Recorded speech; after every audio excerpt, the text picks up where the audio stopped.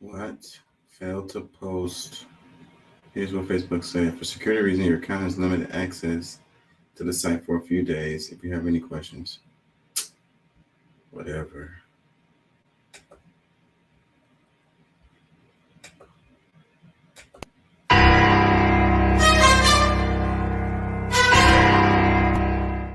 Shows how little you know politics. Choose your destiny. You can go left, or you go right. You can go forward, but never ever back. I want to hear your thoughts.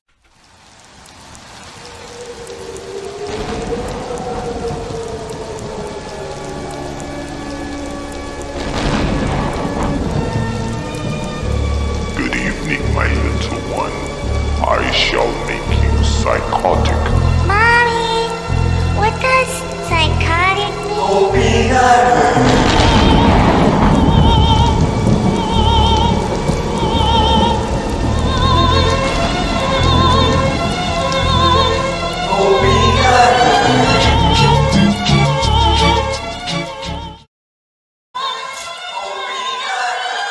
King Chaka ENT. Y'all can check out the music on Spotify, Apple, and other services. I want to hear your thoughts. Choose your destiny. You can go left, or you go right. You can go forward, but never ever back.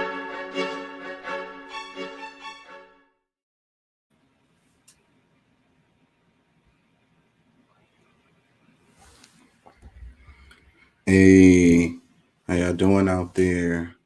How y'all feel? Remember, an educated public cannot be controlled. Learn to be active. ¿Cómo estás? Bien. Podemos ayudarnos más. Sí se puede. The name of the show today is A Part of the Problem. So, do you feel like you are a part of the problem, or are you a part of the solution? Because you can only pick one of those two. Because if you feel like you're on the sidelines or in the center, you're part of the problem. And I think that a lot of us don't realize we're part of the problem. We don't realize what we do to contribute to the way things are. You know, just keeping your head down and looking out for your family is exactly what they want you to do. Therefore, you're a part of the problem. Now, don't get all sensitive. You know, a lot of things we don't know. So we have to become more aware of things so that we can become active. When we just look at the world and we just keep our head down, I think that a lot of issues is, we automatically feel like the issue is with someone else. I think that the first thing we should do in all situations is check ourselves. Check your own mic, if you will. Check your own. See if you are the problem. You know what I mean? Like, assume that it was you who made the mistake. Like, did I make a mistake? Am I wrong? Am I not understanding this? What did I do? I think that personal accountability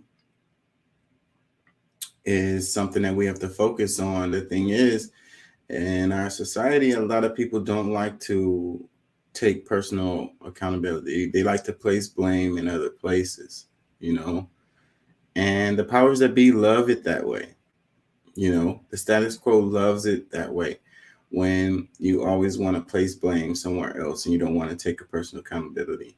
It's like if you're in a crowd and someone is hurt, and you know what they say, you know, the more people around, the less likely someone's going to help. Like, I was talking to someone and they was talking about how, like, when there's a car accident and it's a lot of cars around, a lot of people around, everyone assumes someone called 911.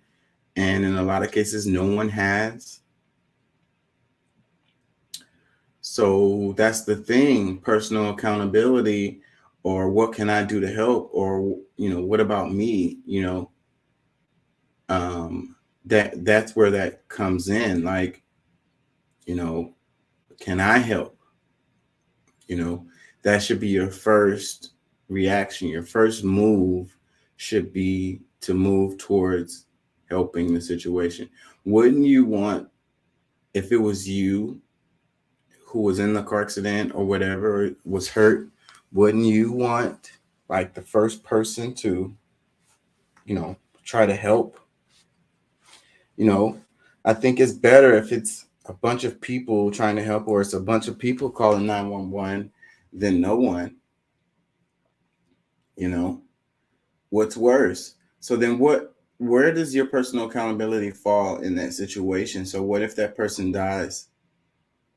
And okay, there was a bunch of people there, but you didn't call and the person died. So everybody around, no one called, no one helped. And you was there. You could have done something. So you can be like, okay, well, that's not my fault. I didn't have anything to do with that.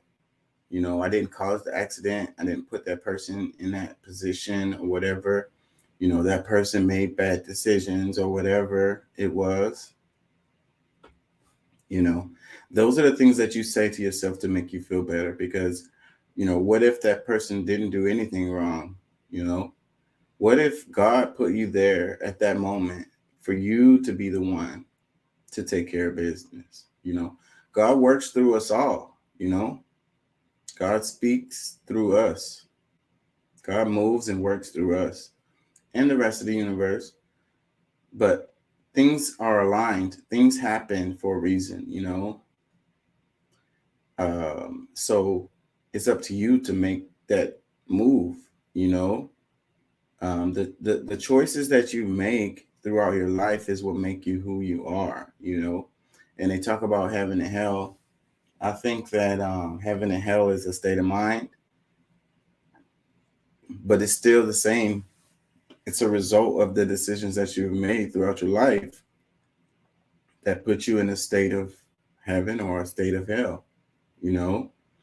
Denial, no self accountability, you know, lying to yourself. These are things that put you in hell, you know. Not caring for others. I think that you know, we're naturally altruistic, you know. So whenever we go against our nature, you know, we're going against God, and that's what, you know, puts us in another thing that puts us in hell. Anyways, a part of the problem. Do you feel like you're a part of the problem? Or are you a part of the solution? You know, that's the question you need to ask yourself. And like I said at the beginning, if you feel like you're in the center, if you feel like you're neither, then you're a part of the problem. So if you don't care, you don't want to be a part of the solution, then that is totally your choice. That is all the way your choice. Just know all the decisions that you make have consequences.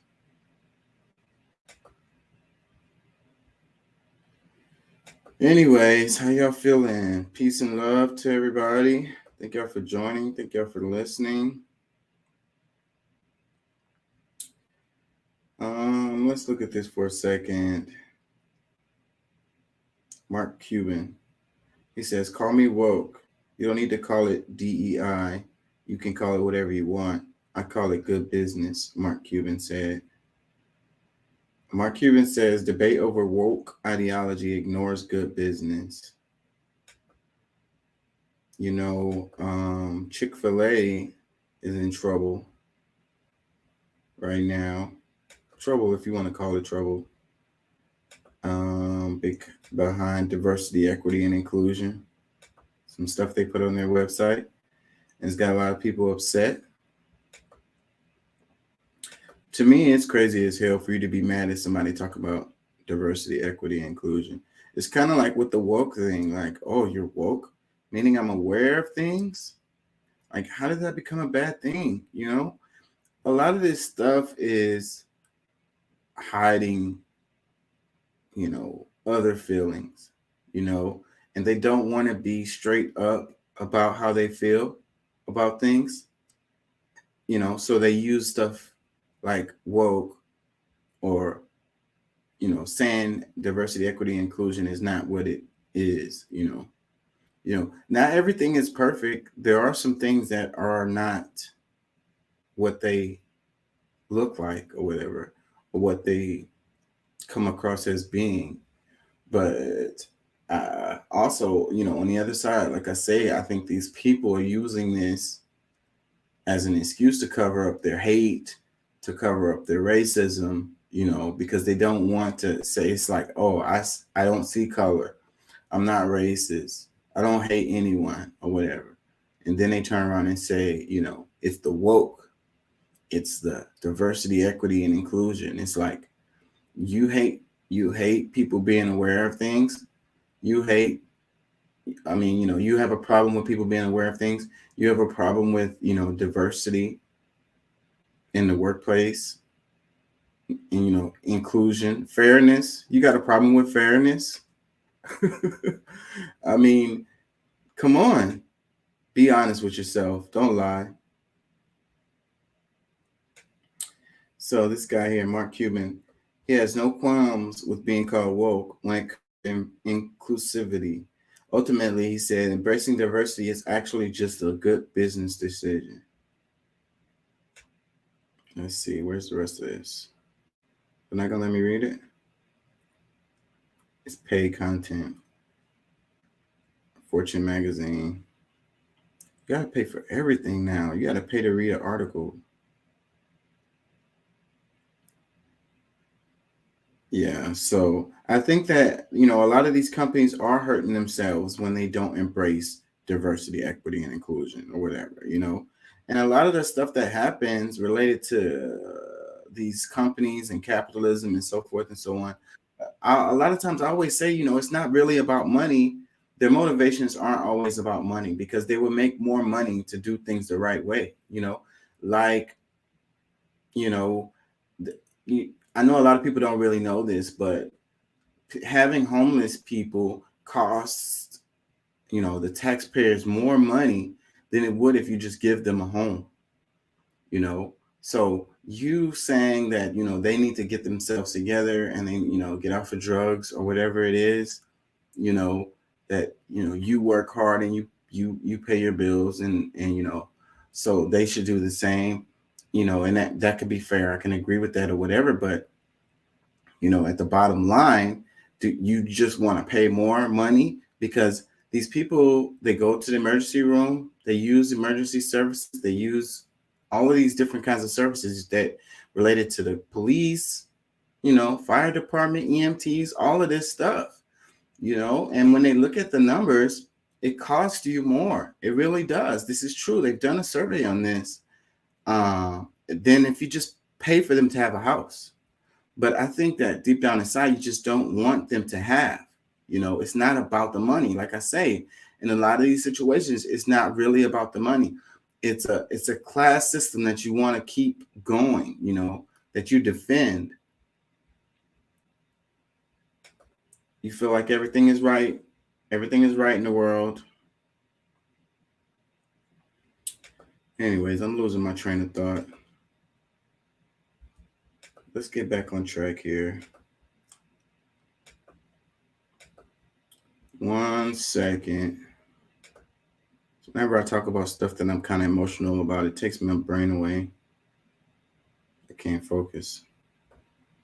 Check this story out. It says Houston Public Works is poised to extend its use of goat herds to clear detention ponds and ditches.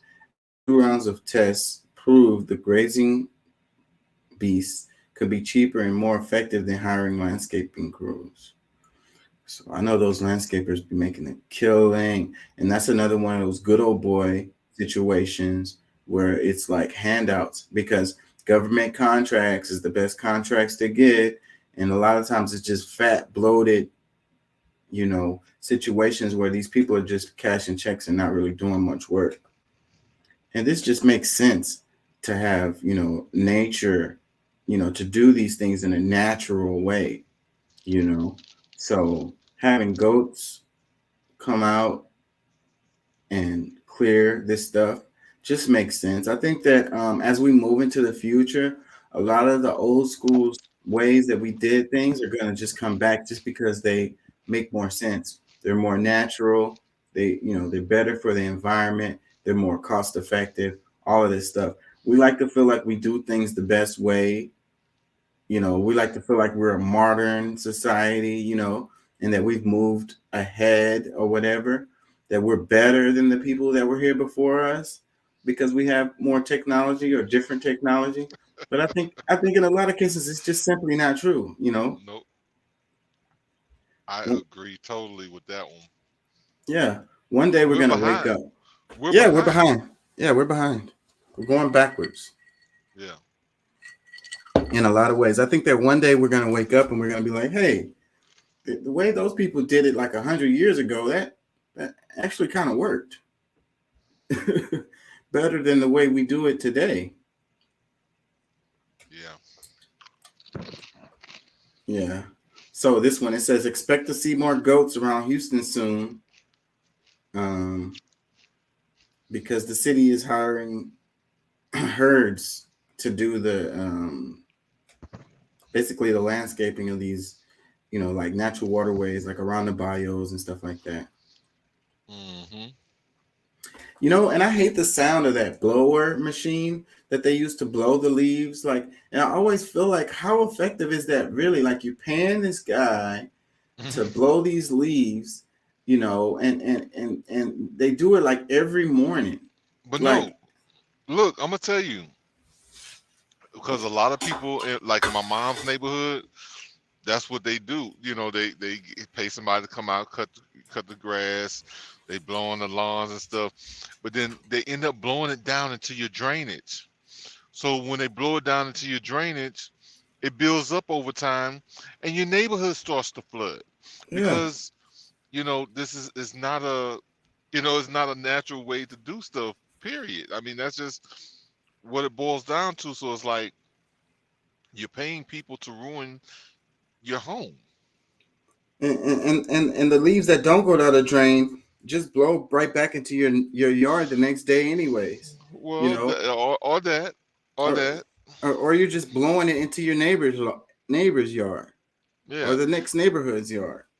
Something. Yeah, nobody's bagging it. It's just like, they run out there. Like, I used to be a part of a lawn crew, and shoot, man, we used to hit up about 15 to 20 houses in a day, maybe a couple apartment complexes and stuff like that. But like, we never bagged any of that stuff or put it somewhere like this, a better place for this than to just, I guess, just blowing it into the neighbor's grass, back into their own grass, or whatever. That never happened. So it's just like, for one, I guess you could say it's going to waste to some extent. Yeah, because that's what I was about to say. Because even bagging it is not necessarily a good answer, because then you got the dump full of all of this organic waste. The trash in plastic bags, all this organic waste at the dump just filled up. Because imagine how much it is from neighborhood to neighborhood to neighborhood. And this is organic material that can be used for something. That's crazy, because then you turn around and you buy compost, or you buy what am I talking about? Fertilizer, like not fertilizer, like what I'm trying to say. The freaking The same damn materials that you throwing into the dumpster, then you go to the store and buy it. You know, Yeah. that's crazy. And the other part I wanted to say with this is related to the sound. You know, the dissonance. It's a dissonance related to that sound. I think. You know, it makes me feel uneasy. It kind of puts me in a bad mood. You know, I'm angry. Early in the morning, you hear somebody blowing this damn thing, and it's like, it's like, oh, you're just being selfish or whatever. But it's a weird ass feeling, that sound of that machine, like this The guy, frequency of it. the frequency of it. That's what I'm saying. And then it's like a pointless activity too. You know, it bothers me like to no end, like heavily. Yeah. You get to hear it every morning. But I don't know, for whatever reason, the lawnmower on a Saturday morning, to me, I don't know, it's just, I don't know, maybe since childhood when something like that and you get up and, you know, you get to smell the fresh grass. And so when I wake up to something like that, I get somewhat excited because it's like, okay, I don't know, it was always, because I never had allergies, you know, at least not like, you know, airborne, you know, like whatever. I never got allergies like for, you know, stuff like that. You know, I'm a country boy, so I mean, I'm used to all of that stuff, you know, from childhood. So I mean, it was a good thing for me to be able to hear the lawnmower. Now the air blower, that's still something different. I don't know, like Yeah, because that's what I was about to say. The lawnmower doesn't bother me nearly as much as the blower. It's a different frequency. It's a different vibration. It's a dissonance. It's like it's painful. But I do have allergies, and the fresh cut grass, I like the smell of it, but it cuts my wind away. It makes my asthma kick in. Yep. Yeah. Sorry to hear that. Let's look at this. It says the Senate on Thursday narrowly passed a resolution pushed by U.S. Senator John Corwin that would halt President Joe Biden's plan to forgive student loans for nearly 1.4 million borrowers in Texas.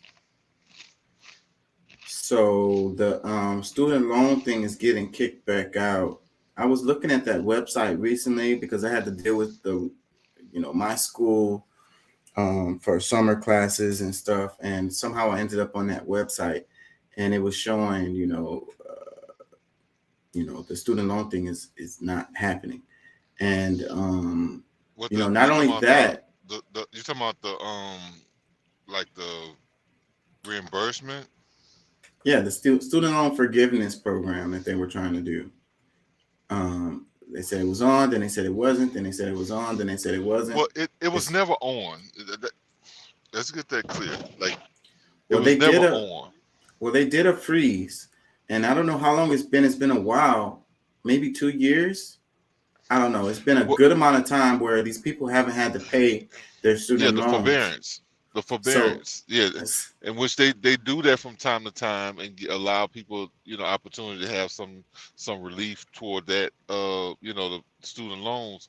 But it's not the student loan forgiveness that we've been dealing with. That was, people saying like, part of the debt ceiling agreement. It was supposed to be that included, but it's really where they're allowing that forbearance, like that's going to end in August, which was already going to happen anyway. Yeah, well, they're tacking on the interest of those 2 years, however long it's been. I want to say since the pandemic. They always do, but yeah, but that's pretty fucked up that they made it so where that people didn't have to pay their loans over this amount of time, and now they have to pay their loans with the added interest of those 2 years. Well, I think that was a part of the agreement, and that's a part of what they they sign, when they go through that forbearance process. That all of that, the interest that would be incurred from that point up until, you have to pay again, is going to go to the end of your your loan. Like that's a part of the agreement. So I mean, that's not really as bigger deal as you might think. But because I mean that's just when people's like going through a tough time and they can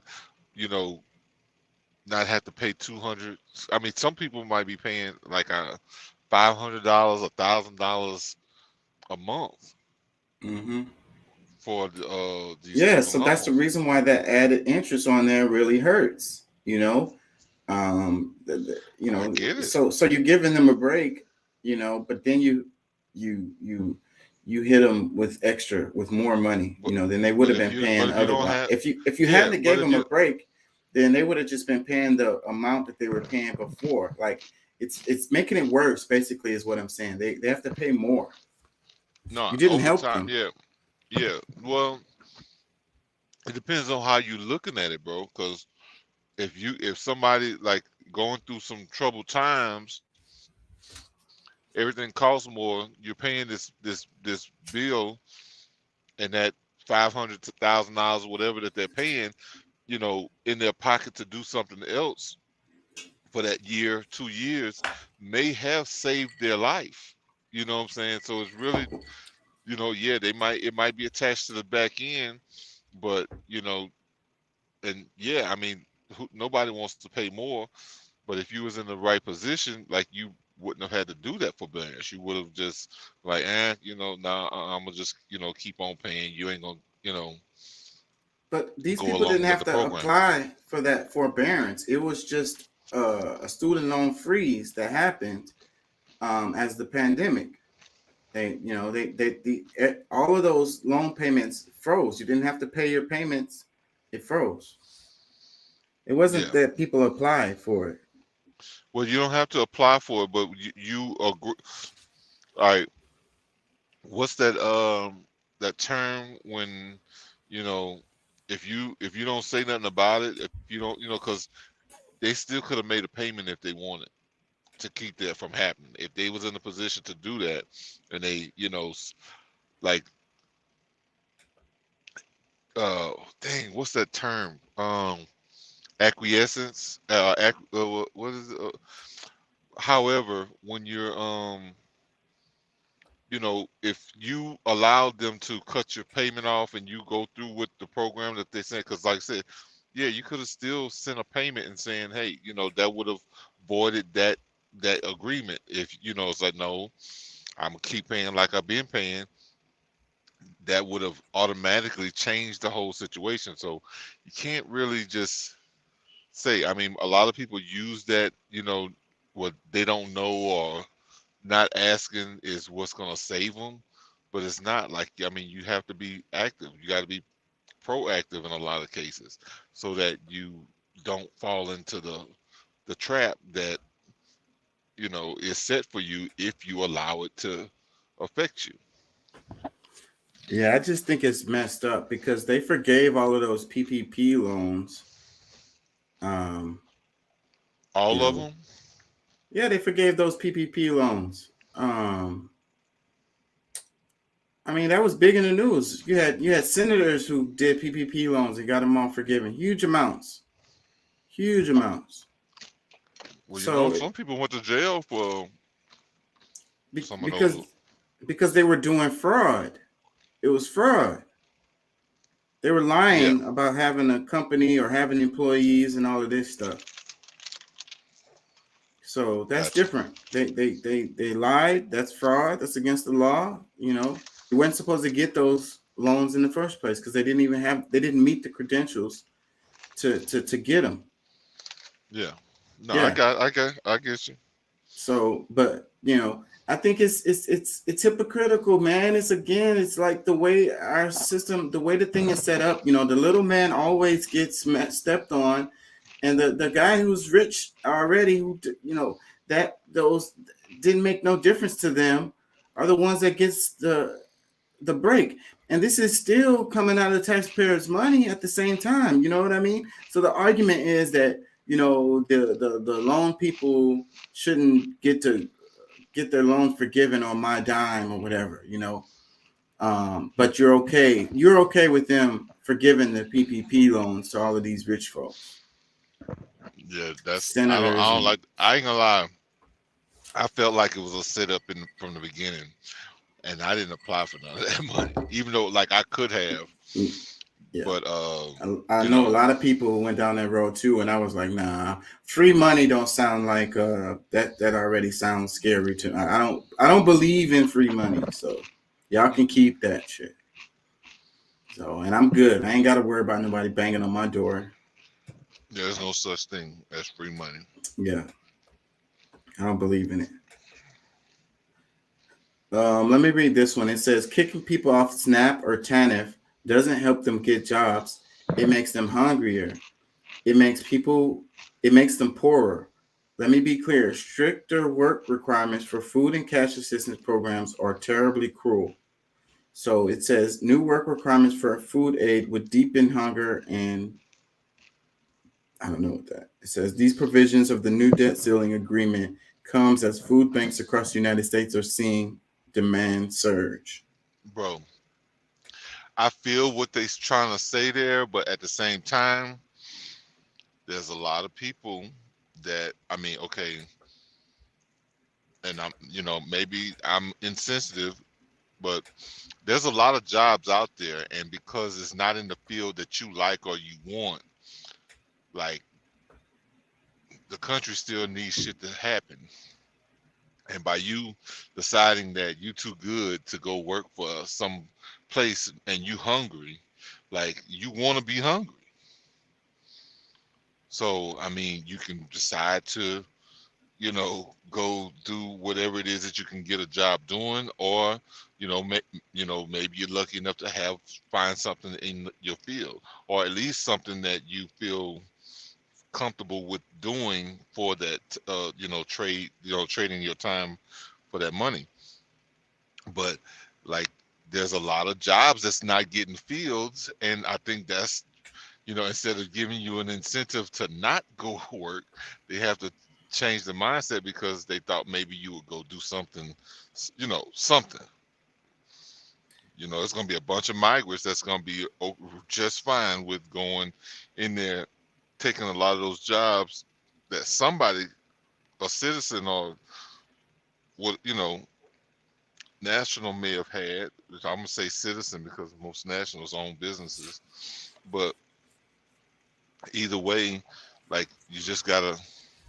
There's no way that if you and your family hungry, you know, and there's requirements that okay, well, in order for you to get this other stuff to equal up to what you're doing, yeah, of course it's easier to sit at home and do nothing and collect money, but you know, it's a bad thing that they're gonna force you to go work for some of this money that the country already needs people to fulfill some of these positions. Like I don't know. I'm gonna leave it at that. I just think that the supposedly richest country in the history of the world, we shouldn't have people going hungry. Simple as that. Give them something to eat. I I agree, mean, but if you don't work, you don't eat. That's the founding principles of the universe. Like even if you didn't have to go buy it, you still got to go hunt for it. You got to go set a trap. You got to go do something in order to get the reward or the benefit out of it. that's not necessarily true, and that's the same thing that they were saying to the Native Americans when they came over here and colonized. They was like, oh, so if they don't work, they don't eat. But those people were doing fine before the colonizers came over here with all I hear what their you, but jobs. they were still working. Just because now they work for the corporations doesn't mean that they weren't working. Like that's not a part of the argument, as far as I'm concerned, because But when they say the, work, they talking about working for a company. but it doesn't matter. But working is working. That's the part that I'm talking about. Like regardless, like you want to eat something, you go plant some seeds and you make sure that things are available for you to eat, or you go and you put a arrow in the head of the animal that you're gonna cook. I mean, But that's not everybody. What about the old people that's in the community, the children, the people that are infirm or if they're I sick or if they're, no, I hear you, have a but disability. I don't think those people are going to be affected. It's the people that who are healthy and can do something. Let me read this. It says hundreds of thousands of older Americans could soon be at risk of losing federal food aid and falling deeper into poverty due to a provision of the new debt ceiling agreement that expands work requirements in the Supplemental Nutrition Assistance Program, a change that comes as food banks across the United States are seeing demand surge. The deal that Biden White House reached with House Republicans over the weekend will broaden the age range of SNAP recipients required to perform a certain amount of work or employment training each week. Under current law, SNAP recipients between the ages of 18 and 49 who don't have dependents and are deemed able-bodied must demonstrate they are working or taking part in work training for at least 20 hours a week to continue receiving benefits. People who don't meet the work requirements are often limited to just 3 months of SNAP benefits every 3 years, a time limit that was suspended during COVID-19 pandemic but is now returning, putting millions at risk of losing aid. It says the debt ceiling agreement, if approved by Congress, would raise the work requirements age ceiling to 54, a change that anti-hunger activists say builds on punitive policy that has proven ineffective at boosting employment. The deal's work requirement expansion will sunset in 2030. Republicans were adamant that the agreement include additional work requirements for recipients of SNAP and other aid programs for poor Americans, even as their party worked to shield wealthy tax cheats and pile more money into the Pentagon's coffers. It says the great contradiction of this debt ceiling deal is that while poverty is the fourth leading cause of death, this deal will make it harder to get food stamps but easier to spend money on war, said Dr. William J. Barber, co-chair of the Poor People's Campaign. Louis Gardia, president of the Food Research and Action Center, warned Monday that the new rules will only deepen hunger and poverty. For older adults who are unemployed or underemployed, most adult SNAP recipients work, but their jobs are often highly precarious and low paying. Cutting off food for people unless they document sufficient hours of work does not improve their chances to secure family-sustaining wages, but does increase their food hardship, said Gardia. Food is a basic human right and should not have a time limit. The most meaningful, effective, equitable relief is to pass H.R. 1510 for a permanent end to SNAP time limits on all groups. Advocates fear that an expansion of SNAP work requirements and the debt ceiling agreement caps on federal spending will compound the nation's growing hunger crisis. A recent Feeding America survey found that a majority of U.S. food banks reporting growing demand in March following the termination of emergency SNAP benefit expansion enacted in the early stages of the pandemic. Let me read a little bit more because it's kind of redundant at this point. It says SNAP recipients now receive around $6 a day per person on average, leaving many struggling to afford enough food, particularly as prices remain elevated. The White House has touted the debt limit deal's exemption of veterans and people who are homeless from SNAP work requirements, but policy analysts say that doesn't justify imposing the mandates on others. Sharon Perot, president of the Center of Budget and Policy Priorities, said the new SNAP work rules will put hundreds of thousands of older adults aged 50 to 54 at risk of losing food assistance, including a large number of women.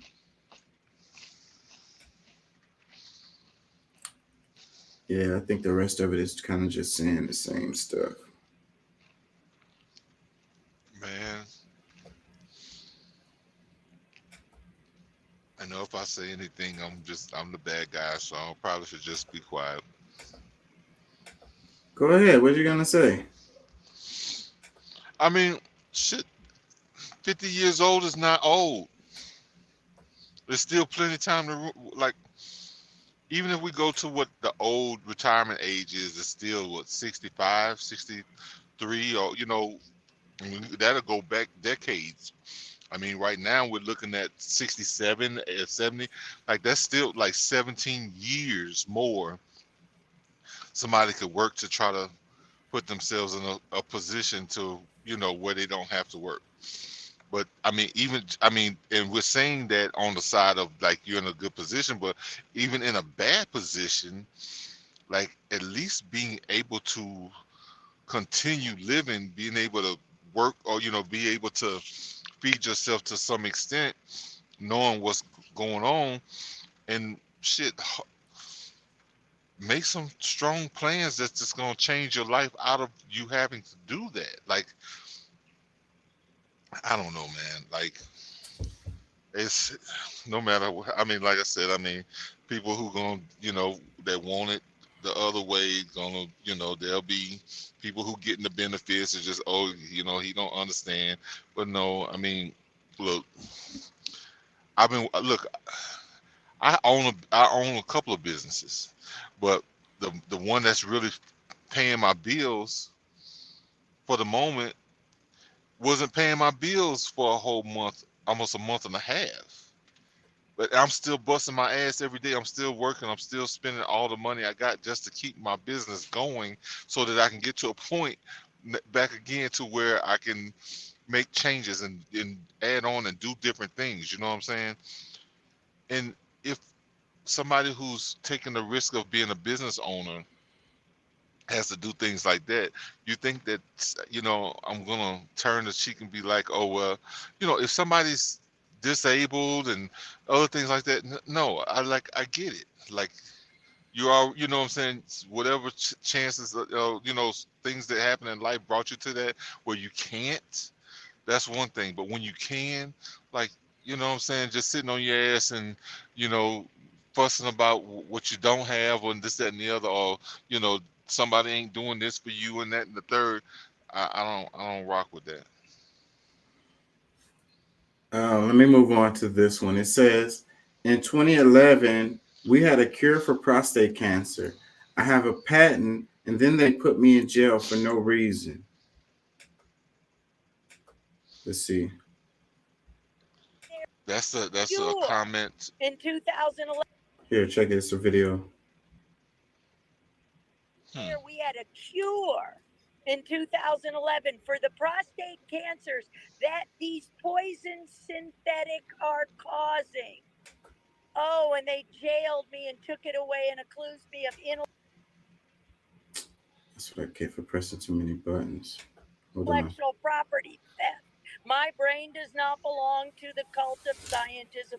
My brain belongs to God and the taxpayers who paid for every word of my college degree onward, every light bulb that turns on in a university. It's about time we use God's people to deliver God's discoveries, which have nothing to do with poison, how you heal. I wish you'd throw my patent up there. In 2011, this patent was awarded for botanical compositions in combination with low-dose Casodex, a chemotherapy for prostate cancer. The patent was about using botanicals, using plants and phytonutrients in a platform technology in order that you could deliver a drug or a sniper, in this case the prostate cancer drug, called Casodex or bicalutamide.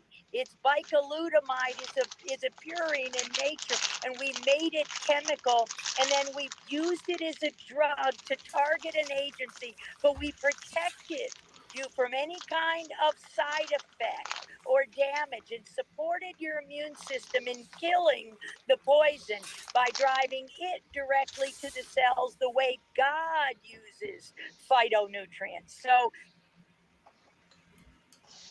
Okay. That's some gangster stuff there. Shoot, that's definitely something that I will be backing. I mean, I'm not really. I mean, if it come down to it, yeah, I'll take a somewhat of a synthetic drug or vitamin or something like that. You know, if it's gonna truly, do something better. But I always try to avoid the, bad, like synthetic stuff, because like I already have some issues with my liver, so those things are just gonna make it worse. But you got a natural way, and especially if it deliver, you it's because what it sounds like she's saying is that it it's not something that directly affect goes in. It doesn't go directly to the prostate. It triggers a chemical reaction in your body so that your body sends signals to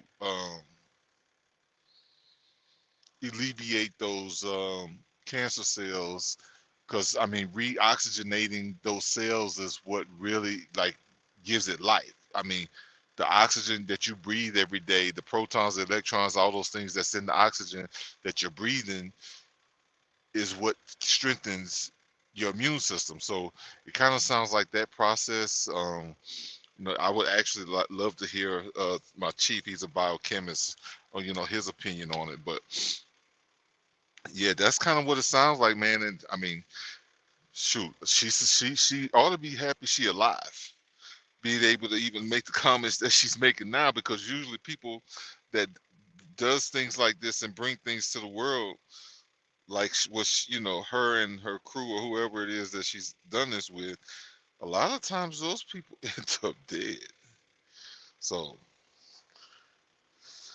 you know, but it's nature. Can you still hear me?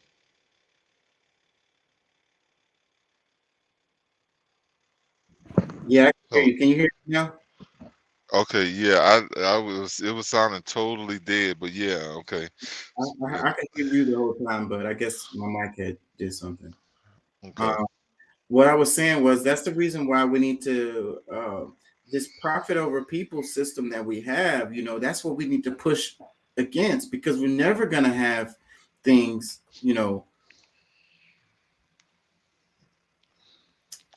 I missed some comments. This one, it says, "What are you guys talking about? Government creates more poverty." I don't know if this person is still here. Thanks for the comments, Apple Tree. Um, Okay, interesting name. I, I, the profit over people model. We're never. It's more profitable to treat disease rather than cure it. You know what I mean? Of So course. so so we're never ever gonna get to the point where we have an actual healthcare system when it's all about profit. No, it's a So death care system. yeah, it's definitely not a healthcare system. Yeah. It's a treat symptom system. Or maybe it's a wealth care system. Yeah, get rich system. Yeah. Yeah, man, that's what's insane. But the people are so sold on this, like this, because it's too easy. Like what I'm saying, like doing the natural way is too much work for the average human today. You know what I'm saying? In this day and time, it's like they've been sold on that it is as easy as just taking a pill, popping a pill, and oh, no exercise to lose weight. Yeah, everybody's trying to buy that drug because they, I mean, of course, I guess, a lot of us have gained weight from being lazy. Some situations might be a little bit different than others, but still, we're in that microwave, timeline where nobody, really feels like they don't want to work for it, or, I agree like, with that, but our system doesn't motivate people to do it. And then but this it's not their lady, job to do that though. this lady right here was just talking about plants and using them as a medicine, Yeah. and that they don't want to use just synthesized plant because that's really cheap. And how could they justify how much they charge you for this stuff? And then somebody at home could just probably do it on their own once they know like the recipe or whatever. You know what I mean? So, True. put But and I get that, but see, that's the whole thing. I mean, you know, especially as an adult, and I mean, I was pretty naive and ignorant when I was in my 20s, late, all, probably up into my early 30s or so, to what, but I always was into natural medicines. Like that was my thing. Like from 16 years old, somewhat practiced here and there.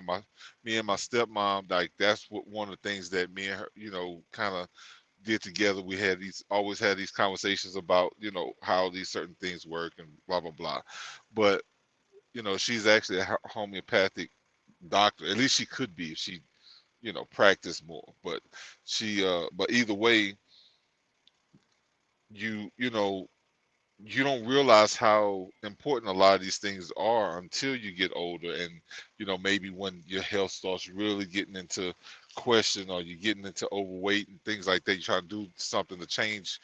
And but still in all, we're usually getting our own way. Like I was listening to your monologue, the parts I could hear, because I was trying to get on.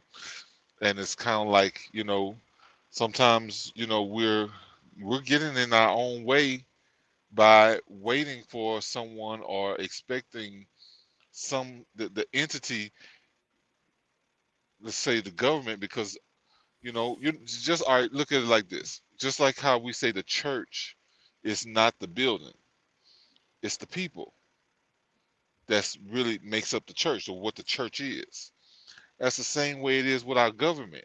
And when we stop looking at the building, even though we've hired people to do certain things for us in those buildings, it's still us, the government, that's supposed to step up and, like make it, really, that's going to make the change.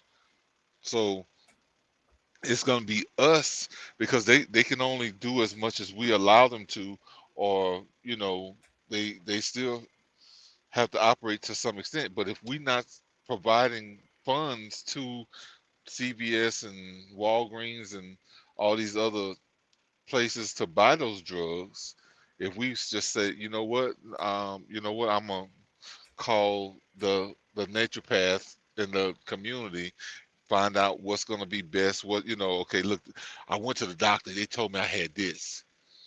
And it's like, oh, well, in that case, this is the kind of therapy you need to have, and you do this, blah, blah, blah, whatever. And those things get you back on the road. But like, we don't even take any little strategies to kind of wean ourselves off of the system that we're in. Like, we too afraid to go into what God did. Like, for whatever reason, we're more afraid of God than we are the things that are killing us. We're afraid of, I mean, let me read some tweet comments. go It ahead. says, what are the patents for cures that the government has been keeping from us, we the people? Another one, it says, Cuba has them. That's why we can never normalize relationships with them. Another comment, it says, please do share the details of this patent or links to any information regarding this treatment. Having lost family to prostate cancer, I'm keen to take a look. Another comment, it says, in 1939, Cancer Act Section 4 stands strong today. Look it up. It's de facto illegal to cure cancer or even speak of curing cancer. I wonder how true that is. Well, bro, no, well, I mean, say, bro, that was some of the same thing, because I mean, they didn't, that we know of, outright kill Sabi. There's a lady I know that was here in North America that, she moved out of here. She got out of here in the nick of time, because she was serving as, like, she was pretty much under oath with them as a regular doctor, but she studied naturopathy as well, and she would start telling her patients to get this, get natural stuff over the medications. And she ran for her life. She's in South America somewhere, because in the mountains, living in the mountains, because if she hadn't, she may not be here. So I mean, this is not like, Sabi, we know, everybody knows about, because of his journey, the AIDS case in New Orleans, or in New York or whatever. He made a big, he made a voice for himself. But over time, like, there's many people who have sacrificed themselves or died because they were trying to bring the people something that would, cure them over treating them. Yeah. And cut the profits of these big, huge corporations. Check That's the this thing. one. Yeah, go ahead. It says Mexican TV spots anti-tank missile launcher that has been sent to Ukraine in hands of the cartel. Let me read that again because I chopped it up. Mexican TV spots anti-tank missile launcher that has been sent to Ukraine in hands of cartel.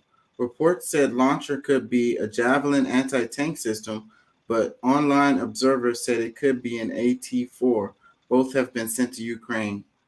So this is really interesting because what I was saying before about the black weapons, all the stuff getting lost, huge amounts of money being lost, weapons being lost on all of this stuff that we're sending to Ukraine.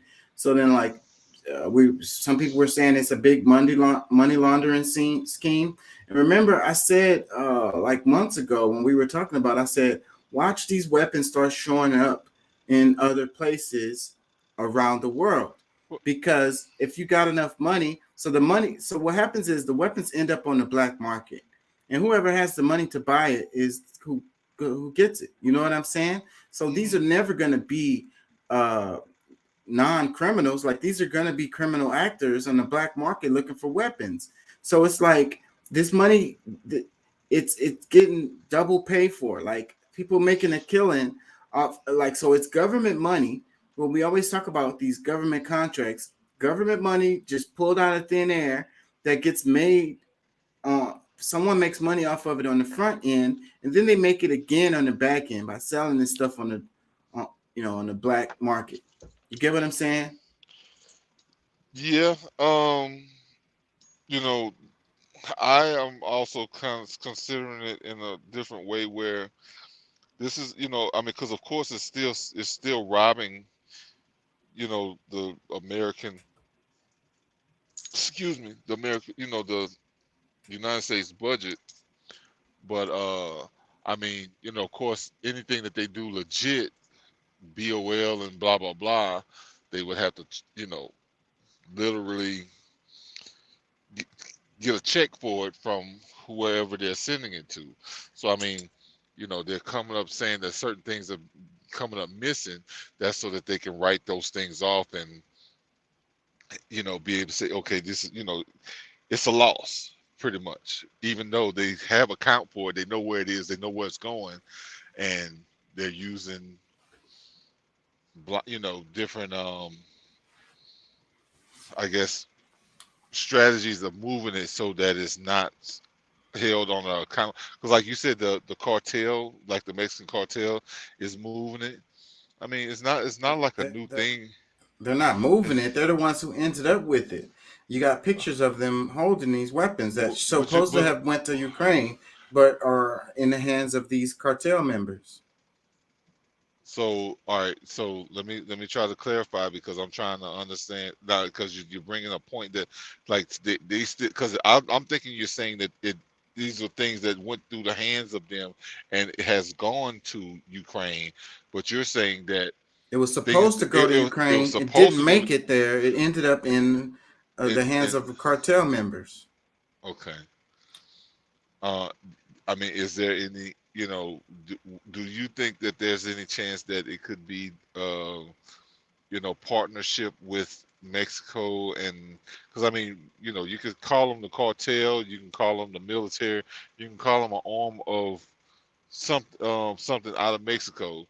Because I don't know, for whatever reason, I feel like when it comes down to the cartels in Mexico, they really are just agents, just like our CIA, and like they have our cops, our police officers that work hand in hand, selling and buying and flipping and doing all kind of stuff, the drugs, all these different things. Like, they just a part of that system. So maybe it's a partnership with the U.S. and Mexico, because they know that the East, or some Eastern powers, are setting up to to be able to go to war with us, so that there's things along the border of the U.S.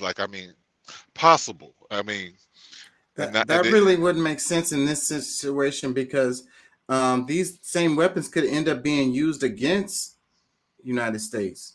against Border Patrol or against whoever, because you But know if you well, got cartel members with these weapons, they're going to use them however they want to use them.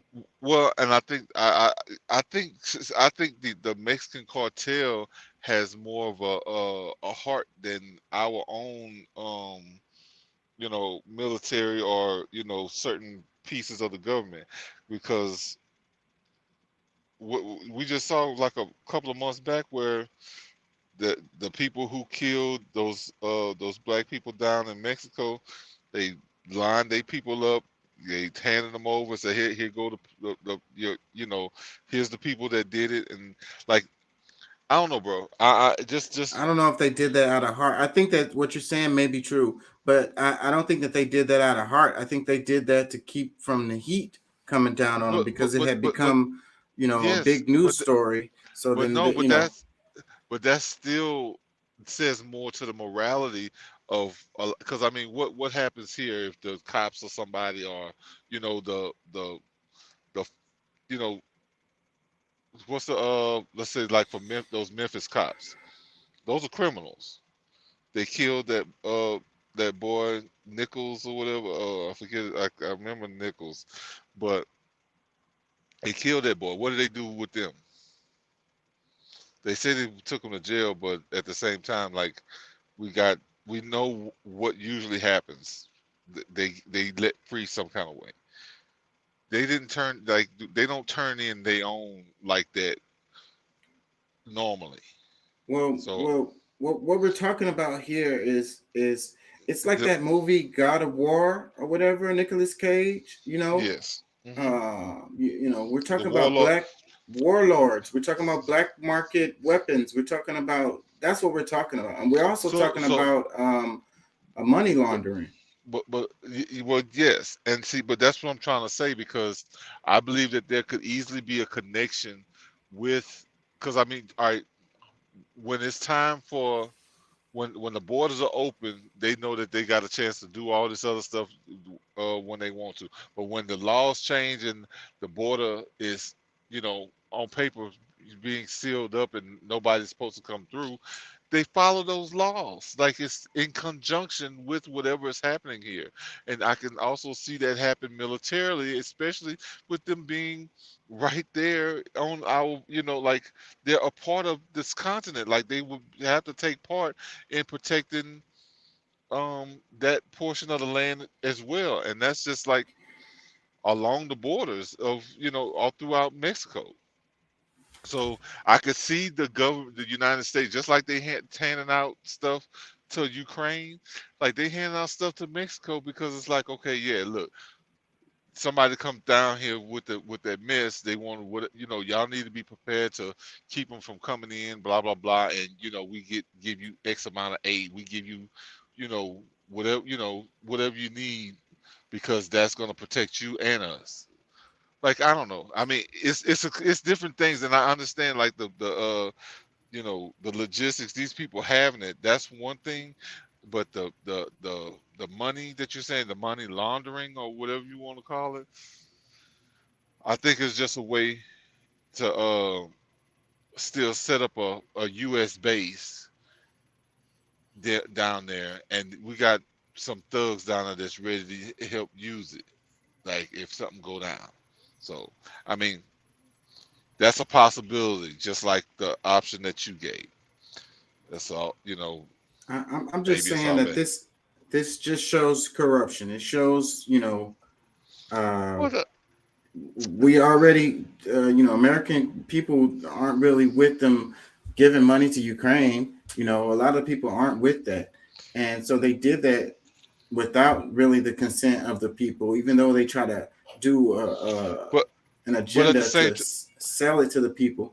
But at the I same know. time, like I say, these weapons are ending up in the black market. Well, It's all about making money. You got well, somebody out is there there? who's But let getting me ask this rich. though. Look, let me ask this. Do you think the American people are, prepared to hear that they've made talks with, like, because it would almost say, okay, that this is a potential problem, and y'all had to act to, do these things, because it was a firm threat, or a high possibility that there's going to be issues down there for you to react that way. So by them not telling the public in any way, you know, because like, okay, any other thing, oh, is it better to say that it was stolen than for us to say this, because it's going to put everybody into a big scare or uproar. Well, that's So, how it works. Of course, that's the whole cover. but That's the whole thing. Like if you're doing money laundering, you're not gonna call it money laundering. You're gonna say some stuff got lost. I We, hit, we don't have accountability for this stuff. well, It got lost. We don't know what happened to it. You but know, that's if and if you're making money off of like selling arms in the black market, then you're not gonna say that that's what's happening. but You're I gonna don't- but you're gonna but my say thing something is else. But my thing is, for the situation that, like, because I mean, if those BRICS nations are, you know, coming up together the way, they're saying, like, those powers together, they probably wouldn't physically charge Mexico for that, because they are, like, it's almost like making them another arm of their own, of our government. I mean, of our military in that region, and they're hiring their own people instead of sending us to, some of our soldiers from from the, United States citizenship, to go down there to handle those things. I mean, a lot of them probably come up and practice in our military anyway. You know what I'm saying? So I don't know. I'm just thinking like we could consider that almost like a base, and they're just not telling us up front that that's what they're doing with it. Let me read some tweet replies. One, it says money talks. Another one, it says not a javelin. Another one, it says what a time to be an arms dealer. Really missing my calling.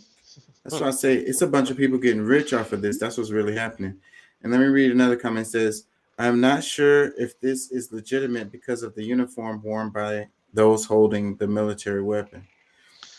Look, That look, is something yeah, but to look, I consider. mean, we're saying, because we're seeing that it's Mexico. I mean, this is the same stuff that's been happening for decades already. You know what I'm saying? Like that, those the military budget isn't what it is just because, we're just trying to do all the training possible. No, that is what, you know, gets a lot of these things, these new tanks, these flyers, all these different things. It pays for all that to, upfront so it can be sold or even used if we need to use it for ourselves. So just because we see it in Mexico doesn't mean that that's like a new thing. Like that's just been going on forever. We just so happen to find out that it's Mexico that's involved. I mean, shit, back in the '80s, it was uh Colombia. What's that? What was the thing what they was doing the Contras when they had all that kind of stuff? They was trading the guns and stuff for the drugs down in South America. I don't know what you're talking about. The gorillas. No, I guess you call them the guerrillas, but there was a war that was going on, and we were supplying them with military equipment, guns, and all kind of shit. The Contra scandal, the shit with Oliver North. You were living, bro. Like Um, you don't Nicaragua. remember, huh? Nicaragua. Nicaragua, yes. The all like this is just so happened to be a little bit closer to home, bro. Let me read a couple more comments here. It says, oh, sure, if I want an AT4, I'm dangerous, but they just hand them out like cool in the other countries. Like it's cool in other countries. Another comment, it says, they weren't just paying for the wall. Another comment, it says, we need to send more weapons. Another comment, it says, They saw this happen in Afghanistan and Iraq and many other places, so they knew this would happen. However, they pumped weapons into Ukraine. Maybe the U.S. wants to profit from while they disavow illegal weapons proliferation. Let me read this one. It says, not a Javelin. It's a training tube for Swedish AT-4 harmless. It says AT-4 launchers are marked with color coding. A black with a yellow band indicates and he anti-armor round. Early models had a solid black hand. A gold or yellow band indicates a field handling trainer. No band indicates an M287 9mm tracer bullet trainer. Okay. Yeah, think we that's have a some AG. confused. AG is high explosive anti armor round. Those are the ones. Those rounds punch a hole through the tank armor and then explode.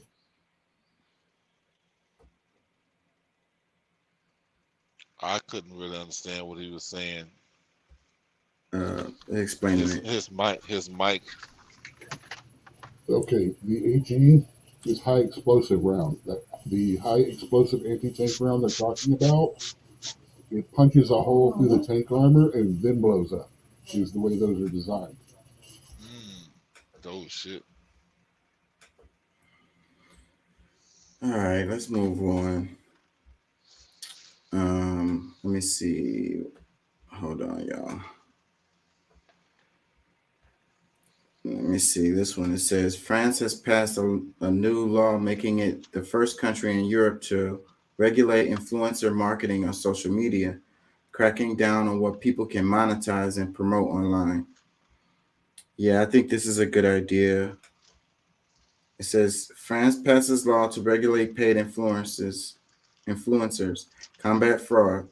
France is now the first country in Europe to regulate influence marketing on social media, cracking down on what people can. So you had the guy who was he was running into people's houses that he didn't know and doing videos or whatever. I think that was happening in the UK. It was the same, in the UK. And the same guy got on like a train and he went into the operator's room of the train and started pressing buttons and shit, all to do videos for social media because Prank. it's a prank.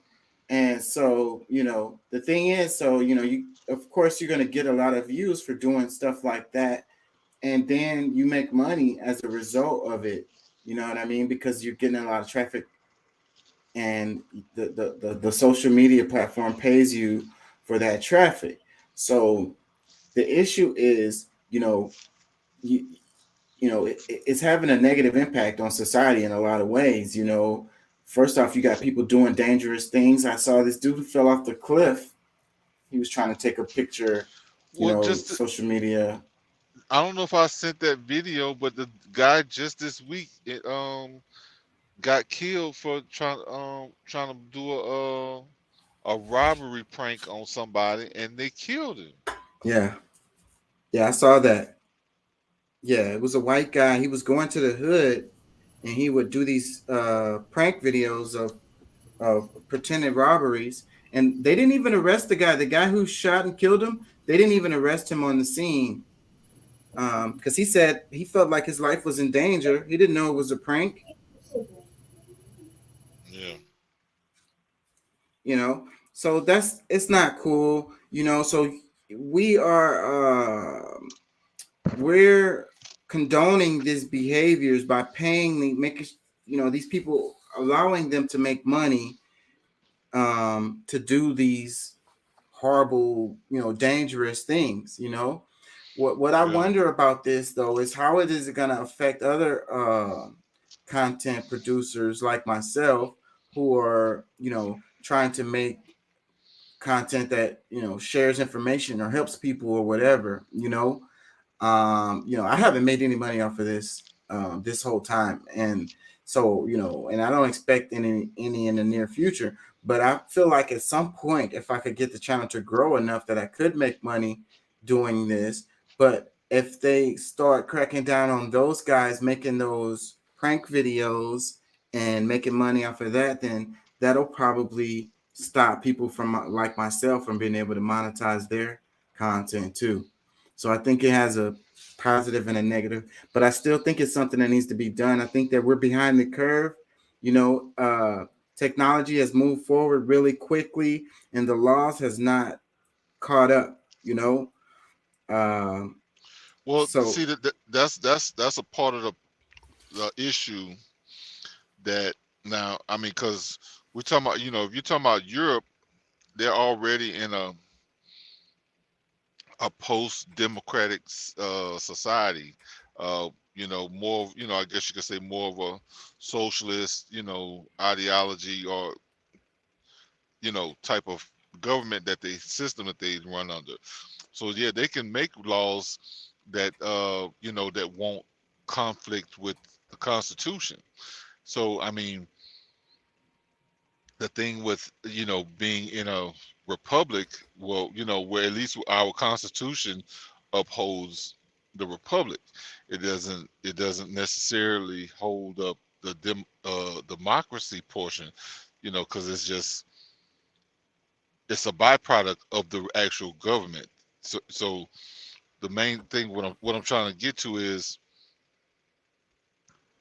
if you try to bring those same kind of laws to the United States, it's gonna be, the government can be sued or there can be issues just because you're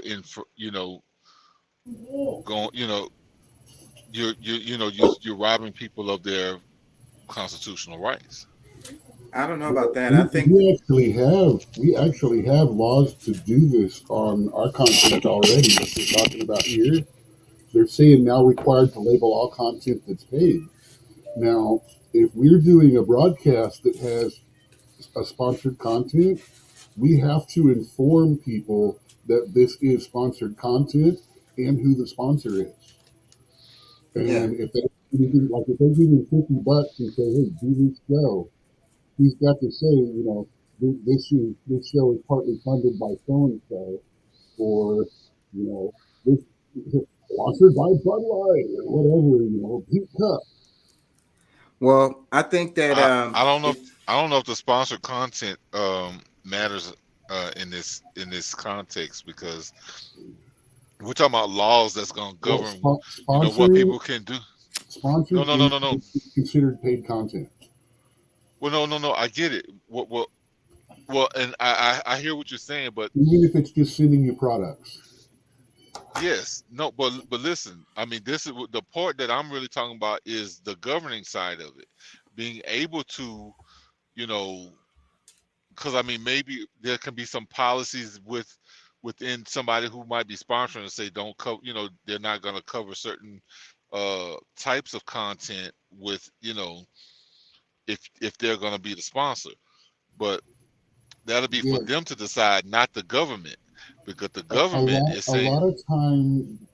Well, the sponsors pick certain people that they want to sponsor them and stuff like that. It's not as much the government getting in the way of who's doing it and stuff like that. They just want people to know, hey, this is a commercial product, this is a paid product, and we want that to be out front and in public from the beginning, and not just because a lot of these people are doing content that, and over there they're getting paid to do content, but they're not telling people, hey, this is sponsored by this drink, or this is sponsored so by this food, or this clothes makeup company. so do you feel like what this is saying is that it's more to restrict the sponsors from sponsoring videos that could be controversial or somewhat of an issue, because I'm looking at it Actually, where I think of it more being truth in advertising, like we have here. If someone has sponsored something like Bud Light, sponsor of so and so,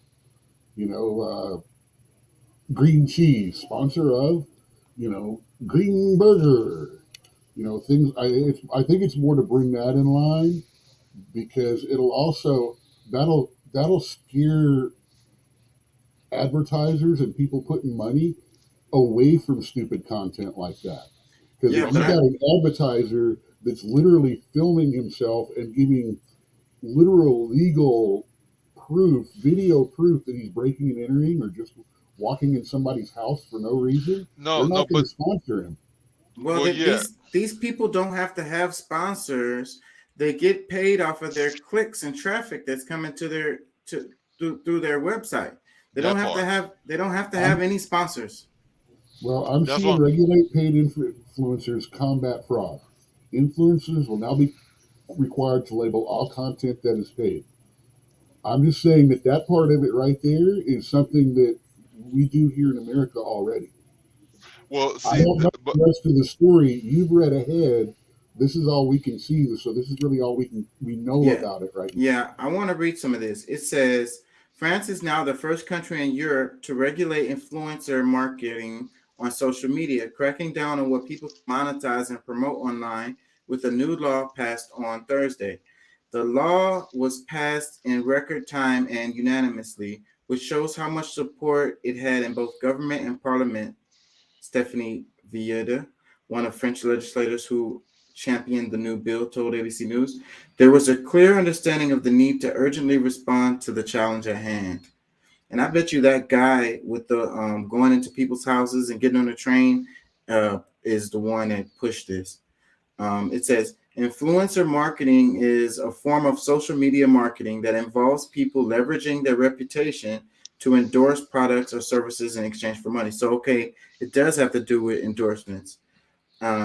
There are an estimated 150,000 influencers creating content on social media aimed at French audiences, according to France's Ministry of Economics, Finance, and Industrial and Digital Sovereignty. This new law makes it unlawful for influencers to create paid content promoting cosmetic surgeries, online sports betting sites, or financial products like cryptocurrencies. Go ahead. You wanted to make a comment?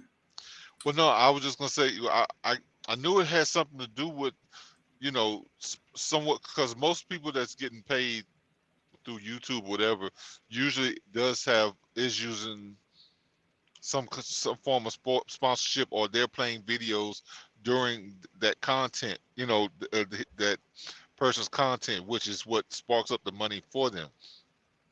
How many people they bring to the channel and all. So, but my part, what I was trying to get from this was, were they trying to govern the people, the actual, content creators, or were they going to try to govern the sponsors that, on the type of content that it's able to sponsor, so that, these people, it would kind of do it in a cycle where if they hit the sponsors and they don't, they're not going to pay for certain types of content or to be promoted doing certain type of content, which will in hand take money out of the pocket of those creators at the same time. So they could have governed either one. It's just depending on, that's why I was trying to figure out what were they were governing the sponsors, or are they governing the actual content creators? Well, it's both. See right here, it says influencers and companies caught violating the law could face up to 2 years in prison and 300,000 euros in fines, and see their ability to post on platforms potentially be revoked, according to the text of the bill. Mm-hmm. So that it says influencers and companies. Gotcha. Okay. Well, yeah, they gonna hit them. They some of that stuff just gonna be obsolete. That's gonna kind of be like what was that that site that all those girls were on, and they start making the new regulations to where they couldn't put sexual content on that platform anymore. You're talking about OnlyFans? OnlyFans is up and running. OnlyFans was made in a reaction to the other one being shut down. The one he's talking about, OnlyFans was made to, because that other site, I can't remember which one he's talking about, the name of it, but they stopped you from being able to do sexual content on that site, and that's when OnlyFans took off. Yeah, I can't think of what that other site is, but Yeah, I know it that. died a horrible death. Well, OnlyFans is up and running and strong as hell, bro. Like, Is it the same type of content? sexual Yes. content. Yes. Yeah, Yes. OnlyFans is mostly sexual content, but there's a lot that's not. There's some people on there. There's this one guy that's really cool. He's about 50 years old, give or take a little bit, and he does dad things, like shows you how to whittle, shows you how to fix a spark plug, and the whole time he's talking to you like dad. And it's a really popular site. He makes a lot of money from kids who don't have dads because he talks to them like they're his son, as he's doing these little things that a dad would normally show you. That sounds weird to me, because why would he have to put that on OnlyFans? He could put that anywhere else. That's where he started at before it became a sexual site. Primarily that. OnlyFans is not a sex site. It is a paid content production site.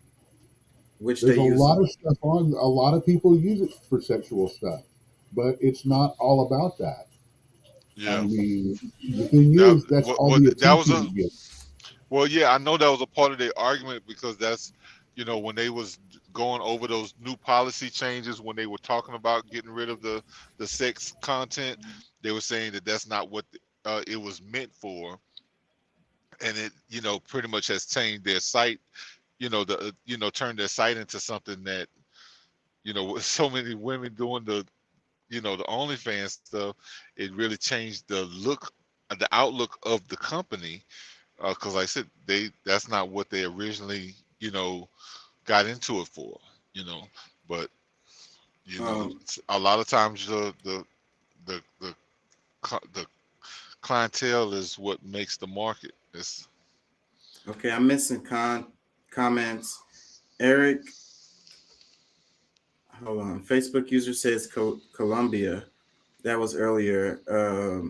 Eric John says TikTok sends you a check.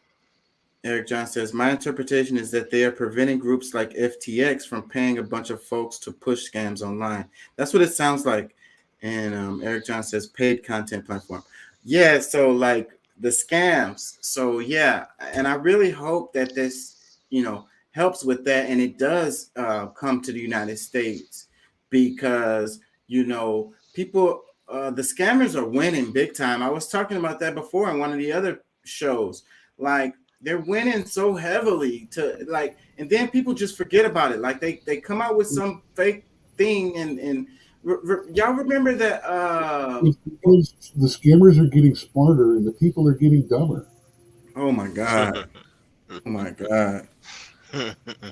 But these people need to be held accountable, man.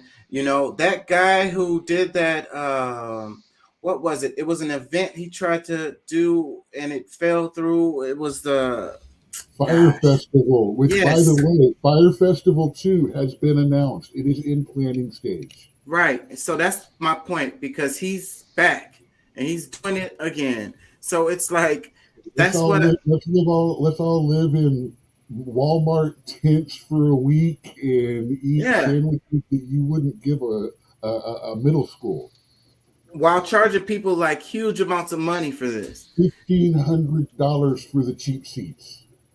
Like, that's what it is. All of these scams, the scammers are winning, bro. Like, and on a side note, just because I was thinking about it with OnlyFans, I saw this thing with this rapper who makes more money off of OnlyFans than he does in his music career. And he gets content producers, girls, to do the OnlyFans things, and he sponsors them some kind of way or whatever, and he gets a percentage. This dude is making a killing. It's like online pimping, It's crazy. I mean, these people are making so Andrew much money. Tate, Andrew Tate? I don't know that Andrew Tate was doing online pimping, but yeah. Actually, he got out of all those charges. I don't even know if that they were talking, because it doesn't relate as for He's anyways. out now. That whole situation makes me think about freaking doing this stuff, because it's completely legal. You know what I'm saying? Like, and people are making a killing, like lots and lots and lots of money off of this stuff. I'll take some pictures of my feet for a couple of grand a month. Fuck yeah. I don't know if anybody's gonna pay for pictures of your feet, Doc. Maybe I'm wrong. Maybe they are Okay, they're marketing I'll take money to not show them online. for Let me read a little bit more of this article. It says, until Thursday, no law in France directly regulated commercial activity on social media, leaving consumers vulnerable to scams and frauds. See, that's what we were talking about. It says influencers will now be required to label all paid content, adding extra disclaimers if the content has been filtered or edited. The law also closes an existing loophole when it comes to online advertisement. Vojeda tells ABC News. Now, content creators will have to abide by existing French advertising laws when it comes to the promotion of products and services. It says, for example, posts promoting sodas or processed food will have to include a message reminding consumers to undertake physical activity similar to how it will be done on television. Okay, that's fair. So, but in France, and in a lot of those European countries, they can't do the commercials for these damn drugs like that we have here. And I remember when they were fighting for to keep from that stuff being on TV. I remember when you didn't have these commercials for all of these drugs on TV. Now it's every other commercial is a drug fucking ad. And in those European countries, they don't have that. That just shows, like over here in the States. They shut that down over there real quick. We need to shut it down the fuck over here, man. I mean, that's part of the whole problem with the medical system. I mean, the doctors stopped becoming healers and now they become dealers. You don't go to a doctor and say, I feel bad, can you help me? You go to a doctor and say, I want this drug, what do I need to tell you? Yeah, give me a script. Like I need some drugs. Like, and then the doctors come to you and they ask you, what can I prescribe you? Like, what we're gonna give you this script. Like, that's the ultimate culmination of going to the doctor, is just to get a script.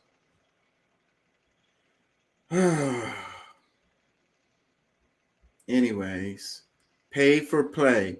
That shows that these corporations, the pharmaceutical industrial complex, has our government, by the balls. Yeah. The cojones. If people didn't figure that out over the last 2 or 3 years, they deserve the next lockdown. Yeah, that makes me angry. They were complicit before then. I mean, y'all see the type of what the banking stuff, like they I think that was something that happened this past week or earlier in the week, where Chase or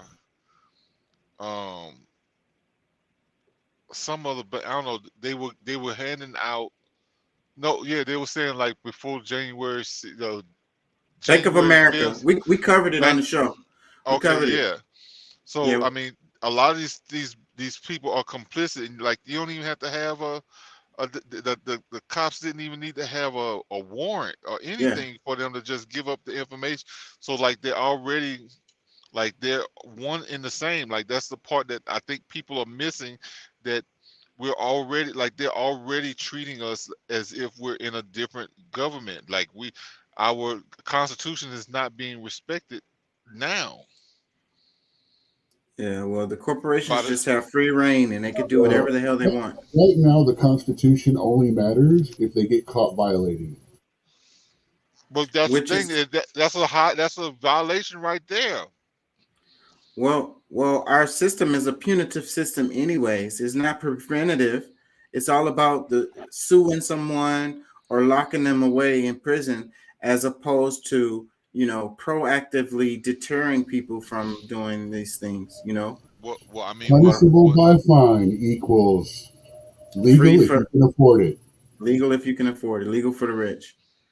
Well, we're allowing the criminals, the felons, and all that to run the country. So, what else should we expect? Let's move on to this one. It says, Arkansas is one of 4 states that recently passed laws that make it easier to prosecute librarians over sexually explicit books. So, a law that makes it easier to prosecute librarians over sexually explicit books. So, the whole thing with the book bans and what I was been talking about for the longest. So they're going at the librarians. So, man, I don't know about That's it. this, and we're in dangerous ground, man. We're on slippery road with this because, there's like the romance novels. A lot of people read romance novels, and that I would say they're fairly harmless. Maybe you don't want the children to have them or whatever, but not having them in the library is an issue. We're going down this road of what is going to be acceptable? What will you have access to in the library? So banning the books or saying that they're not in school is one thing. Who are the people that get to choose what it is and what it's not?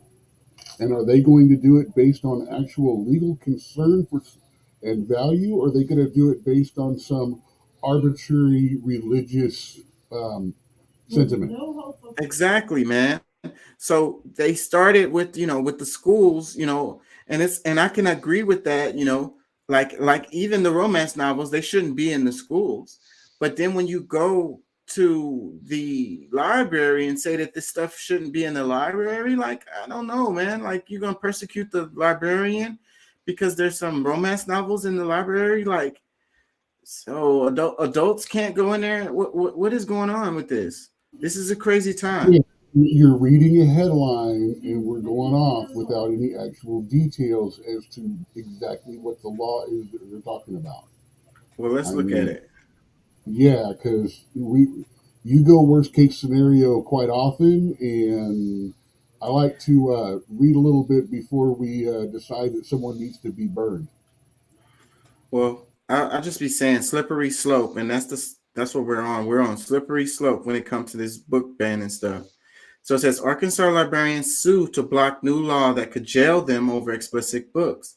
Arkansas is among a growing number of Republican-led states that have passed laws that criminalize lending certain library books to children. Okay, so Okay. see, it just changed the entire story right there.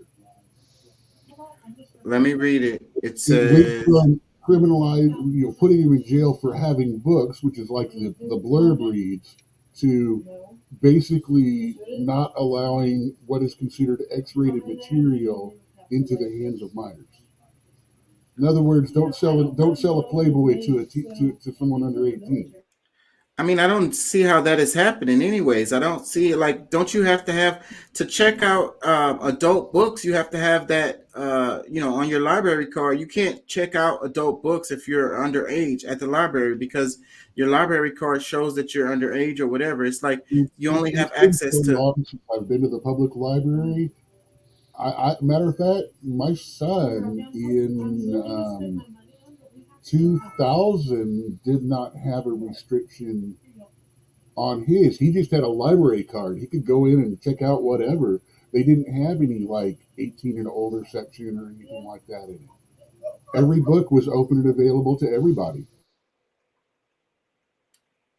Yeah, well, I don't know how, because that hasn't been my experience. Let me read some of this. It says, Well, remember that's talking 15 years ago plus too. A lot's changed since then, or at least I would think so, with everybody yelling the way they are. well, I've been in libraries. I love libraries, and I spend a lot of time in libraries. I take my kids to libraries all the time, and I've been doing it for years. And there's always like an adult area in the library, and those books don't have the kids can't check those books out. They can't even go in those areas. Let me read some of this. Yeah, that's the part that I was going to be more concerned about. It's like, I mean, are they allowed to go into those areas? Can they check out? Well, not every library is also big enough to have a whole section that's just like that, or the ability to actually have a separate room sealed off for it. Yeah, I don't know. I kind of think it's bullshit to go after the librarians when, like, okay, y'all didn't go after the damn school board or the Well, state legislators who, hey, made it. if a guy sells beer to someone that's not 21, the store he's working at doesn't get in trouble. He does. If me and Chaka give a margarita to someone that's under 21, we're the ones that go to jail and get the fine, not the business we work at. Sex Well, the worker, you sell a nudie magazine to an 18-year-old at a convenience store, you go to jail for that, not the store.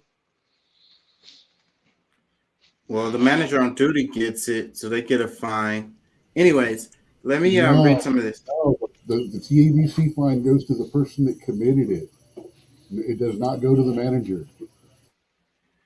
Let me read some of this. It says a group of public libraries and book publishers in Arkansas is pushing back against a growing movement to restrict what children are allowed to read. Arkansas is one of 4 states that recently passed laws that make it easier to persecute librarians over sexually explicit books, a designation conservatives often use to target books with descriptions of gender identity and sexuality. On Friday, a coalition led by the Central Arkansas Library System, based in Little Rock, filed a federal lawsuit it hopes will set a precedent about the constitutionality of such laws. The Central Arkansas Library System argued in a filing in U.S. District Court for the Western District of Arkansas that Act 372 violates the First Amendment by making it a misdemeanor for librarians to give children access to materials that are harmful to minors. Hold on.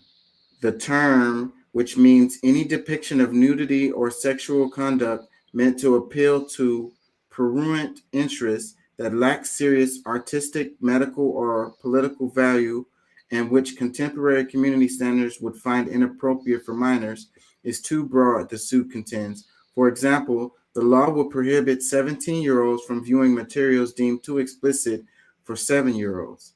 The complaint also alleges that the law violates residents' due process rights by allowing local elected officials to overrule librarians' decision about book challenges without providing explanations or permitting appeals from those who disagree. So, yeah, I think that, the vagueness of it is an issue. There's a story, the speech that the little girl gave at, I want to say it was a poem that the girl gave at, I think it was Obama's inauguration or whatever. Was The little black girl. Yeah. So they had a problem with that. One parent complained at a school about that poem and said that it was inappropriate. So then they banned it as a result of that one parent's complaint. And I think that is where we are, especially when we leave this so vague, like the way that this wording is. It was Amanda Gordon, The Hill We Climb. Okay. Yeah. So when they come up with these laws or whatever, and they leave the wording really vague, it allows it to be, misrepresented or misused, Okay, I'm about to send you a actual NPR article about one complaint led to a Florida school to restrict the poem. I'm working on getting the link to you right now. Okay. My screen just did something crazy. Okay, can y'all still hear me? Okay. So, Pat, I know that you're emotional about this particular topic with the book ban. So what do you think about this situation right here? And so this article is complaining that the wording is too vague, and that's what they have a problem with. The wording is too vague in what?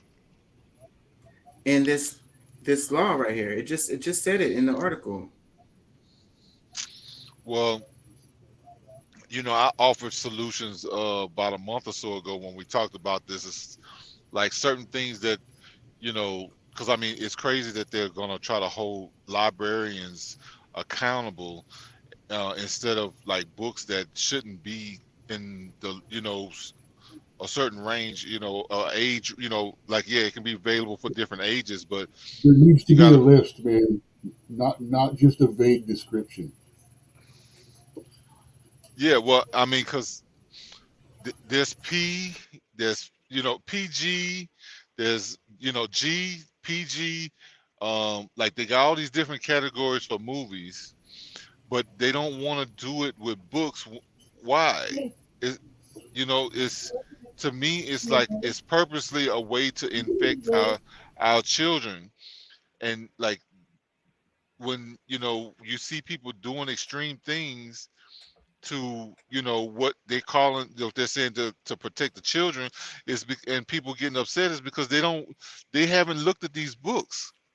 They hadn't read these books, and they just think that, oh well, it's for a kid. Yeah, well, yeah, there's a lot of things that these adults are intending for kids that's not healthy or good for them. So Well, I have an issue with that because it's like people are saying that all of a sudden people are attacking the children or whatever. These books have been around forever, and these books have been in the libraries forever. This is not no recent thing that these books were in the library. Yeah, it's the narrative is like all of a sudden they're attacking the children. The LGBTQ community is trying to indoctrinate the children and teach them about sex and all of this, and the woke left is attacking our children and all of this. And so, but hey, so this is overnight, this has just happened in the last couple of years, what but that's absolutely not true. In this case, with the books in the library, they've been there forever. but that's the problem. There's books that's been there forever that has been come that people realizing, oh wait a minute, dang, I remember that book. That was a book for me in college. You mean tell me they're putting this in elementary schools or junior highs or whatever? So like people are becoming more aware of some of these things and how they're placed, and just like videos, TV shows, like these things need to be properly you know vetted, and like what's going to be acceptable for these different ages, and let's do it the right way instead of just throwing stuff in there and saying we're sorry later. I just think that people have been emotionally manipulated to Like you. jump on these situations and acting like all of a sudden the children are being attacked or whatever. Both But both sides are overreacting in these situations going on right now. Well, see, because It's let's see who can go the farthest in reaction to how far the other person it's goes farther. it's the people that know the least about these books that's getting emotional and willing to fight for some of these books to be in, just because they're, you know, I guess, I would use the term, they woke, and all these different things that they weren't even paying attention to. Now somebody else is upset. Now they upset. So, and you don't even like a lot of these people are groomers, bro. Like, man, say, bro, it's a lot more going on than you even realize. Like I showed you some of the emails that I've gotten, because you got to have certain permissions to some extent, on these things, because they know what kind of stuff is actually there. They know some of this stuff is not really I, appropriate. I'm afraid, bro. Like I really am, that we're on a slippery road, and each side is calling the other one totalitarian while we walk Mhm. down this road of a more of a totalitarian state, so it's gonna get to the point where, everything is like they're banning Target, they're banning But Chick-fil-A, they're listen, banning Bud Light, everything is gonna Stop be using opinion but for you but the every thing about it, the thing that's all the problematic books. is It's the people that think that they know are delusional. And usually when you're delusional, you don't know that you are. okay, that's fair. I mean, you don't know what you don't know, and the people that know the most stuff is the ones that are aware that they don't know things. The people that I I think they I hear know are that. the ones that don't know. So, but Okay. what I'm saying is like, you know, you got So these. does it not matter? So no, hold on. Before you go there, does it not matter what kind of content that is available to our children?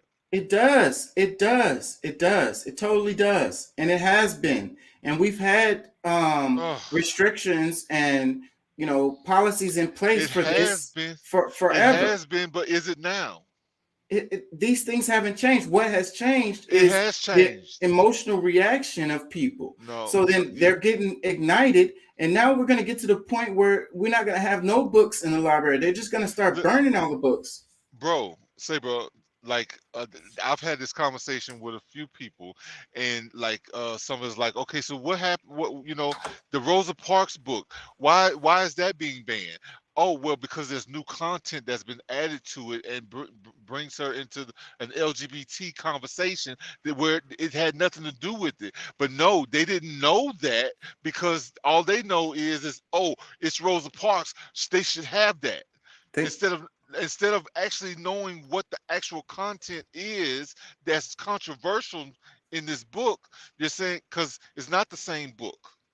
well, It's been I've altered. read a It's lot been of books, It's and I've been never seen But one you would. with Rosa Well, Parks in the context of LGBTQ. So show me the book and the okay, passage where it shows something about let me LGBTQ, make and then another maybe I'll change my let me make opinion on it. another example. Remember, we were talking about The Bluest Eye. You read it 2 or 3 times. You said you liked that book, but you didn't remember the involuntary sexual scene with the minors that's in it. Some molestation. I Yeah, mean, so, and you're saying, oh, it's just happening. No, it's not just happening. What's happening is it's coming It's being under a discovered. microscope now. People Yes. are actually starting to look into it. they People are don't actually starting to read. Oh my God.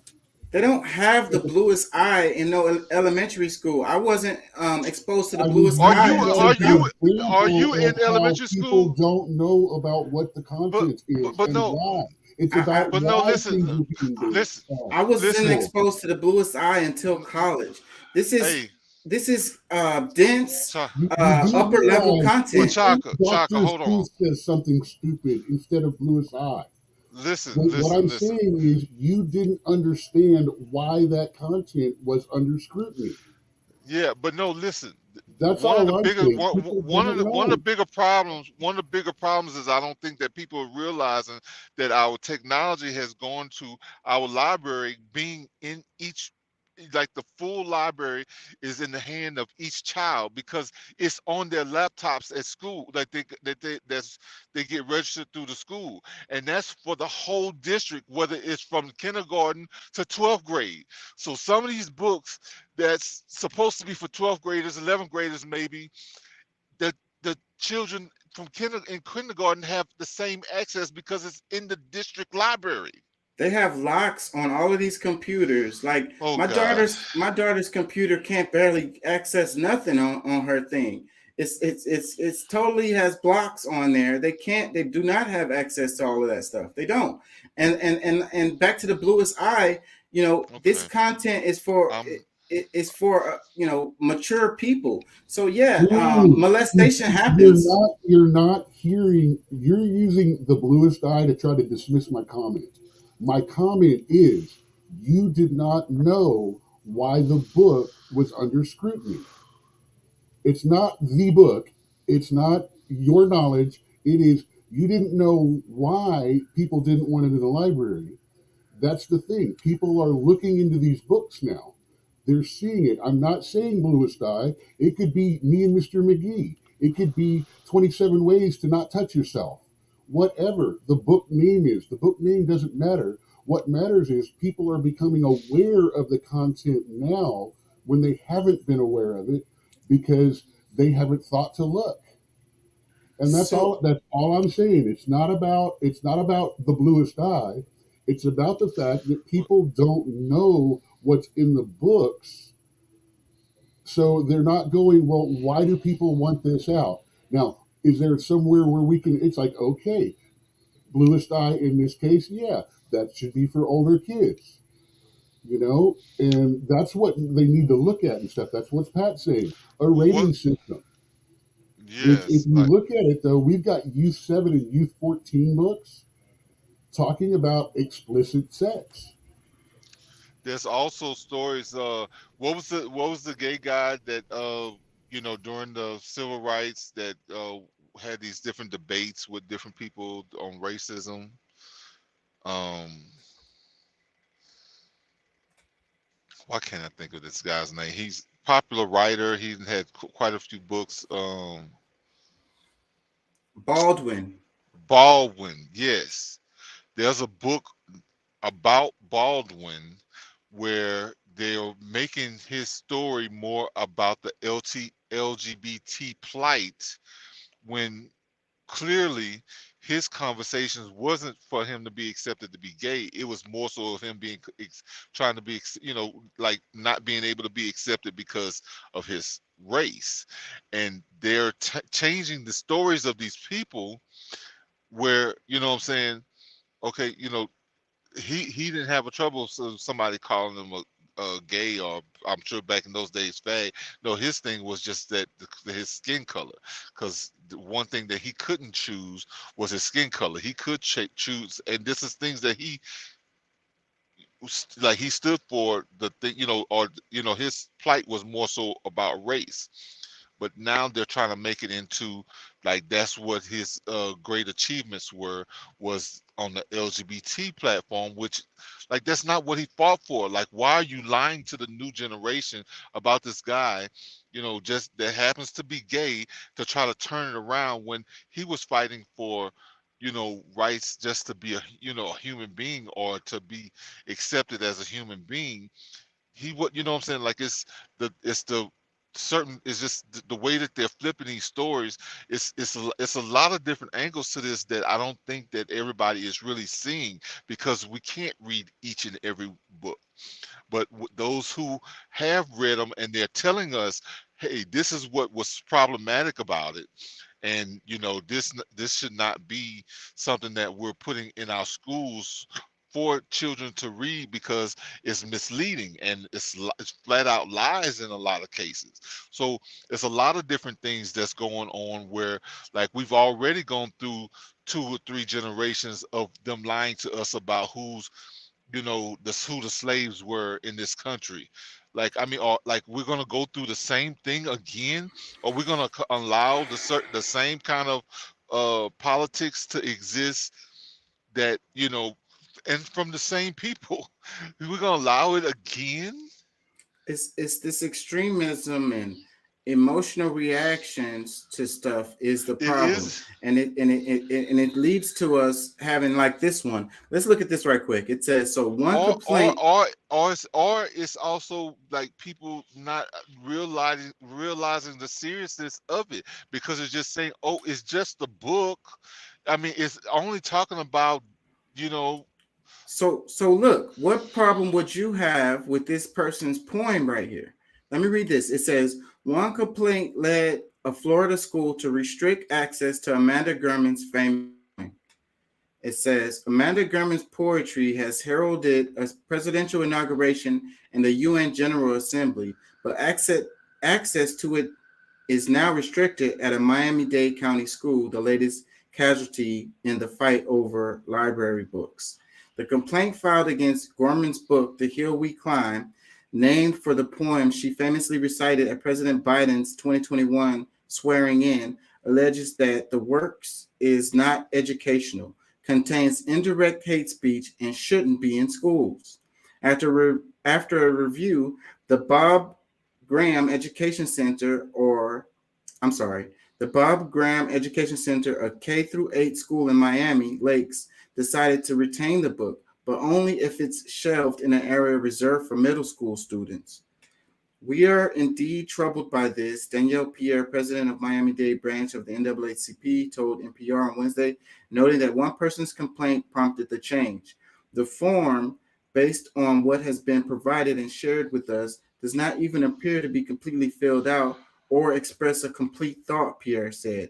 It is our collective goal to work on amending school board policy and effectuating changes to ensure that it takes more than one form to remove our history and heritage. What do you think? Well, they said that there's hate. I didn't hear the poem. I didn't hear it specifically to be able to point out what I disagree with it. But based on what they're saying, okay, it's inappropriate for younger kids because they may not understand, you know, that angle, or just hate period is going to disturb certain kids. Like, people go through trauma that, and like, even to this day as adults, because of things that happened to them as children, and because we're not giving enough care to the things that they're actually, like especially like through social media and all these things. Like, it's so many things that's unleashed on the public. So I mean, children are there to be able to absorb some of these things, and if there's no type of line that can be crossed, I mean, bro, I mean, I don't understand. Like, what do we, like, we already see that we're at a decline as humans right now. Are we just gonna allow it to keep going in the same direction of failure, or do we do things to correct it? So one person should be allowed to complain so that this thing can be taken out. And this Yes, thing, that's all it takes is one person to not be pleased with their child, because guess what? That one person is speaking up for thousands. and that one person is We only keeping need a we hundred only people, thousands of we people only from being You able got to to. realize that no that no logic no is no what got Dungeons and Dragons banned from schools, called satanic, and got my ass kicked just because I played the game. Because bro. it was that So, demon game. say, bro, you going about some things about, you think it's about fairness, but no, this is about righting wrong. Like, I mean, fairness about who's able to fill their child up with filth, and the person who doesn't. Like, okay, so, oh well, it's not fair because I don't mind if my child knows about sex at 2 years old, but the rest of the community does. So But just this because you're thing is the not just talking about because sex. And it if that doesn't matter. parent had This a is an problem, example. This is an example. But that's the if same. But it's still the same they could thing. have took their kid out of the school. And so this thing, Oh, this poem, why don't you take your kid out of the school and allow them to go read other stuff where, since they're the minority, since you're the one that, like, because that's the thing. Like, you don't realize, like, there's more people that, if they knew exactly what was in there, they would say, hell no, I don't want my child to see that at no 4 years old or 5 years old. But then, this poem was done at an inauguration speech. Everyone is available to watch these inaugurations of all ages. So if those people who felt like it was appropriate to have, to for them to say this poem at the inauguration, and I'm sure it was vetted over and over and over by a lot of people, they didn't feel like it was inappropriate for so, children to hear this speech. So okay, this person has a personal issue with the thing that was said in the yeah, poem, and so then okay, they don't want their children to be in it. So now all the other parents don't, it's not going to be access for Well, it. see, that's just a complaint. Why it passed, I don't know. I don't know the hmm, content of the poem, but why it yeah, passed, I don't because know. But a complaint like that normally goes to the school board. The yeah, school you board gotta ask. reviews it and then votes yay or nay on something like That that. that's something that you really gotta ask too, because What like, what, what is the once something process that happens? once something is Here it gone is right under here. scrutiny, once it's gone, Let's something's cut. gone under scrutiny. No, That's that's just the complaint.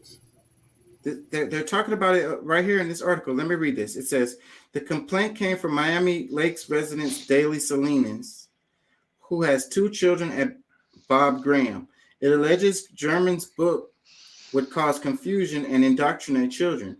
NPR reviewed the complaint and other materials after they were obtained through a records request to the school district from Florida Freedom to Read Project. Salinas did not fill out the form entirely, and for one question asking whether she has a professional reviews of the material, she replied, "I don't need it." So it has a little copy of the request thing right here. To what do you object?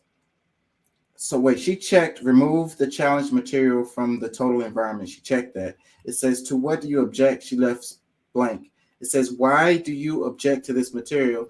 It says, she said, it's not educational and have indirectly hate messages, pages 12 through 13. It asked her, did you review all the material? She said, yes. Another question, it says, are you aware of professional reviews on this material? She said, I don't need it. Another question is I want to point out that the question that she said that to is, are you aware of? And NPR's version of the question is, have you seen? And those are two completely different questions, of which one is stupid and the other one is ignorant. They went with labeling the chick ignorant instead of just letting her show her own stupidity. Well, the question 5 said, what strengths do you perceive in this material? She left blank. Question 6 said, for what age group would you recommend this material? She put not for schools. So that means everybody, like from K through 12. But the thing I guess I have You're issue with punching is down that on this thing. You know that, don't you? Hey, I'm reading the article.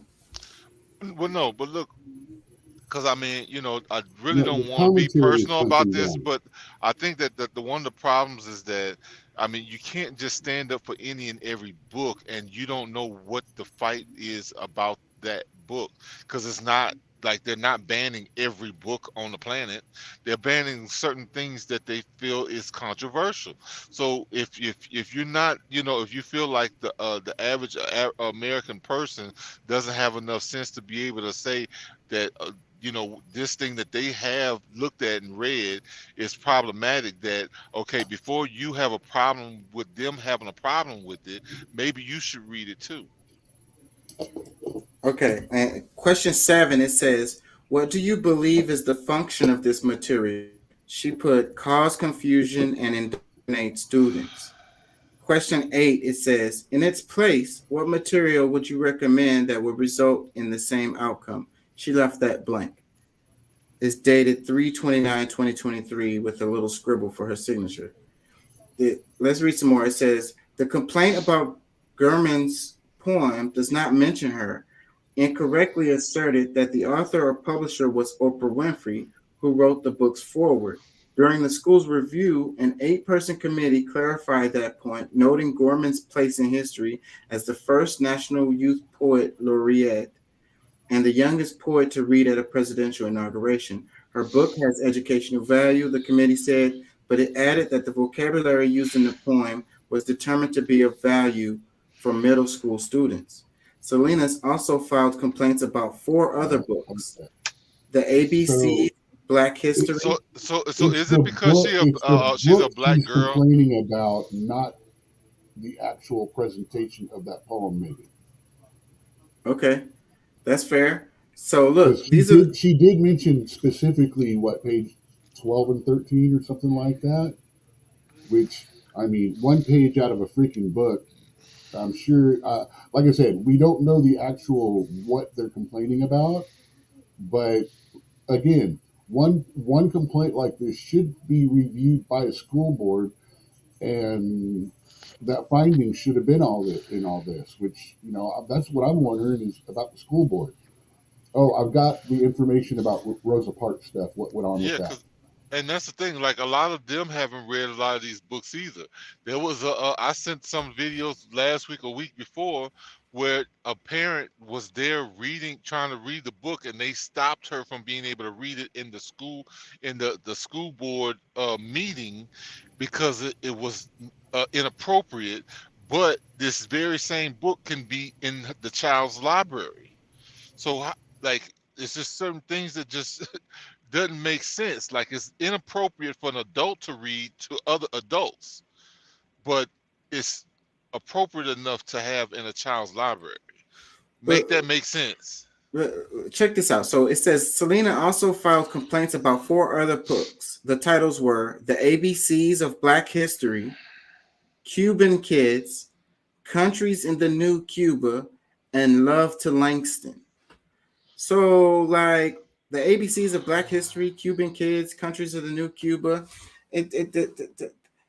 I don't know these books, but it sounds like this person just has, personal issues with So this stuff. no, but see, that's the thing. Like, I mean, there's content in these books because, all right, just because because I mean, we've been knowing for a long time. Just because you see Disney or Mickey Mouse doesn't mean that it's just pure, just good stuff for children. Like, there's a lot of things that ends up getting mixed into these things, and it has a very like nothing that sets anybody off until like you're actually sitting there watching the show or whatever, and then you're like, wait a minute, what's the name of this show? This is my kids been watching this for a whole year. Like, are you serious? This is really what they're seeing? Like, bro, like, I don't Let, know, man. let me That's read some more. It says the process moved quickly. Just 1 week after Salinas filed her complaints on March 29th, the school committee decided most of the books on her list should not be seen by younger students. Salinas had requested the materials be removed from the total environment. The school's action is very typical for Florida right now. Reagan Miller of Florida Freedom to Read Project told NPR, noting that many school districts are being extremely cautious in handling complaints about books.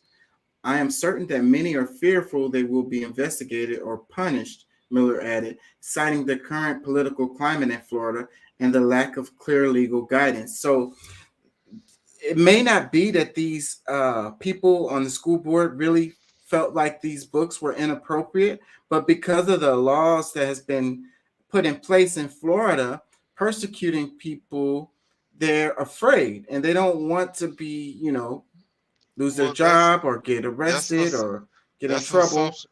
as That's a an result assumption. of DeSantis and his antics. Okay, but that's an assumption. But there's somebody that's maybe approving these books that is very much on the side of grooming. Like they feel like, oh no, this is the perfect thing for these kids. Like, like in their mind, because of their politics, that and their own beliefs, instead of a guideline that is set from the state or somebody, like the legislators that say, hey, we require at least certain things in this grade level books, and these are some things that are not acceptable to go in those grade level books, because there's no real alignment, all the way around to say, hey, this is what we're going to put here for these kids. They're allowing things that has nothing to do with that grade level, or what these children need to be learning, and they're just being accepted because they're called they're quote unquote children's books. But there's people out there with dirty minds that think that children should, or are just young adult. I mean, they're adults, baby adults, I guess, because they think that they should be learning about sex, and not just I say regular sex, heterosexuals. Like, it's every different level. It's all the stuff beyond what we would consider natural. However, that's what is taken. That's how it is. But like, there's some people who still try to preserve the innocence of the children so that they're not traumatized from, early age, and usually that lasts into their 40s and 50s. Like, I mean, we're trying to be more responsible adults so that the children don't have to go through some of the same things that our generation or previous generations have gone through, right? Uh, let Uh, me read some more. It, oh, it, it, okay. it I guess says, I'm right. and let's be clear, most of the forbidden works are by authors who have struggled for generations to get on the bookshelves, Gorman said. The majority of these censored works are by queer and non-white voices. A part of its decision, the school committee ruled that the ABCs of Black history should also move to middle school space, despite being intended for readers ages 5 and older. Rio Cortez the book's author stated, it only further affirms for me that there's revolutionary power in understanding history. So They just said it. One of the reasons why they're fighting for it is not because of what the actual, like the content is actually, appropriate. It's because it's, black or, some form of minority book. So it should be, accepted just because of that. no, that's the reason why. That's what they're saying. The reason why they're fighting against the books. Really? Like, say, bro, most of us don't care. Like, have nothing against gay people or black people or minorities as a whole. Maybe it's just what they consider to be, appropriate, and most of them, like these gay people, the queer community probably doesn't have a kid, and then like things that goes outside of what a straight family might suggest for their family is out of line with it. I mean, it just How can you be sure that the sentiments of that person who complained about how can you? the reason? Well, I'm asking you a question. So, what do you think it's possible that the lady who complained about that book had issues with minorities, let's say, and that's the reason why she didn't want the book to be there? If that's a possibility, Okay, you're that's asking us there, to but make assumptions and then condemn someone for our assumptions. I can't get him on board with that. I'm just asking a question. I mean, because no, he's saying I want to answer it because if that's the case, I don't think that anybody should blindly be able to just go in and, because I mean these things end up getting banned at some reason. They're saying they're giving you an excuse for why they might be doing this thing because of what DeSantis is doing, but no, Well, look, here's actually what's in the poem. maybe they're doing what they're doing because like the content that's being brought to their attention really is problematic. How about that? okay, well, we're on that right here in the article. It says, "What does Gorman's poem say?" Gorman recited the hill we climb at the U.S. Capitol building. Poem was hailed as an inspirational message. I remember the thing, and it was kind of feminist, but okay, go ahead, and that's just my point of view, because I remember this was for the for when Biden got into office, him and Kamala. So yeah, it was very much feminist. That I recognized that when I heard it. So it says the poem was hailed as an inspirational message for a country that has long toiled to form a more perfect union. The complaint targeting Gorman's book stated that it includes indirectly hate messages, citing pages 12 and 13 in an edited edition that includes Winfrey's forward. Pages 12 and 13 read, We've braved the belly of the beast. We've learned that quiet isn't always peace. And the norms and notions of what just isn't always justice. And yet the dawn is ours before we knew it. Somehow we do it. Somehow we've weathered and witnessed a nation that isn't broken, but simply unfinished. Is that it? That's it. So what?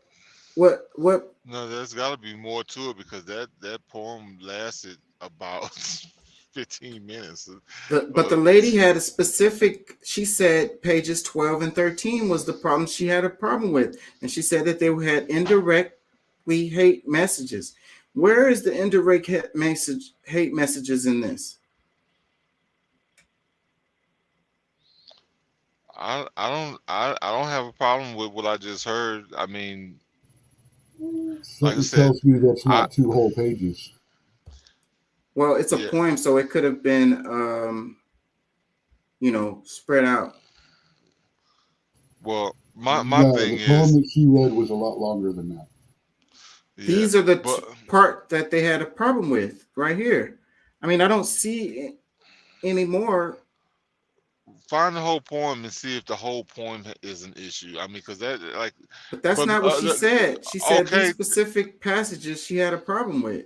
okay, that's fine. And No, she I'm said totally 2 specific pages, not Two passages. two Pacific pages. We're reading. Can y'all see what I'm looking at right here? It says the complaint targeted Jordan's book indirectly Hey, messages. that could be 2 pages. Who knows? That's what I'm saying. So the poem is banned now, or like I'm trying to understand because if No, this is some they took the book out of the school, citing that this particular 2 pages was indirect racial problems. oh hey Right. oh, Right. And so, and then earlier in the article, I skipped over it, but they were talking about, how to define banned, and it just means if it's been restricted in some way. yeah, So, well, that, I mean we've had that conversation too. It's like restricted Yeah, doesn't mean that's that actually it's the new definition. That was not the definition in 2022 or 2019. That one has been changed in the Oxford Dictionary online. If you get you an old paper dictionary from like 10, 15 years ago, that is not the definition you're going to read. okay. So, but still, my point is, like, what the hell problem does this lady have with these passages? Like, well because actually with her actually performing the poem and the way you just read it is totally different, and the inflections were more implying to certain things than it was, than what we can get out of your delivery. So like there was a lot of insinuation because like I said, I took it as somewhat feminist. It's like, okay, like, all right, that's fine. Look, yay, I'm happy for the black girl, got her spot and she's doing this, that, and the other. Hey, I'm proud, I'm clapping. I'm not gonna hate on you doing what you're doing. And it didn't bother me enough personally to, like I wasn't like offended by it personally. But there's some people who feel like they're the ones being attacked. And can we, just totally unjustified whether what they felt is what they felt, you know what I'm saying?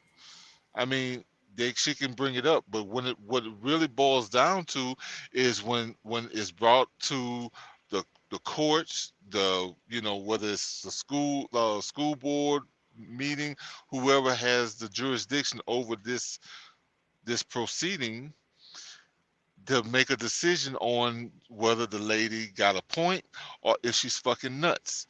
And that's what we need to look at. If they decided that, hey, not because blaming everybody else that really don't have the say to make a decision on it.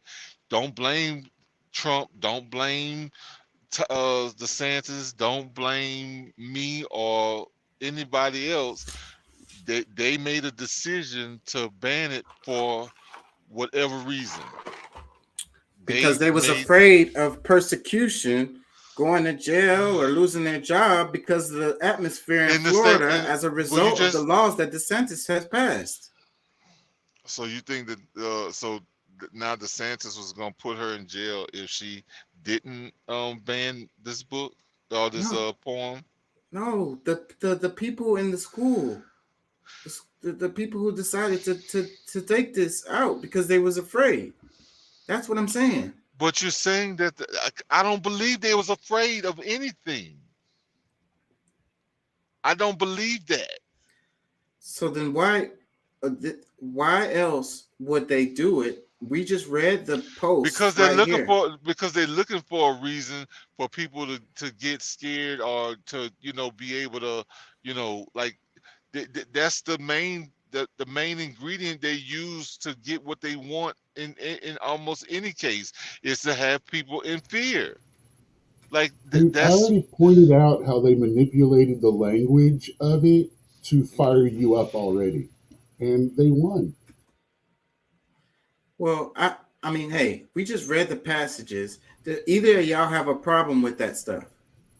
I just told you that it's inappropriate. I just told you that I don't. But when somebody does have a gripe, about whatever it is, they legitimately get to express their gripe and have their gripe analyzed, and they could be told, no, look, this was no, we can't do anything about that because it does not go past these certain, criteria, blah blah blah, laws or whatever. So Well, do when you think that if the person that parent made a complaint in a different state that wasn't Florida, do you think that it would still have been banned? Texas, like are we gonna give a specific I state? don't Because know. You need to there's wake gonna up and there's knowledge of the gonna people you're asking instead it's of gonna be asking such a wide question, and it's going to be wrong no matter what the answer is. yeah, well, I mean, because I mean, we know that there's gonna be certain states that's never going to challenge anything dealing with LGBT women or minorities altogether, because that's a sin. Like then no matter whether it's right or wrong, they're not gonna challenge it. So there's a certain states that we know that would have never, like, it would have never mattered, and like they probably wouldn't have even tried to do anything about it because they already know what state they're in. So it goes the other way. That same Yeah. argument goes the opposite way. That the lady Okay. knew what state she was in, and she knew that she could have a chance of being successful because of the state that she was in Okay. and the So you atmosphere. and You you know, mad it's and you kind of like mad. one of the Rosa Parks books was actually shut down by the left because it was talking about how she had anti-LGBT sentiment and spoke against it, and that's why they pulled one of the two Rosa Parks books. What's the The other one they're talking about was the publisher turned it into Florida school system to review, and it removed the fact that Rosa Parks was a black woman.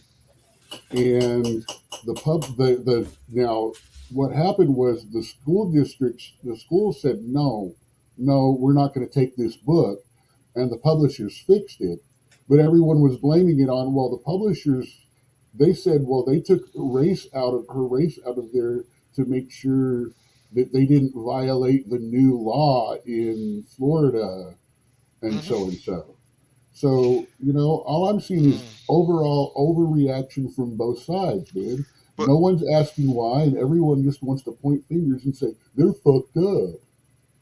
well, and that's the thing, because like that just last week when the NAACP, like it's so much bullshit, so much politics going on, instead of people them actually trying to work for the people. It's more the distractions and all the things that like what you're saying. But I don't think that you realize that you're being a part of the emotional crew. Like you're upset about something that happened, and you don't, like, we don't have the full context, and but just because something didn't upset you doesn't mean that it doesn't upset anybody else, and that they're stupid because they're upset about whatever it is that they're saying that they're upset about or bothered by. Like, I mean, if somebody has a gripe, like if you have a gripe about something and somebody's like, man, shut that shit up, I don't want to hear about none of that, because it doesn't bother them, but you still, like, you're bothered. So like it's kind of hard for me to say, like I don't really get it, because we're talking about something that somebody's saying, it's bullshit that somebody feels different than you do. It's really kind of how where this kind of goes back to, is that you know if somebody else makes something that disagrees with something that you do, that mean that that you don't disagree on. I mean, they're wrong now. That's not what I'm saying. I'm But saying that the lady is being all the way over the top ridiculous. And a lot of this stuff in is your all the in way your over the top opinion, ridiculous. but that's still in your opinion. We both just read the passages and we all I agreed that I it know. wasn't nothing there that would. No, I said it didn't bother me. I wouldn't have been upset. You know, I No, I see recognize certain exactly things what about. I see exactly what she's reading into it, and I see why it would upset a stupid person. I don't understand why the school board would agree with it, though, in that particular context. Yeah, and that's the point that I keep leaning back on is that okay, you know, the school board is actually doing their job, or you know, like regardless, like some of these things. I mean, government, like we hire, you know, put people in office for certain things for certain reasons, and if they're not doing their job, if they're too worried about them losing their job because they're doing the right thing for the people, like they need to get the hell up out of there. Like you ain't got the balls for it, you need to get the fuck on down. So if these school board members are just, you know, just because they're worried about what kind of backlash they're gonna get, you know, look, I'm like this. I mean, God, the universe is going to pay me one way or another. Because if I do the right things, I will be put in alignment to get the things get further in life. But those that get stuck and thinking with that kind of a short mindset, they're stuck in that same little cycle that they're in. Like there's no growth and they're just there. Let's move on. This one, it says ex-CIA officer John Stockwell explains how the CIA manipulates public opinion through the press. Many in legacy corporate media work for the government as paid assets. 400 plus journalists working with the CIA. This is an older video. How many government agencies are now? It says how many government agencies are now currently working. Journalists cooperating with the CIA. There are other functions, however, some of them more legitimate than others. One is to run secret wars. Another thing is to disseminate propaganda to influence people's minds. And this is a major function of the CIA. And unfortunately, of course, it overlaps into the gathering of information. You have contact with a journalist, you will give him true stories, you'll get information from him, you'll also give him false stories. You also work on their human vulnerabilities to recruit them in a classic sense, to make them your agent so that you can control what they do. So you don't have to set them up sort of, you know, by putting one over on them. So you can say, here, plant this one next Tuesday.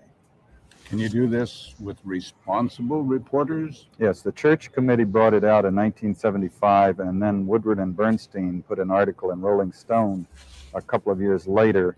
400 journalists cooperating with the CIA, including some of the biggest names in the business, to consciously introduce the stories into the press. Well, give me a concrete example of how you use the press this way. Well, for example, in my war, the Angola War that I helped to manage, 1/3 of my staff was propaganda. I had propagandists all over the world, principally in London, Kinshasa, and Zambia. We would take stories which we would write and put them in the Zambia Times, and then pull them out and send them to a journalist on our payroll in Europe. But his cover story, you see, would be that he'd gotten them from his stringer in Lusaka, who had gotten them from the Zambia Times. But after that point, the journalists, Reuters and AFP, the management was not witting of it. Now, our contact man in Europe was, and we pumped just dozens of stories about Cuban atrocities, Cuban rapists. But we didn't know of one single atrocity committed by the Cubans. It was pure, raw, false propaganda to create an illusion of communists, you know, eating babies for breakfast. And how well did that shit work? And how much of that shit is going on right now today? And then you can bring it to the smaller, to the culture wars, kind of like what we're talking about. Like how many other stories are on the news media just to get us to be fighting with each other about some cultural stuff, you know? Yeah, like this book ban stuff. Like exactly. Yeah. So, but I also, you know, have to throw in there like what we're seeing, them investigating the president and his son, and you know, or even just how the FBI is, you know, they have that, you know, what they call it, criminalizing the people, you know, like they're using these agencies that's supposed to be there to catch criminals, but they're actually, you know, using these same uh the CIA, the FBI, all these agencies are actually being used against the people. You know what I'm saying? So that's where I find it more issue, because I mean, even with the journalist thing, I mean, we're talking about actual, you know, shoots. The narrative we already know, like they've been creating the narrative for us for a long time, and you know, a bunch of us are wising up and paying more attention to, you know, these stories, and whether you get emotional about them or not. Most of them not, because we know that it's to trigger a certain type of, you know, reaction. So I mean, for me personally, I don't want to give them the reaction that they're looking for, because most likely that's going to be more detrimental to me. But Yeah. So, well, I got to ask y'all. So, how many, the point of views that a lot of Americans have on Venezuela, on Cuba, or Syria, um, you know, or let's say communism Ukraine, in general, were generated, you know, by the CIA with propaganda stories in the media, or the mhm. border, Mexico, migration. How much of that do Oh, you well, I think is got a good one. possible? Trump. What we Hey, believe about Trump and Biden, and you know, like the whole. I mean, there's no angle that I don't think, you know, that's become politicized, has not come from like our, you know, like it's all come from the propaganda that's led out there from. I'm assuming that, based on what he just said, that it started with the CIA, so that we can think, you know, they can guide our thoughts. yeah. So So when people say stuff like communism bad, capitalism good, socialism bad, talking about how these socialist countries suck, or how their healthcare system is terrible in these other countries, how much of that do you think came from this kind of thing? I'm sure all of it. But I mean, you know, it depends on how. I mean, you have to take your own personal knowledge to try to, you know, make a true assessment of it, because regardless of what they say, I mean, you know, some of it is may be true, and some of it, or a lot of it, is probably not. But it doesn't matter. You're still responsible for what you eat up and shit out. Yeah, well, the majority of Americans, you know, have That's a actually a really good book, Eric. Eric, Huh? Eric. Eric John's telling us we need to read Strangers by Malcolm Gladwell. There's a couple of okay. books. Malcolm Gladwell is a good author. You should read several of his books, actually. I'm not Blink will familiar. help you learn to make better snap judgments. Well, Um, yeah, I'm not familiar with Malcolm Gladwell at all. So I need to make a note about that. I highly recommend you look into his books. Blink is really good. It helps you refine your ability to make judgments on the fly. I'm not familiar with Strangers, but I'll read anything that Malcolm Gladwell, and like anyone that writes about psychology and things like that, you know, walk away with the stuff that resonates with you, and understand what people think about the stuff that you're not sure of or you don't agree with. But it's like a secret. There's a lot of good there, but there's a lot of really kind of stuff in there too. Yeah. Eric says I have Maybe you can outliers. text me. Maybe you can text me a link to some of this stuff, or type in, because I didn't get the full name of it. Because I wouldn't mind checking out whatever it is. Just kind of, you know. So Malcolm Gladwell. Malcolm Gladwell. And Gladwell. Bradwell. Gladwell, like happy well. Okay. And Doc mentioned the book Blink, and Eric mentioned the book Strangers, and he said he has Outliers sitting next to him. Yeah, so let me see some comments here. This is way too long for me to go into right here, but it says, listen to the testimony of survivor victim of the CIA MK Ultra mind control program.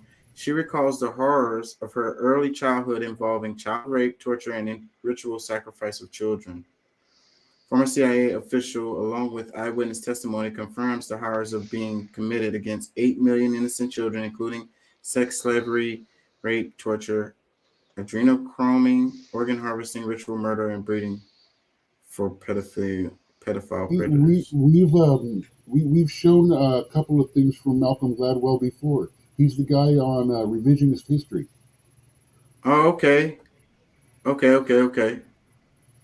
Yeah, you've shown a couple of his videos on this. Yeah, so I didn't know. Let me read a couple more comments. It says, "This doesn't happen at the Fed. We're very transparent." Look, someone said after that, they said, "Is it opposite day or something?" So for real, like it's probably it's worse because they actually like the CIA is more of psyops. The FBI is they are the foot crew for the psyops. Like what kind of stuff comes back. Technically, FBI and CIA are actually almost the same organization, except CIA is only supposed to operate outside of the boundaries of the U.S. and only has authority to operate there, while the FBI supposedly has only authority to operate here. Now we know, but that's not true. That's technically but they are no. See, that's the thing. That's what people are missing. Like they really are. No matter where you are, like what the United States is only those few square miles in DC. Everything else is separate. And remember, too, if it goes over the internet, it has access to other countries. Therefore, technically, it can fall under the purview of the CIA. Well, I mean, there's embassies everywhere around the world, and that's where the only protections that you can have or that you can consider and that's inside of the building that is considered the U.S. embassy. But everything else is, and technically that's just like me being able to be a citizen of a different country on this same land, and it's for this same land. So I mean, you got to really look at there's a deeper thought than what most people think, because you're saying the United States, where most people think is the 50 connected states.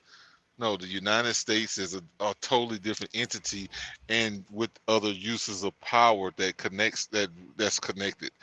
It's not the 50 states. Everybody has the 50 states has its own rights individually. You can't make them all just do the same thing because you say it. Let's cover this because y'all mentioned it. It says, just in, FBI Director Christopher Wray has finally turned over the key documents alleging Joe Biden was involved in a bribery scheme. As explained by Fox News' Dana Perino, the document alleges details of $5 million criminal plot involving Biden during his vice presidency. Let's play this. After a long back and forth and missed deadlines, FBI Director Christopher Wray will now send a document claiming President Biden was involved in a bribery scheme to Capitol Hill. That comes after Oversight Committee Chair James Comer threatened to hold the FBI in contempt of Congress. Lawmakers from both parties are expected to review the material on Monday. The document supposedly details a $5 million criminal plot involving Biden during his vice presidency and a foreign national. One thing on the subpoena issue. So when the Republicans took over, and the majority in January, one of the things they said is, if we take over, we will be able to get the Biden administration, at least the cabinet, to be able to comply with congressional oversight. And that's what you're seeing here. Nobody wants to be held in contempt of Congress, so that's why Ray is making this decision. Chuck Carrasco was with us yesterday. I thought it was a pretty interesting interview. You know, I mean, he's seen the document. He wants others to see it in part. Just play this clip about the bias that he sees right now in the FBI. We are not out to get the FBI. We're out to change the culture of the FBI at headquarters. There was political bias with the emails of Hillary. We have political bias in the hurricane investigation that went on. We have political bias that's been proven by the Durham report. And the FBI has to straighten out their house. Couple points on this. Some Republicans believe there's evidence in this document that shows that Joe Biden took a bribe, right, while he was vice president. None of that has been proven. When we asked Grassley yesterday if something was illegal on that sheet of paper, he did not say yes. No. What he said was, I want the FBI to do its job, which means investigate it. And that's where he stands as of today. It'd be very interesting if others see it today who have not seen it yet, what their impressions will be. And so maybe we will find. What do y'all think? I mean, I think this is an FBI issue, not a congressional issue, and they should keep their nose out of it and read the report on the investigation and then have the congressional committee. Well, you know, there has been talks about this for some years, and I think that, you know, of course, this is another political ploy and maybe a way to disqualify Joe Biden for, you know, to become president. You know what I'm saying? Like, they got to make him weak at some point, and, you know, the rest of the Democrats are not going to just say, hey, you don't run. They can't, you know, and if they do at this point, it's almost saying like, all right, we know he's weak and he's not strong enough to do what he's supposed to be doing now.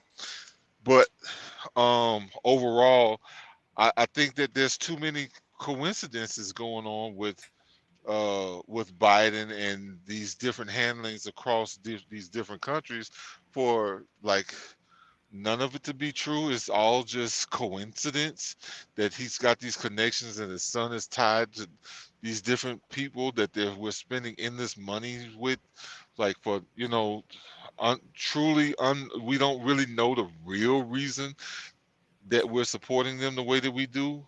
And it's, you know, I'm gonna just say, like, after so many things line up, like at some point it's not a fucking coincidence.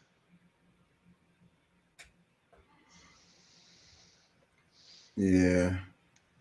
You know, we're in the political season coming up, so I think that that's what this is related to also, because why is this happening now, you know, is a good question. And so then how is it going to affect the political climate and how people vote and so forth and so on in the upcoming election? Yeah, I mean, because I think it has a lot to do with that, but at the same time, you know, maybe Americans are tired. You know, I know, you know, we keep reverting back to, oh, well, this is just political theater. I think, you know, at some point people do get tired and just like, okay, just like at the beginning of your show, asking like, okay, am I part of the problem or part of the solution? And I think that that's something that all of us, everybody has to ask ourselves and honestly answer ourselves where we stand there. You know what I'm saying? And if we, you know, we realize that we've been doing things that does not truly benefit themselves or the people, or around you, maybe they're actually trying to do some of these things for the right reasons and not just so that they can get reelected. We know that that's a possibility there, but regardless, at some point it shouldn't matter. If we're going after fixing like a inherent problem, like I think we need to support that instead of always trying to find the what's the trick, like a lot of times we give people the benefit of the doubt that does not deserve it. I mean, even the stuff that we see with Epstein and all the stuff that's coming out, like they're slowly giving you these connections. It's like these people knew who he was because like he had just come out of jail and he's got all of this political power. They knew what he was about, what he's getting convicted for, and they're still showing up, going to visit and hang out with him at his island, and who knows doing what else. The connection with the bank in down in the Virgin Islands, I think it is, or wherever it is. Like it's too many things that point to certain things, but because there's quote unquote not enough proof. No, there's plenty of proof. And so, like, freaking, I can't help but to think about Bill Gates, and it seems like he lost his marriage as a result of that, of his relationship with Epstein. Well, but that's the one that they are willing to talk about, is the girl that looks like his daughter. And, that's what they're willing to talk about that one, but there's other things that's pretty obvious. Like, no, we don't have exact details, but like, okay, like I'm just as another example is like with Disney. Like, why is it that all these people that's working for Disney end up having records of some kind of pedophilia or trafficking? Like, it's too like. Let me read this comment. Eric says, "It is political theater, except the actors are hurting the audience. The stage is on fire, the doors are locked, and no one can leave. And according to the director, everything's going to plan." Ooh, man. He said the stage is on fire and the doors are locked. No one can leave. That's some strong. Eric, I really appreciate that comment, man. And then everything is going to plan. So, and I thought he was going to say everything is fine. Everything is fine. Everything is fine. No, I mean, but that would have that I mean, it still would have been somewhat appropriate if he had said that, because it's it is fine, because like everything is working out for good. I mean, I don't give a shit who you are, what you've done, whatever, good, bad, and the ugly. Guess what? When your turn comes, just be ready. Because like, if you're not on the side of God, or the I'm gonna just say, a positive, if you're not working towards the positive, like, you're gonna fall into the negative, just with the same shit that you've been on. It's gonna line up.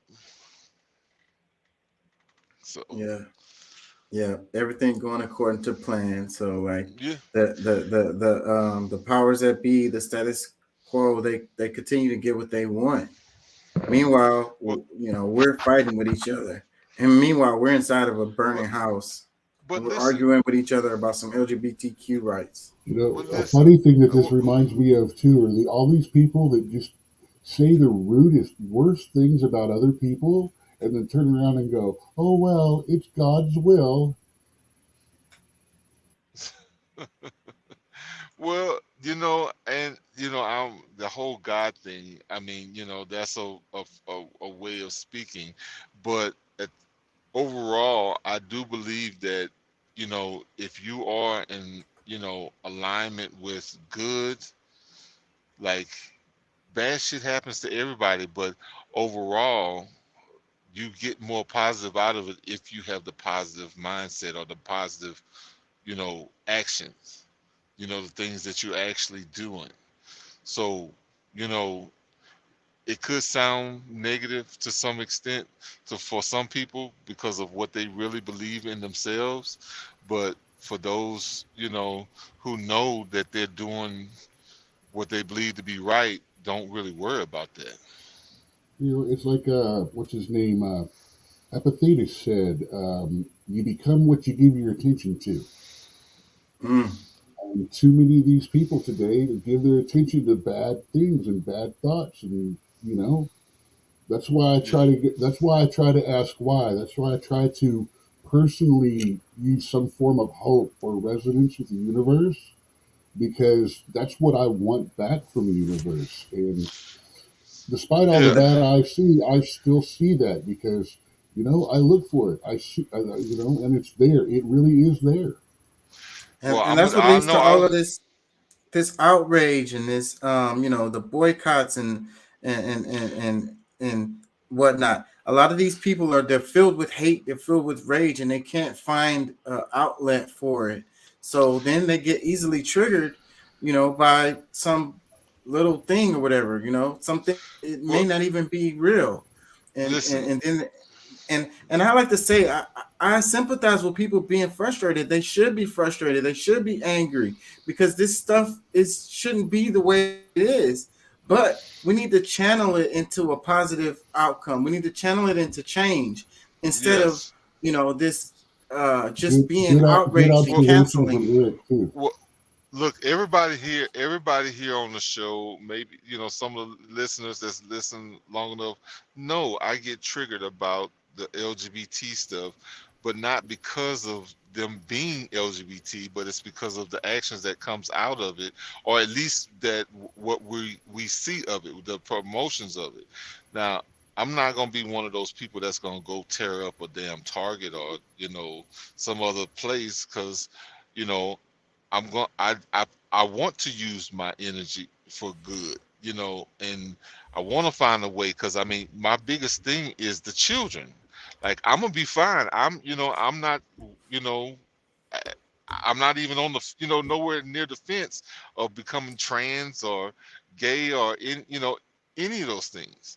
But I do have a concern for the children who are still sponging a lot of these things, that have no idea, don't know how to fight it themselves. So I want to give them, something to lean on. And this subject we're talking about here kind of Eric's got a good comment. Okay, before I read it, I'm gonna say this because the name of the show is A Part of the Problem. And earlier you mentioned, are you a part of the problem or are you not?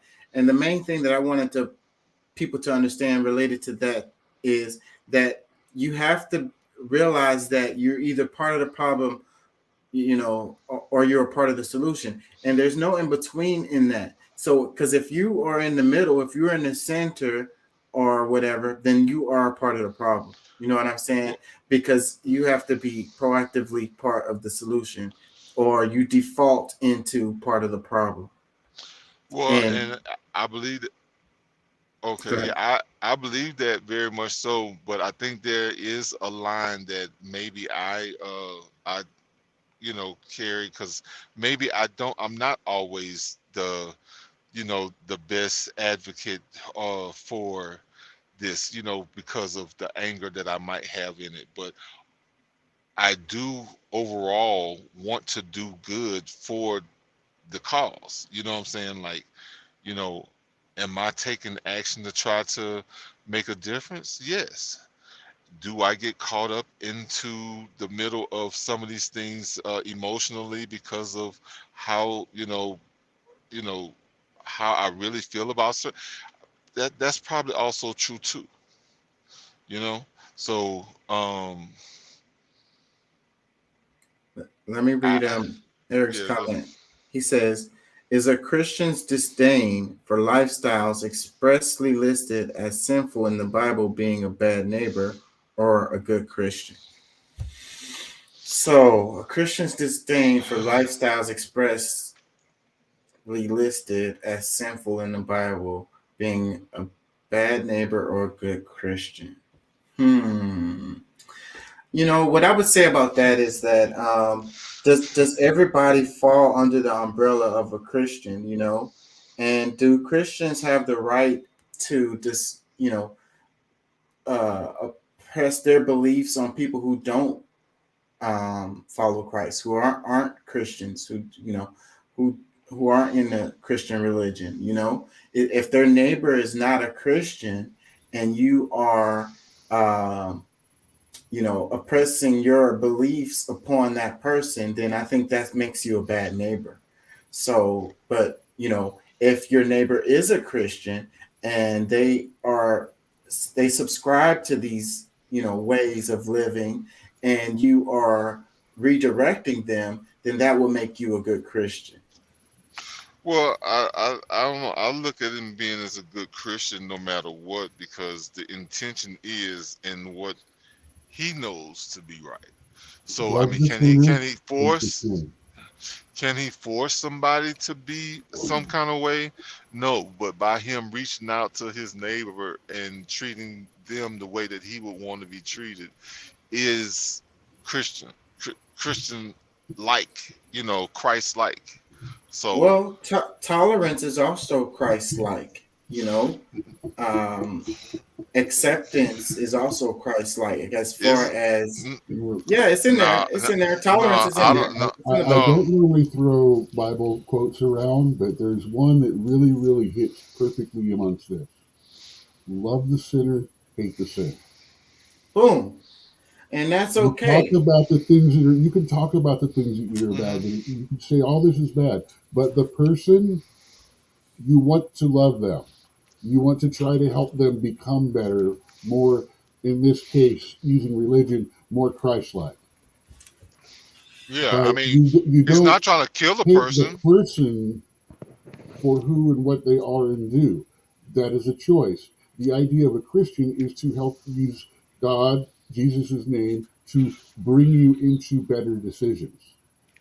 Well, and I'm cool with that, but I also have to say, there's other religions around the world, and there's also people who are, let's say, atheists or whatever, who still I can speak to about another 20 religions. I mean, if you want to get into all of that, but using within Christianity, I get it, but what I'm saying is, you can have people who live righteously, and even what people would consider as Christ-like, who are not Christians, who maybe even don't follow any religion at all. You know what I'm saying? So but that's still, that's where I think people get that mistaken, because just because somebody has identified themselves as an atheist and they still perform like a Christian in their day-to-day, they are still Christ-like. It doesn't matter that they have considered that, they can. Atheists proselytize far more than Christians do. You mention anything about God around an atheist, and you are in for a discussion. And the best way I've been able to shut it down so far is, look, Christianity, a belief system. Buddhism, a belief system. Atheism, a belief system. Believe what you want. Don't beat someone else with your beliefs, though. That's what I'm saying. So it goes both ways for the atheist and for the Christian. Well, my whole thing is the identity thing that you brought up was like, just because they claim to be atheists, their actions speak as Christian. So it doesn't matter what, to the universe, what you call yourself. You know what I'm saying? You made the action of, of good, the positive side. You're, what I'm saying? Like, you completing the action of a good person, a good man, a Christian, as what somebody else might call that same action. And I completely agree with you. The universe doesn't care. So it's like, but then, a lot of times when people go down this road of, like he said, Christians disdain for lifestyles. So, but then a Christian might have a disdain for a Muslim's lifestyle, or a Buddhist lifestyle, or a Hindu lifestyle. That could be their neighbor. Not a real Christian, bro. Because you're getting caught up in the title of it, because all of those religions, there's the good and there's I guess a bad view of it. And just, if somebody's practicing their religion in the positive manner, most likely it's going to be in alignment with, those all of the other religions, as long as you're, following the principles. It's considered, it's called universal tenets of faith. And it doesn't necessarily have anything to do with actual faith, but it is the common thread amongst all faiths and beliefs of there are certain things that are right and wrong. And but in his comment, he said expressly listed as sinful in the Bible. So he's using the Bible as his reference, Well, because we're speaking about, Christians in this case and the Bible, of course. You could just as well do that same. You could also use Muslim and Quran and have the exact same sentence, and it means very similar to the same thing, except Muslims don't really go out and try to bring other people into their religion as much as Christians do. I don't know if I agree with that. Yeah, but what I'm saying is they don't. I'm sorry, man. You got to understand. We got people that go door to door. These door to door guys believe that only about 250,000 people are going to get into heaven at the end, and they're still going out recruiting. So That's crazy. That's just insanity to me. Yeah. So, but his comment is great, and it brings up a great conversation. So, what I mean is the neighbor. So, if your neighbor is Muslim, he doesn't follow the Bible. He follows the Quran. And in some cases, the Quran would go in a different direction. But the fact that he calls himself a Muslim. No, wait a minute. A disdain for the lifestyle is hating the sin. But see, a disdain for them as your neighbor is as a human. And that is the sinner. You're supposed to love your neighbor. Yes, the sinner next door. But you can still disdain the sin that they do. Yeah. In this case, if they disdain the lifestyle, they're being a good Christian. If they treat the neighbor badly, they're being a bad Christian. Yeah, but I'm saying, I don't think that you could be a bad neighbor and a bad Christian. What am I trying to say? At the same time, you can't be, because if you are a good Christian, then you're going to be a good neighbor. You know what I mean? That's what I'm trying to get to. That's the point I'm trying to get to, is because it's even when you compare it to a Muslim, and a Christian, have nothing to do with them. Listen, just by the origin of being labeled a Muslim or a Christian is in alignment. There's different things that might be different doctrine, but overall the principles line up. So, and then being a neighbor isn't just, especially in the biblical form, is not just on the fact that you're calling yourself a Christian. It's also because of your acts, and because you being a good neighbor is the fact that you're treating them with a certain kindness, or in a certain way. Some people might feel like being a good Christian would be killing the neighbor because they're gay or LGBT or whatever the hell. You know what I mean?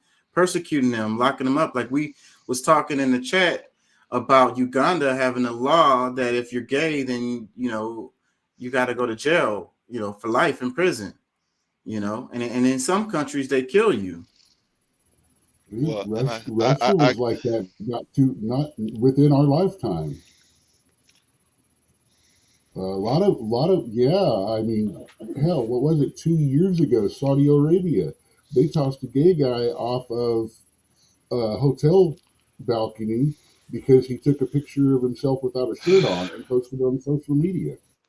Look, all right, and maybe I'm getting too semantic, too technical or something, but just the fact that you call yourself, because these titles are not things that you can make up in your mind what you believe it is. It Right. is what it is. Right.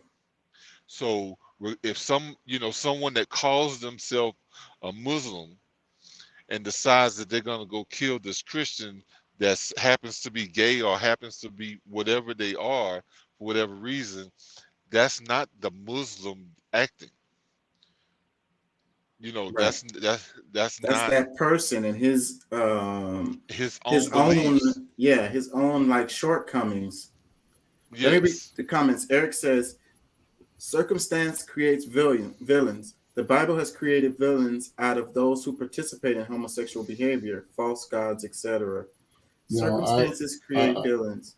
The I Bible like has that, but what I want to say on that is the Bible didn't create the villains like that. The men who rewrote and reformatted the Bible created villains using the Bible. and there's reasons against behavior that isn't good for humanity as far as procreation and so forth and so on. So there's reasons for these things to be in there, and that makes sense, for the human race to continue and to be fruitful and to be healthy, and that makes sense. But I did an entire paper But about that's how the Ten Commandments are and some of the laws of the what you eat and things like that during Exodus and things like that are very simple ancient shamanistic practices and advice on how to keep 40 to 60 families, a small tribe that's wandering around in the desert, from killing each other. Well, look, I want to say this about the laws because, like, laws have been created for millions of years, and they change, or they were created not because they didn't think that the law would be broken, but it's mostly to limit some of these things so that, because when you just like when we started making these changes to the LGBT, laws that, you know, getting married and things, it has hyper like there's a blast of this lifestyle, these things that are happening just I would say overnight, but over the last decade it has gotten much more magnified, whereas whether for me to call it good, bad, or indifferent doesn't matter. It's just the fact that when you do make laws, you make that thing more abundant just because of the leniency of the law. So, my opinion on it doesn't, of course, most people know my opinion on it, but based on laws is to limit it, not necessarily, stop it altogether. Because, I mean, humans, well, we it's make not, laws and the and we break result them. is of basically persecution of these gay people, and then it gives these Is it? vigilante people, they feel like they're acting in the law when they do extrajudicial killings of these people. Where's this at? Where's this happening at? Everywhere. Let me read this Everywhere? comment right here. Eric says, in the same spine, the gospel will tell you, he who is without sin cast the first stone. So I like Remember, that. don't forget though, all men are born into sin. So since we're all born into sin, no one should ever cast the first stone. Boom. And so I don't really believe in the everybody born into sin. I don't believe in that. But what people That would is the most ridiculous tenet of that is one of the most ridiculous tenets of the Christian religion. Yeah, I don't like that at all. So, but still though, on this part where he says, those without sin cast the first stone. So then these people who do cast the stones feel like they're without sin, but then they're lying to themselves because maybe they're not LGBTQ or whatever, but they do other things. They lie, they cheat. No. If they cast the first stone from hate, they have sinned in casting the stone itself. Boom. And I think that Matter of fact, if you go by Catholic religion, they don't even have to throw the stone. As soon as they decided to be violent to another person, they struck them. They committed a sin. No, the decision. The thought is not the decision. The thought is not the sin. The decision is. When you make up your mind to act upon that sin, you have sinned at that point. Well, I think that a lot of these people always feel like they're holier than thou, you know, and then they be lying to themselves. They always think that they're better or they can judge others. Like, who put you in a position to be able to judge these other people anyways? You know, how can you decide that, you know, I'm without sin, so therefore I can cast a stone at someone else? Like, you know, you haven't done anything, you know, your whole life. Like, it's hard for me to believe that, you know. Most likely is that you are blinding yourself to the stuff that you do that is wrong, you know. Very likely. But He says, Eric says, it's frankly contradictory at the root. And then he says, I believe in Christ, but there's a lot of room for interpretation and endless directions of influence. Yeah. So I think that you can get knowledge from all of the religious books and all of the different religions. But I think that you limit yourself dramatically if you just want to go off of one book. And then, like, a lot of people are like, you know, hey, you better read your Bible. You should be reading your Bible. And I you know, I don't say don't read the Bible. I say read other books too, you know? Yeah. Well, my biggest problem with, I mean, because certain people have learned to read the Bible based on how they were indoctrinated by the church, or, you know, whatever entity that they learned it through, is that, you know, because of the perception they were given as a child, and they grow up without, you know, the actual study on their own to some extent, or to try to, they were groomed by their preacher. They were groomed, like they were, and that's like that is, while not sexually connotated, that is a proper use of the word. Yeah. So I don't like indoctrinated. That to me means something slightly less.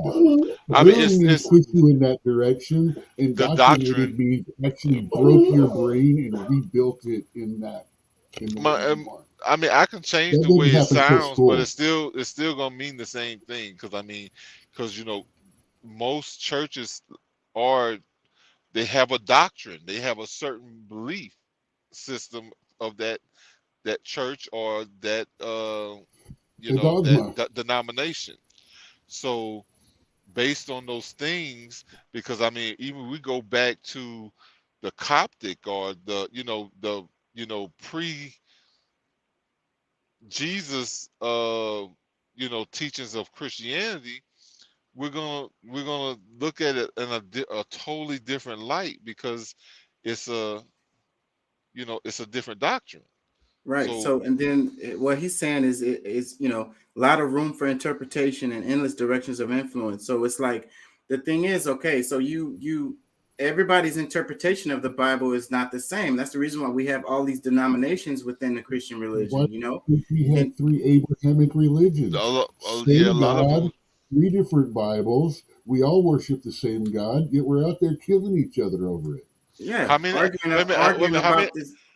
different Bibles? I'm just going by the 3 Abrahamics. Now, if you really want to get into it, I believe it's 160 something different ones, of which 140 of them are in the Christian part of the religion. Yeah, because a lot of people want to be on the King James version, like it's if it's not in the King James version, and then and then the people that say like, oh, the stuff in the Bible is God's word, and it's like, wait a minute. A man wrote this stuff, you know, and you know, and men are not perfect, you know. At closest, at earliest possible knowledge, at least 100 years after the events took place. So I mean, how accurate do you really think it is? And if you're going by it to the letter, then you're gonna get lost, you know. And like, you have to remember that, you know, a man wrote it, you know. So I know, but you're saying these are the words of God. You're deluding yourself. Where the first person in the row gets a short sentence and says, right, hey, say this about this. You say this about this, and then and then by the time it gets back to the other end of the room, it's like, twice as long with all kinds of other details. And that's within the same language. And this thing has been translated from language to different languages, and some stuff is not even. I've been studying languages. That's within one language in 5 or 10 minutes. Now we talk about 5 or 6 generations with language changes. Multiple languages. And you know that anybody that knows different languages knows that some stuff can't really be, translated into the other language properly. It's always stuff that's lost in translation, Well, listen. Well, just think about it, and I apologize if I'm interrupting, but there's the angle of which, like, God was like man. It was a man that was considered to be God because of his dominion over pretty much everything. So the people that was, brought up and taught by these certain people, they looked at them as God or gods. It was not just one, it was a group of them, it was a bunch of them. So when you look at it from these different aspects, because regardless of how a person was taught, that's how they're going to receive a lot of the information based on that doctrine. So if you think it's one man with his feet up on a stool, looking down on everybody else, okay, that's going to be the mindset that you're going to have when you think of all of these different scriptures, and they'll align to that somehow, some way. Whereas the exact same scriptures will give a totally different, approach to somebody who sees it more from like an esoteric, where like it's scientific, when they're looking at it more as a science book instead of, a religious book. And how many of the stuff that they call pagan found its way, in the Bible, It didn't find its way. That's what was originally there. It was the other parts that other parts that was actually added to it, because the very concept of God and devil, evil and good as two entities, goes back to Zoroastrianism. And a lot of the rituals and a lot of the days and stories go way back 5,000 years before Rome even started. We're talking Epic of Gilgamesh, we're talking Babylonians, Macedonians. We're talking about these guys that the Sumerians, the very first people that stood up, looked around, and went, "What the fuck?" What about Ra? What about the first ones that could talk? The first ones that actually had a written language. Yeah. And the stuff they wrote are stories that are Bible stories now. Yeah. And so a lot of it is you're supposed to learn from these stories, because a lot of people don't understand that, the way you taught people back in the day was with, what do they call them, parables or whatever, the story. And whether the story was actually happened or not is beside the point. Exactly. The point is that you're supposed to learn from what happened in the story and apply it into your life, So, yes. That's the point. So that's how you teach people, and to this day, that's how the best way we learn is, through a story and extracting, what this person did or didn't do and what the results of their actions were, and applying that within our life. So, and once we get dogmatic on it, then we've lost the whole point anyways. So yeah, and that dogmatic way of looking at stuff is what leads to persecution of LGBTQ peoples or whatever, which is kind of how we started this. I want to move on. Check this out. It says classic moments in CIA moron history. Richard Helms tells a journalist that he immediately checked after 11/22/63 to ask if his own CIA people were involved in the JFK assassination. The journalist says, well, why did you do that? Let me play this. CIA man who would know has agreed to talk. Richard Helms was director of covert operations at the time of the assassination. He went on to become CIA director. And I am simply saying this on television because I would like the American public to understand that the CIA was not involved in that assassination. regardless of what anybody says. I tell you, we checked up on it later, not only at the time, but then we checked out when the Warren Commission was sitting and so forth, be sure that nobody had been in Dallas on that particular day. You did that in November of 1963? Of course. Why did you do that? Had anybody accused the CIA at the time? The place was in an uproar, and the country was in an uproar. There was great concern that this might have been a foreign doing of some kind. So who asked you to check where your own agents were? We did that on our own. Why? Well, because I just thought it was a wise thing to do. Why?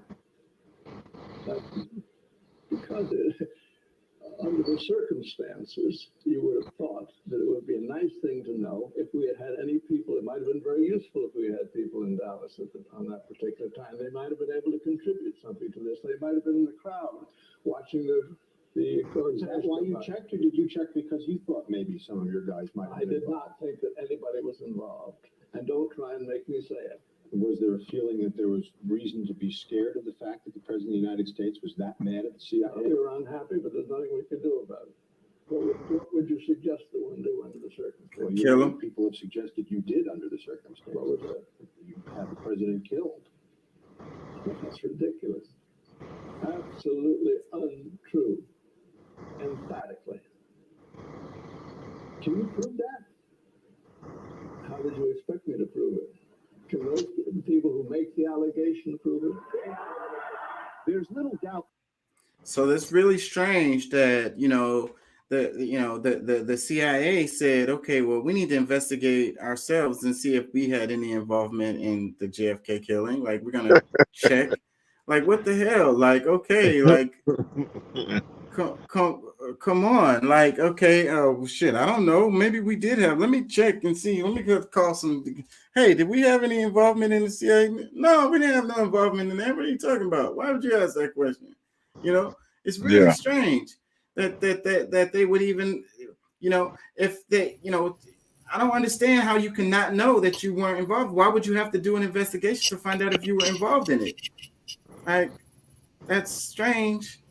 Very, because I mean, he's the head. That's above my pay grade. He's at least one of the heads, right? Yeah, he said. They said this guy later became the head of the CIA. Yeah. So the thing is, it's everything. It was above his pay. Everything trickles down from him. So, in most cases, not to say that none of those agents didn't act on their own, so at some point, or maybe get paid by somebody, but in most cases, the CIA already knows these people who will be involved if they was not in the in his office, and even more so since they were, or he would know because he would have been one of the people he would have gotten the message, like somebody would have told him, hey, this is what needs to happen, and then he would have handed down an assignment to somebody else to actually get it done. Yeah, there was a point in this where he paused. Where is it at? The dude. Hold on, let me see if I can find it. Not a pause. They had a pregnant pause. Yeah, it was a huge pause. like, hold on. Let me see if I can find it.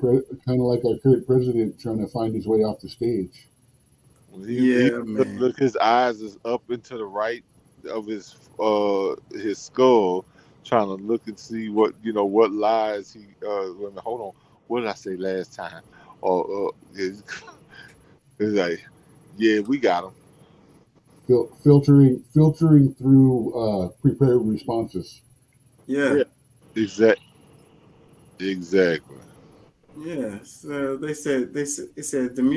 it says Richard Helms tells the journalist that he immediately checked after 11/22/63 to ask if his own CIA people were involved in the JFK assassination. The journalist says, well, why did you do that? It's like, you already said too much, buddy. My shit is freezing up. It's annoying me. No, I can hear you, but I know, like, my headset died, and I'm trying to hear and talk kind of at the same time but either way, probably be shutting it down in a bit. Yeah, it's getting to be about that time. I got stuff I got to do in the morning, but it's a couple more I want to cover before I go. Anyways, let's move on from this because we don't want to get in trouble. This is a sensitive ass topic, anyways. Did the CIA have anything to do? Wait, let me see if I can find. Oh yeah, that's it right there. Had anybody accused the CIA at the time? Look at that.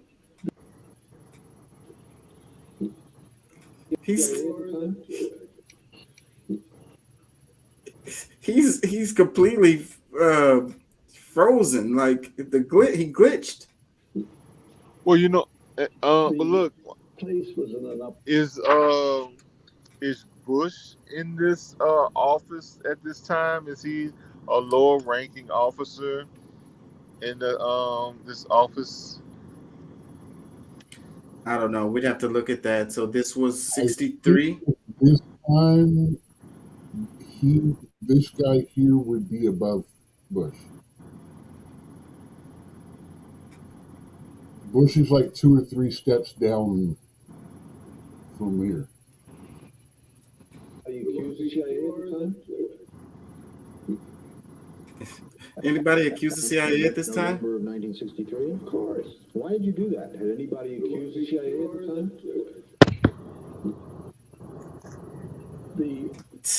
That question had him shook. He wasn't ready. That question had him shook.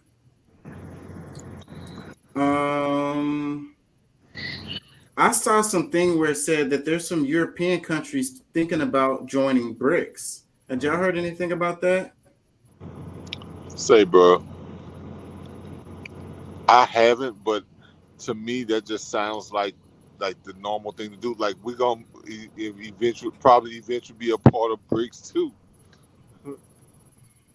Yeah, well, I don't know how that would work, and would they accept us? Like that really don't really make sense. But for those European countries, it would make sense with the way that things are going.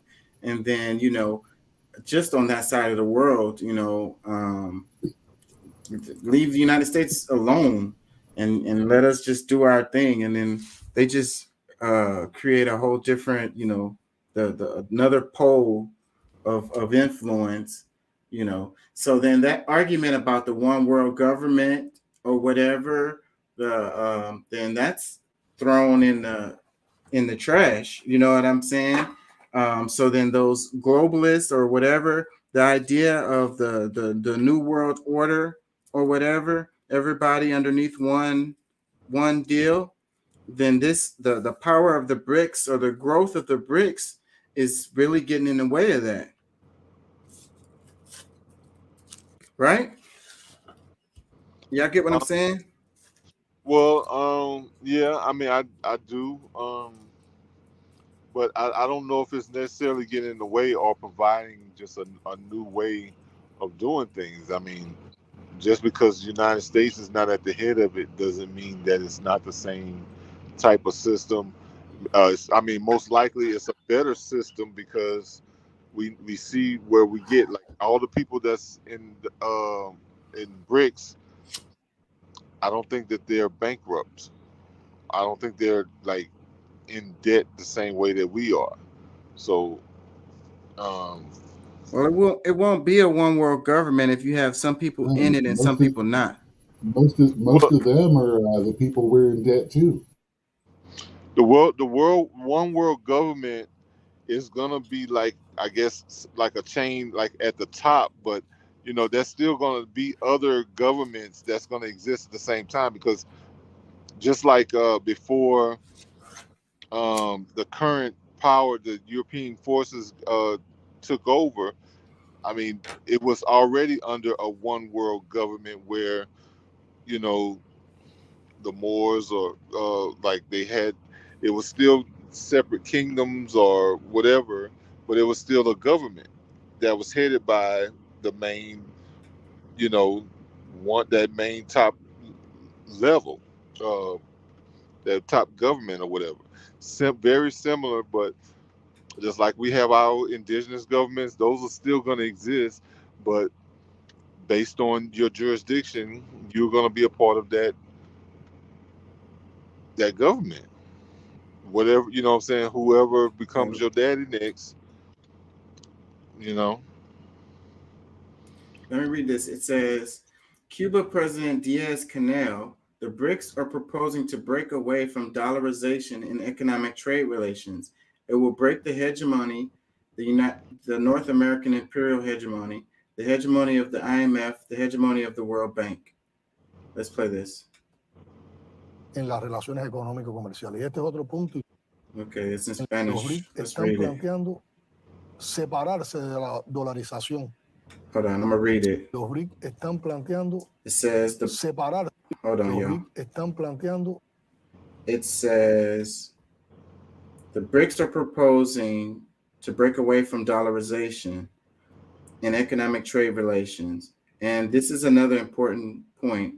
What does it mean to separate from dollarization in economic trade relations? Well, first of all, it creates the basis for more inclusive, more favorable relations.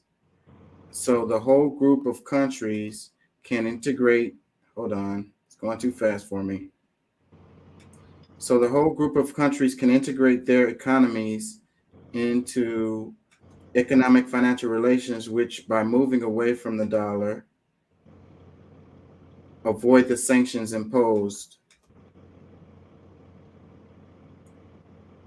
by the use of the dollar from the United States or from the centers of power in the world. Because the United States also uses the dollar to impose economic and financial sanctions, Cuba is an example of this with the blockade and the refusal to allow Cuba to carry out financial operations in dollars, which are pursued by U.S. financial institutions. And there are similar sanctions on other countries. It is striking how a U.S. congressman in recent days, in an abrupt and arrogant manner, criticized when he saw a statement that Brazil and China were going to an exchange without dollars, and criticized saying something like, today there are 2, tomorrow there will be 4, and then there will be more, and we will lose the ability to sanction.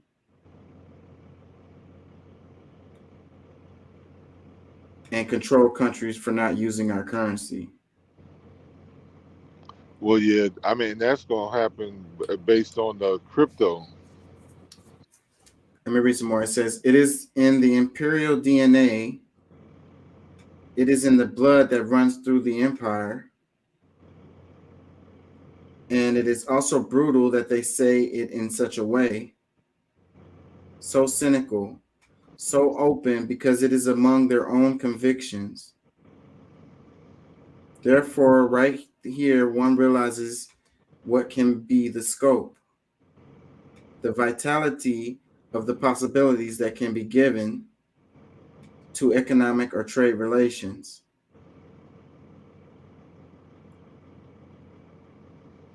That can gradually lead to the construction of an international economic order, more just, more cooperative, more inclusive, more democratic, and in the end, all this will also result in more peace and more international security and more possibilities for everything. That's false. And it will break the hegemony, the North American imperial hegemony, the hegemony of the International Monetary Fund, the hegemony of the World Bank, and it will promote the development of new forms of economic and commercial relations. Yeah, this is good. And you say that's false. I don't know what you mean by that. I mean, I think that a lot of the fighting that goes on is as a result of this stuff. So, like, if you had these countries, able to trade on terms that are they're comfortable with or whatever, this would lead to more cooperation between the countries and less fighting. Real simple.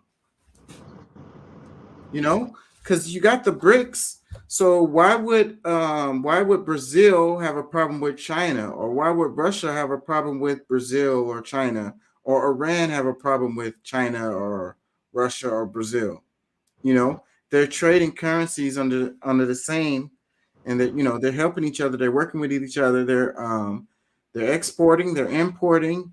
They're selling goods. They're building stuff in the other countries. Why would they fight? You get what I'm saying? I mean, because somebody wants more control over. I mean, that's fine. You're right. It's the U.S. that wants more control over those resources and so forth and so on, leading to the fighting. It's the U.S. that wants all of the people to use the dollar, Yes. So that's what's leading to the fighting. They want to be the boss. They want to run the show, and they don't be fair with people, and then people have a problem with it, and there goes the fighting. You got the sanctions. You got the way the IMF and the World Bank comes in and does these loans and force these people to spend the money the way that they want to spend it, which doesn't help the people in any kind of way, only helps the corporations and make more money for these American or United States corporations, and then the country that they're in, their corporations, their companies don't get shit. The people don't get shit from their own resources. Yeah, I don't know about that part. I mean, they eat, they got some form of clothing. I don't know. Look. I ain't gonna lie, man. I'm no good for the rest of the show, bro. I feel you. I'm gonna just go a little while longer, cover a couple more. Wait, check this one out before you go. I want your comments on this one. It says the youngest person ever sentenced to death was 14 years old George Stinney, an African American who was accused of killing white girls aged 11 and 7. He was sentenced and killed with a 5380-volt shock in the electric chair. 70 years later, in 2014, George Stinney was proven innocent. I've seen this story. I've seen this story before. It's really insane. This is this is not as graphic as like the. Why am I forgetting? I'm real bad with names right now. The Emmett Till story, because the main difference is, he this kid didn't, both of them didn't get a chance to have their freedom for the ability to grow old, because they put him in an electric chair at 15 or something like that, right? Yeah. Like, so, and this is another example of why I have a problem with the death penalty, because this guy was innocent. He didn't do anything wrong. He got proven innocent later, but he's already dead. You can't give him his life back. You know what I'm saying? And the biases and the injustice of the justice system, all of the mistakes. Another thing is, this is one of the places where the death penalty was not used for what it's supposed to be used for. It was used for revenge. That's revenge is not justice. The death penalty was designed and was only, I mean, after the whole West days and hanging for horse thievery and all that, I mean, the death penalty in what would be the modern era is about the people whose actions are so heinous that they can never be integrated into regular society or even prison society. Yeah, It's not supposed to be for this guy that kills one person or, now when they start getting up to killing 7, 20, 12, now we're talking about it popping up on the table. But the case is weak, and they made accusations about the guy and they can lock him up, convict him because his quote unquote. This was 1944. He never had a chance. His quote on the quote unquote peers had looked nothing like him, had no favor toward him, like most likely hated him. And that was based on the narrative that was drawn up by and who was held accountable? This was 1944. This kid never had a chance. Yeah, so who was held accountable? So the person who actually did the murders probably got off. That's one part. And the people who killed him were murderers. They're the ones who committed a crime. This guy didn't commit no crime. Well, I mean, but that's kind of how it goes in America. Right. Wait, I missed for a lot of people. State committed the crime, not the people that actually did it. Huh? What are you saying? The state committed the crime. He's saying the people that executed him committed the crime. It's like, no, the state committed the crime, not the people that did that. Well, who gets held accountable for that? They basically murdered this guy. Are you going to execute the hangman for doing his job, or are you going to execute the man that gave, or are you going to hold the man who gave the hangman his orders? I get it. That's fair. It's the person in charge that should be held responsible, not the guy that flipped the switch. Well, nobody was held accountable. I'm not saying anyone was. I'm not making that argument. I'm just trying to redirect you from what you were speaking of in vengeance. Kill the guy that flipped the switch. No, kill the guy that made that decision. Because you in a case like that, and say it was a military, it would be the general who was held responsible, not the private. And I agree with that. So, I mean, do you not feel like someone should be held accountable, or someone should have been held accountable, or even to this day, shouldn't something be done as a result? I mean, we're talking about 70 years later, where most of the people at that time, they are not living at this time, and if they are, they probably had nothing to do with it to be able to, to pin on them.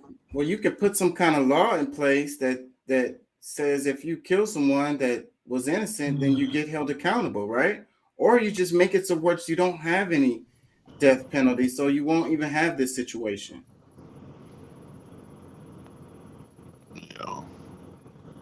Yeah, so that's not the case, though.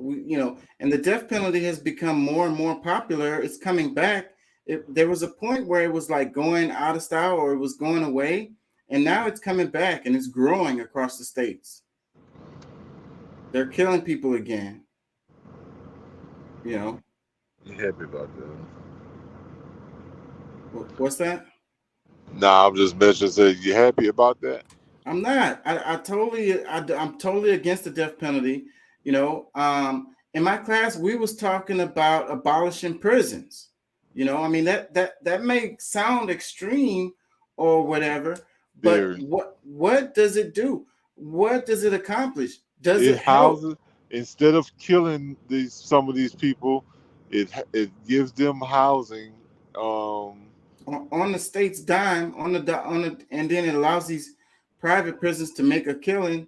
It gives them an incentive to fill those seats so they can make money. What are you gonna do with the guy that's killed 7 people? Give him a place to live? Give him some college time? Well, that's what we're doing right now. We give them What some about place to live. the guy that went to jail, raped someone, got out, raped someone, got out, raped someone again, and now they're not getting out of prison? What are you going to do with them? Let them out? What's going to happen? What's happening in New York? What's happening in Chicago? Come on, man. These drastic friggin' changes like that don't make any sense. Not in a real, they sound great in the classroom, and that's where academics has the problem, is because once you try to actually implement them in reality, people start freaking dying. Well, when you say the comment of abolishing prisons, it's to open up the conversation into what can we do to improve our judicial system, and how do we, our punitive system, what are ways that we can go in a direction. That's called changing the goalposts from your statement. That's the exact same argument they used with defund the police.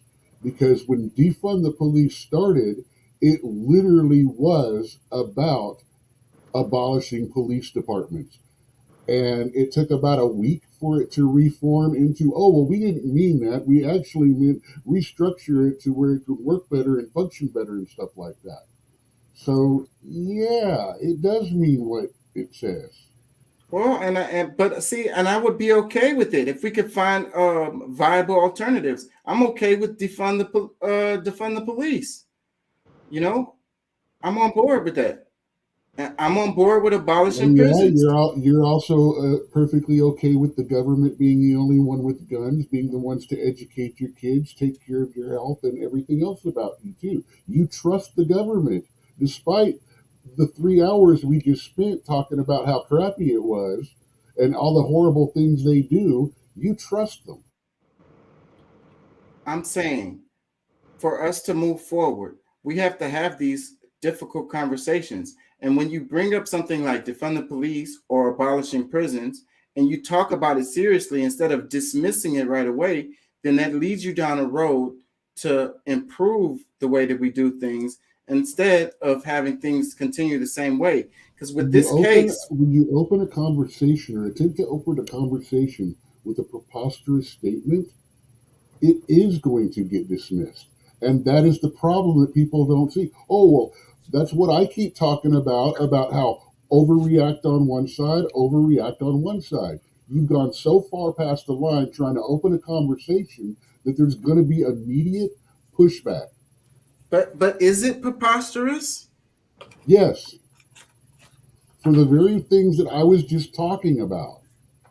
Can there be reform? Should it be a different format? Should it actually be rehabilitative instead of punitive? Absolutely. But abolishing them?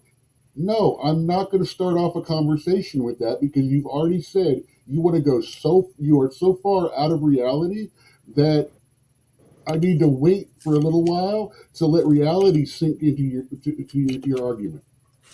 I just don't think that it's ridiculous. I just think that the way people think leads it to thinking that it's ridiculous, because we've been so conditioned to think that things have to be dealt with the way that we deal with them, and that there's no better way to deal with them. Okay, so then you got to understand, all throughout time, criminals have either been imprisoned, killed, or exiled, or enslaved.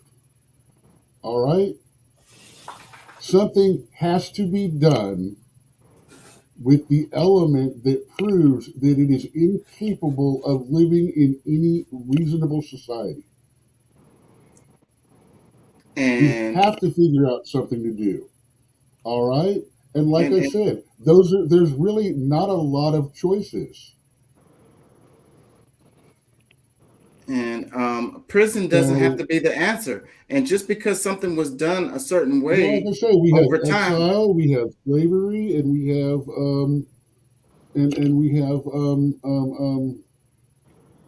I hate that argument that it's always been this way. There will always be. I'm sorry.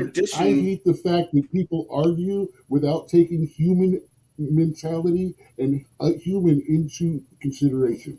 It's great on paper, But it's horrible when you actually realize there is evil in the world that has to be dealt with and society has to be protected from.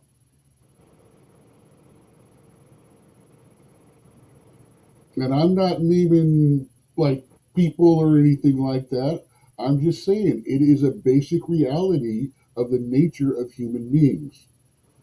And by dismissing it and saying, you know, oh, we can do all this kind of stuff, you are actually dismissing a part of human nature that is really horrible to think about. I don't like thinking about it, but I have to deal with it. That's one of the reasons why I studied abnormal psychology and things like that, was because you have to put that into the perspective of history and how all of this happened too. And yeah, I mean, like I said, like, see, I do not agree with the death penalty. Like you don't. I really would love to take it off the table.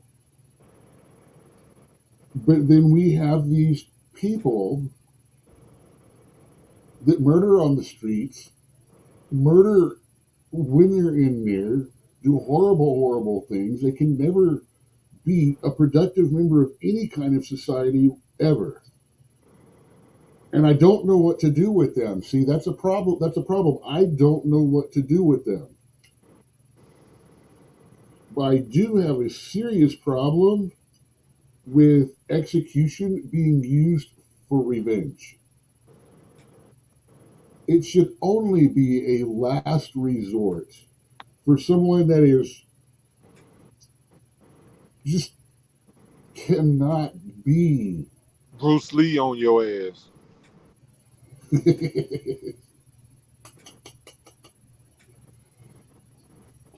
Let me play a little. The Romans just threw them in a pit and let them fight. You know, I mean, I'm not 100% against that. Here's the 42 biggest killers in America this year. We're going to throw them all into the pit. We're going to give them all a butter knife, and whichever one survives is going to be pardoned. Watch it all on pay-per-view for $99.99. Let me play a little bit of this, y'all. Check it. I might watch that, actually. It's a controversial question, but Angela Davis has never shied away from difficult issues. I spoke with her earlier today and started by asking her just how aware international audiences are of the plight of Indigenous people here. Well, I think that Wait. This is not the topic. Hold on.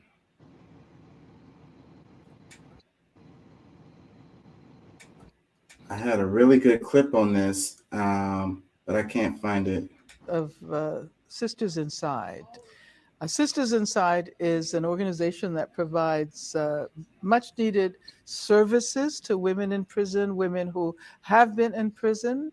But at the same time, the organization argues that our long-range strategy has to be to abolish imprisonment as the dominant mode of punishment. An abolitionist perspective not only focuses on the negative aspect of getting rid of these institutions that claim the lives of so many Indigenous people, so many people of color in the U.S., but it's an institution that pretends to solve problems that it cannot solve.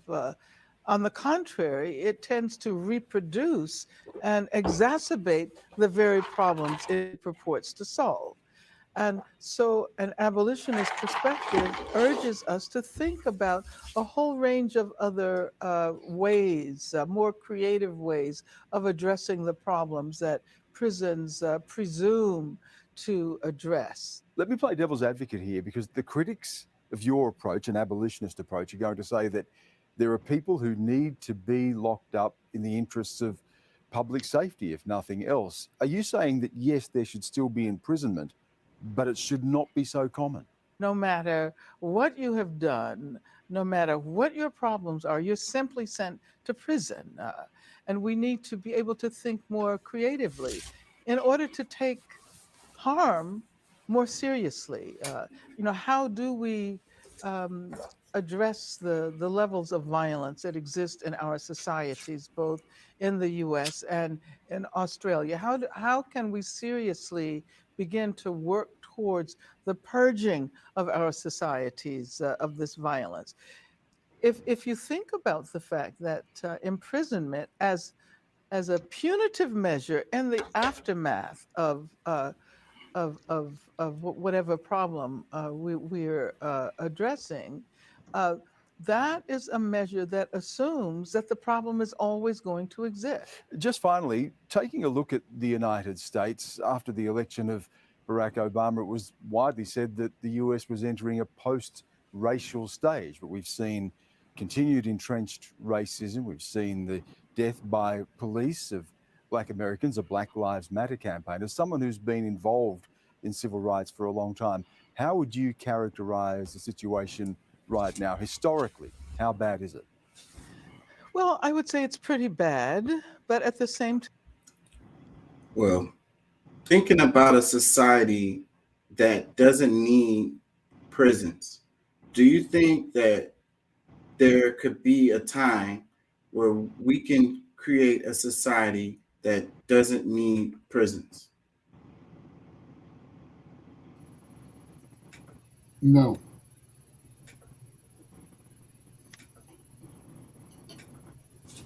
Not until we have the ability to actually manipulate their mind and brain directly to change and stop them from having those kinds of thoughts and behaviors. Well, I mean, there we go. We're going down a good road now. So, like, No, we're not. Environment, creating an environment that fosters, that supports people, that, doesn't. Look, I specifically, if you remember the way I was saying, was talking, I worked both sides of that in what I was saying. I acknowledge the fact that, yes, it is a part of society and stuff that's going to happen. You have to understand, there will always be the people that are just misfired, and no offense, there will always be people that are just bad. There's no denying that, not as human beings. Well, let me ask you this. Do you think that But the United States... No, prisons should be built more around rehabilitation and not punitive. I said that when I was talking before. I think prisons, yes, I agree, they should be less common. Now, do you think that first things first, they do need to be taken off of the taxpayers' dime the way they are now. They need to stop being private prisons run for profit. And that would be decorporatizing them and putting them back under control of what should be the government or the states should be a priority. That's a simple common sense first step. But let me ask you this. Do you think that United States creates sociopaths? I think social media creates sociopaths. So environment creates the sociopath. Absolutely. I believe nature is part of it, and I believe nurture is part of it. It's not one or the other. Everyone that goes through a great, wonderful, loving environment is not going to go bonzo.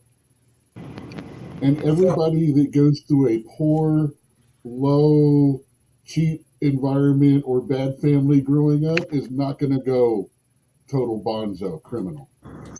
Okay, so if social media creates... But yes, it does. It is a big factor. Sorry. If social media and nurture create sociopaths, then couldn't social media and nurture create people who can live in harmony and don't need to go to prison? But that ignores the fact that nature also produces them. Well, I mean, it's both. There is no this or that. It's both. It is, and I there can't. are always people. It's like social media. All this. It's like the Bible. People are going to take it different ways. Okay, and I can't argue with that because that's true and that's science and that's facts. So, but what is the percentage of people, you know, are just born, sociopathic? You know what I'm saying? Do we have a larger number in our society than it's naturally occurring? No, we just have a very large. We have the largest society, so we see them the most. We have the freedom of speech, which means we hear about them the most. Our media actually puts these crazies up on a pedestal and explores them and aggrandizes them, makes 3 Netflix series, a TV movie, and lunchboxes about these guys. So they think, oh, only in America. Yeah, it's not only in America. There's sick people everywhere. But the thing is, we hear about it more because, well, one, we're in America. And go ahead. Sounds like Pat's trying to talk. His mic or something is doing some weird stuff.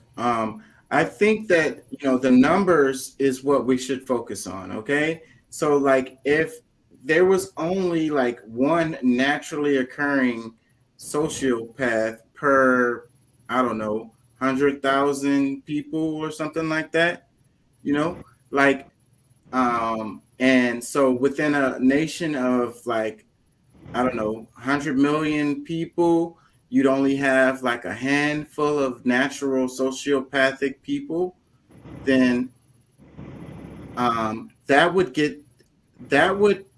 have the environment of what would be the point in the prisons. Okay, the majority of the people in the prisons are non-violent offenders.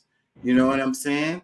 So, like I say, if you fostered an environment that led to, like, let's say that that there are a certain number of naturally occurring sociopaths, but this number is very, very small, then the justification of all of these prisons will be thrown all the way out of the window. You get what I'm saying?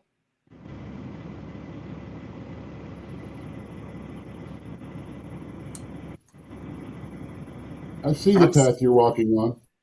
Yeah, so well, I'm saying that there is a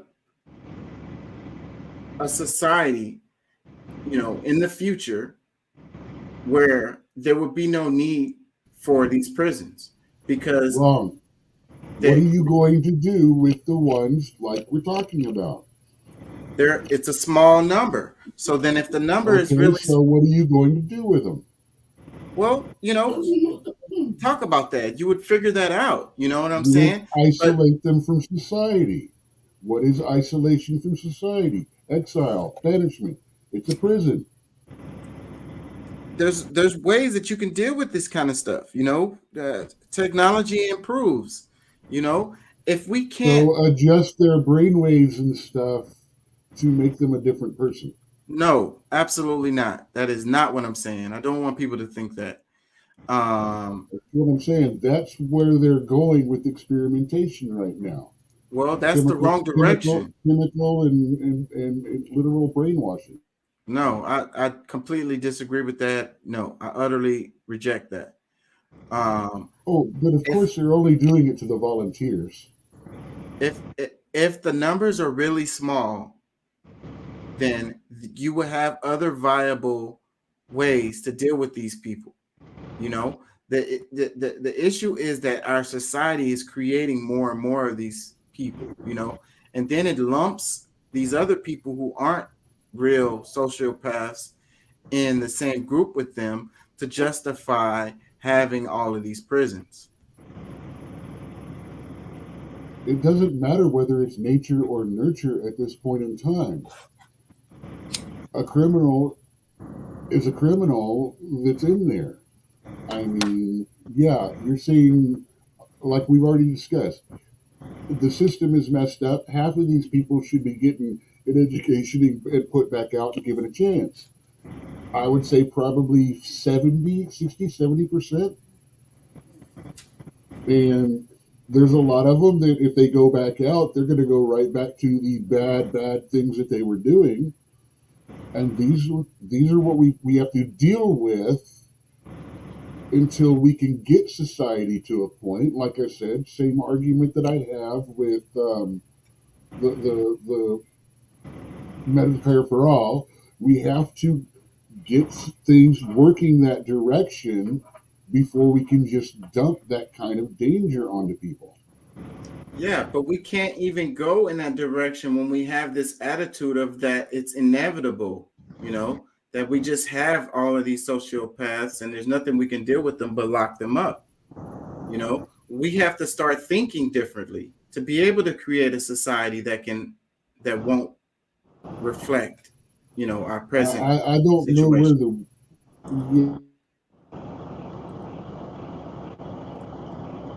where what's that? I didn't get you.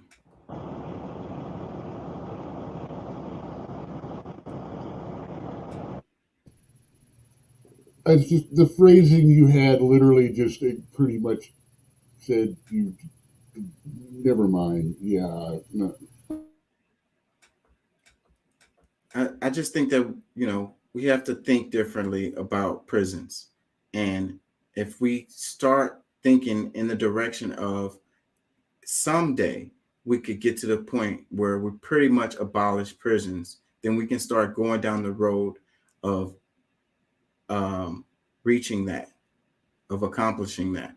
But if we can't even think that that is possible, then we're not going to go in that direction.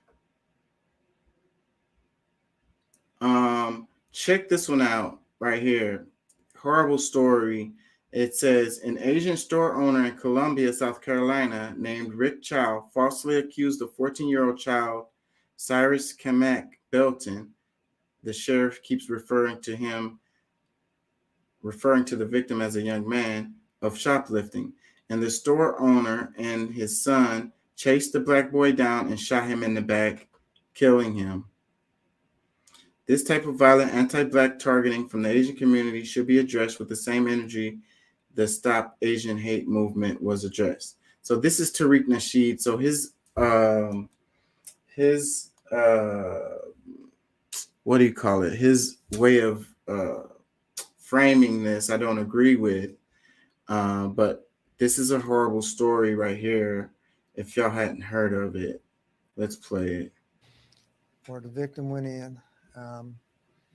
The owners of the convenience store suspected him of shoplifting. He did not shoplift anything. We have no evidence that he stole anything whatsoever. There was a verbal confrontation inside the convenience store. The victim went outside. He took off running. The son of the owner of the convenience store gave chase. The father, who owns the convenience store, joined in the chase. He was armed with a pistol. They chased the young man towards Springtree Apartments. Young man fell down. He got back up. At some point, the son said that he had a gun, that the victim had a gun, and we did recover a gun that was close to his body. At that point, the father shot the young man in the back. He was not laying on the ground. So this idea, can y'all hear me? This idea of the irredeemable, these people born criminals, and the idea that people feel like, I can, kill someone because they stole some stuff, like, or physically harm them in any way, is what leads to this environment where you have a store owner who thought someone stole something out of the store, and he goes and he shoots and he kills that person. I saw a story where it was a person who took some stuff out of Family Dollar, I want to say. It was Family Dollar. The manager of the Family Dollar got in their car and drove down the street chasing after this person who stole some stuff out of Family Dollar and hit them with their car, and injuring them. They didn't kill the person. They just injured them, and then they retrieved some of the stolen items or whatever.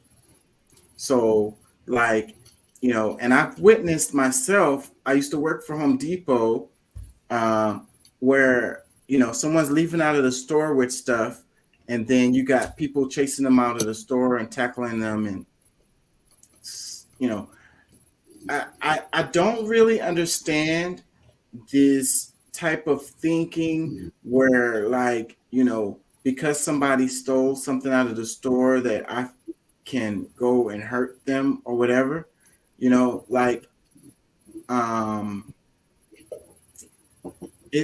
it's just crazy to me that this type of environment that we have related to, you know, these stores, a lot of these stores have insurance for this stuff. Like, I'm not justifying stealing. What I'm saying is the reaction to someone shoplifting something is so overblown and over the top and is accepted in our community as normal, you know? And that's what leads to these types of environments right here. It's been that way for years and years, man. I've always watched people chase after and stuff like that. Funny thing is, I used to work security and stuff like that. When I worked retail, I wasn't chasing after anyone. If they got out to the parking lot or something like that, all I would do would be try to get their license number. And then I'd go right back into the store. Never know if they got a gun out in that car these days. Yeah, because that's what happened. I was there at Home Depot. They chased a guy out to the parking lot, and either the getaway driver person had a gun, and he started releasing shots. The security guard guy who went out there and chased it after him ended up getting shot in the butt, and another store worker got shot in the foot or whatever. That security guy got fired as a result of this, because he wasn't supposed to follow them into the parking lot. It was against company policy, although they do it all the time. So, and it is dangerous. I would have fired him because he got shot in the butt, which means he was walking away from trouble. That's not what I want my security guard to do. He ran out there in the park. He probably started running away when he saw the gun. So, you know. Well, then again, like I said, I'd go out and try to get a license number, but I wouldn't be trying to, like, yeah, I'm gonna catch you, I'm gonna tackle you. I'd be like, just let him run, let him jog. I just need the number. I'm done. It's not my job to risk my life for a multi-million-dollar corporation to don't even care about you. A couple of bucks more than minimum wage. And don't give a damn about you and gonna freaking fire you at the drop of a hat, even though you're trying to do your job or whatever. Like, no. Now, here's the thing. It's not shoplifting until they walk outside the door, which means you can't touch them until they walk outside the door. And then once they walk outside the door, they're no longer inside the place, so it's not legal technically to assault them anymore. It's left up to the law enforcement. It's like if they come in your house, you can hurt them. If they get out of your house and if they're out on your porch running away, they're cleared. Now you might can chase them to your to your property line or something, but you can't just shoot them in Texas. If they're not inside the house, it's on you. Both of those shopkeepers you were telling me about. First of all, he shot the dude in the back. I don't care what your excuse is on that one. You shoot the guy in the back, I'm already not on your side until we know more. But the guy that chased him with the car, they were out. They were gone. Call the cops. Do what you got to do. You do not chase them down and tackle them or shoot them over stuff. Yeah. So then what do you think is the cause of these, this situation? And what do you think Because that's the way, like I said, it's always been that way, man. It's nothing new. This is nothing new. Okay, that's not what I'm asking. I mean, I agree with you, Well, but that doesn't. Asking in a way that you're not intimating. It's because the way you're asking, it's like, Why is this so? All of a sudden, it's not. It's not like all of a sudden. It's But not what happened. how did we get here? What developed the culture?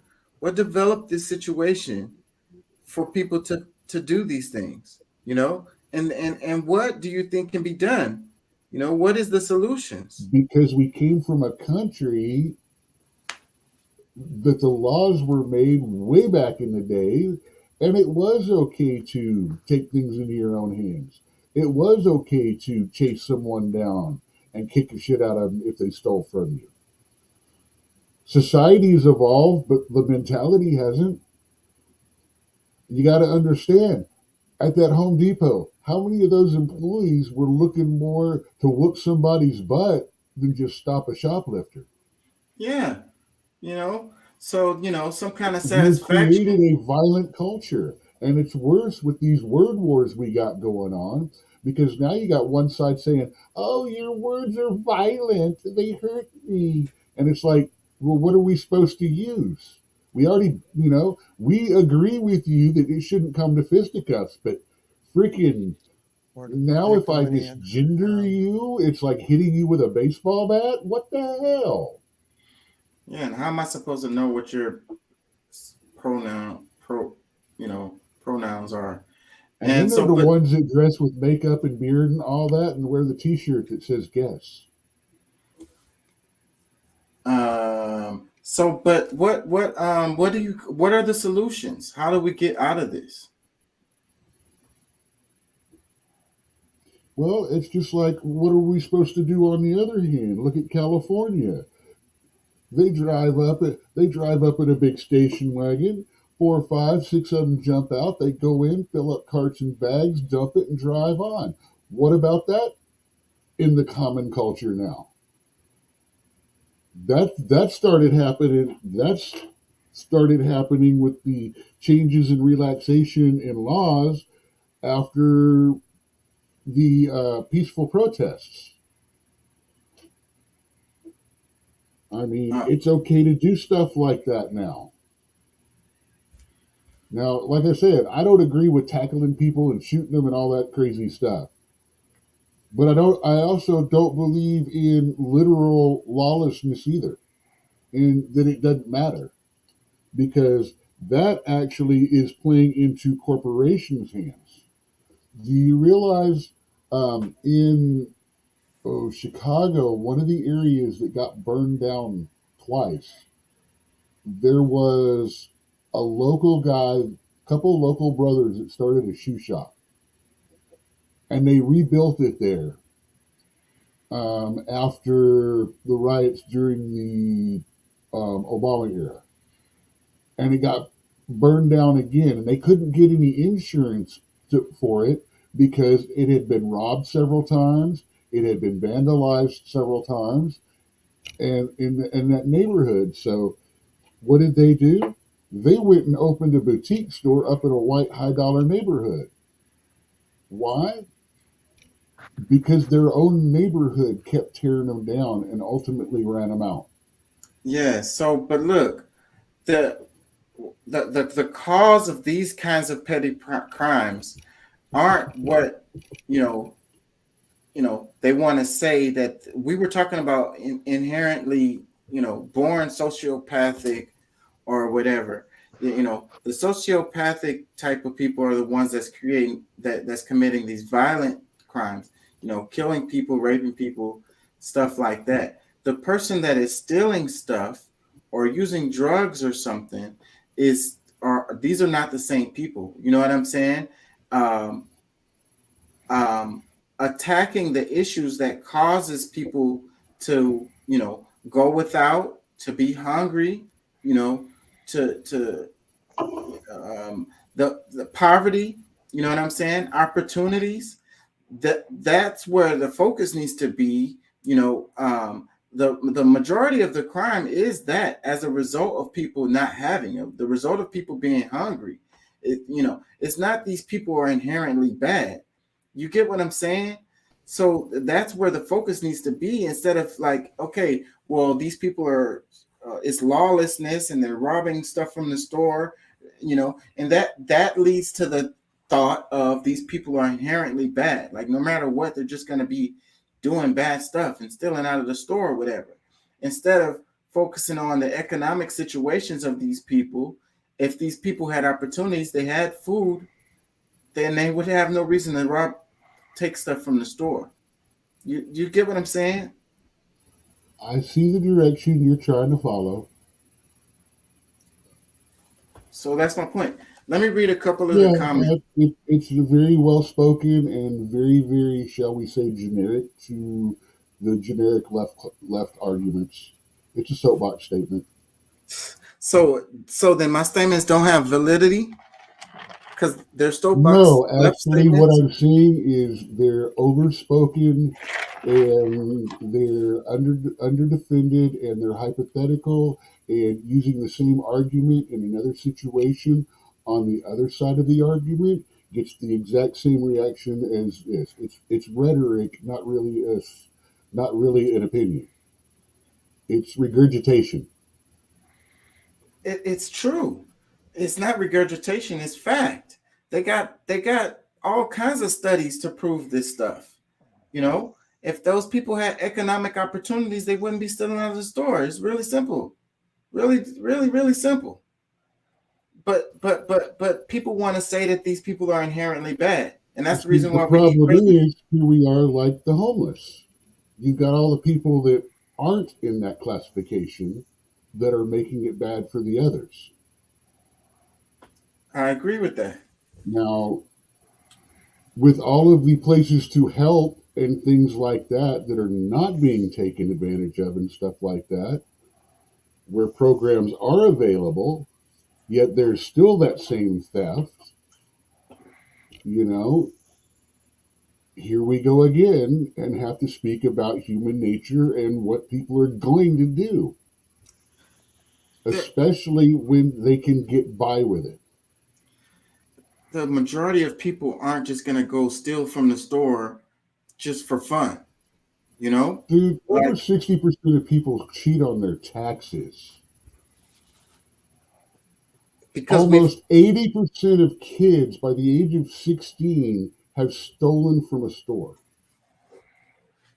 like taking a candy bar is like just a childish thing to do. Like is that what we need to do? Is put all those people in prison because they little kid took a candy bar? I didn't say anything about prison. I'm just saying you want to sit here and talk absolutes of how this is going to do things and change things, but you won't take exceptions of any kind into it. You don't see, like I said, you are not going to attempt to understand anything except you want to say. That's why I call it a soapbox issue. It's not me that is not wanting to communicate or talk to the issue. It's you're saying this is how it is, which you literally said, this is how it is. You're the one speaking in absolutes, which is why I didn't want to get into this and said I called it a soapbox regurgitation. It is a rhetoric that you don't want to conversate on. You just want to say it and not conversate and it be that way it is. So I don't want to, I can't. Well, it's just There like is, a few there minutes is no ago. conversation here. There is what you say and that's it. So, I don't, yeah. No, I asked you earlier, just moments ago, about the solutions and what the solutions are, and that's the reason why you didn't have an answer. So that's the reason why I went down the road related to the economic opportunities. We just had the debt ceiling happen, where they I were. literally started talking about that, and you said no, and told me that this is how it is. And I used a different example, and you countered that. You don't want to talk about this. You want to speak about it. It is something you feel passionate about. You do not want contradiction. I'm not going to. You don't want a discussion on this. You want to be right, and I'm going to let you. I'm just going to let it rest because. Again, I look for places that are in common and try to build from there. You want to envision this perfect world and make it happen. So, I'm not going to preach and I'm not going to sit here and keep cutting down the preacher.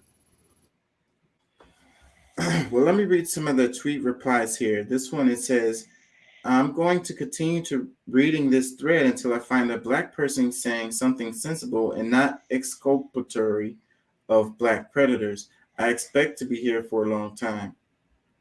I don't know what was the point in making that comment. This one, it says, reminds me of the Letitia Herling story.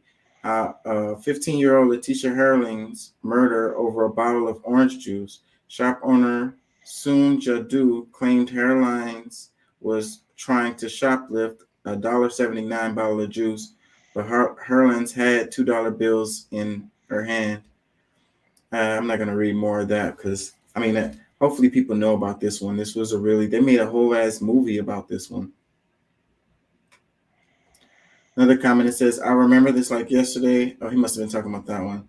This one, it says, while I don't condone what the man did and he deserves prison time, there is no need to punish this divide between Asian and Black.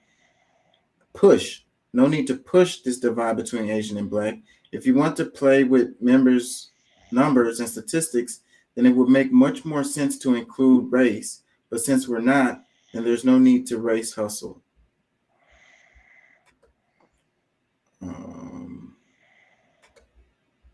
Hold on, because this is under Tariq Nasheed, so he brings out this.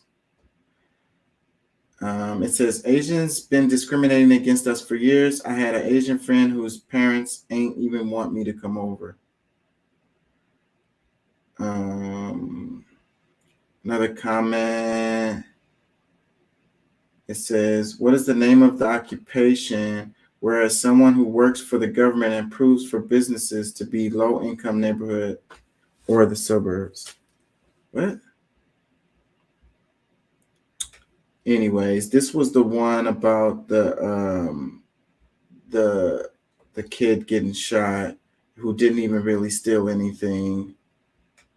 And it's like, I'm arguing that, people are saying that these people are, irredeemable, that they're just born criminals. And that justifies, that gives people like this justification to do what they do, shoot and kill somebody who took $2 worth of merchandise out of the store. Who said that about him, though? Who said what? Where was that statement made about the guy did it because he was an irredeemable criminal? Nobody said that. I'm saying that that's where this is coming from. Oh, okay. Yeah, nobody said that. That's me saying that. I'm saying that, that's the argument. That's what the justification is. This is the underlying tone. It goes back to what we were saying about the prisons. That we have to have prisons because you have these irredeemable people. You have these born sociopaths.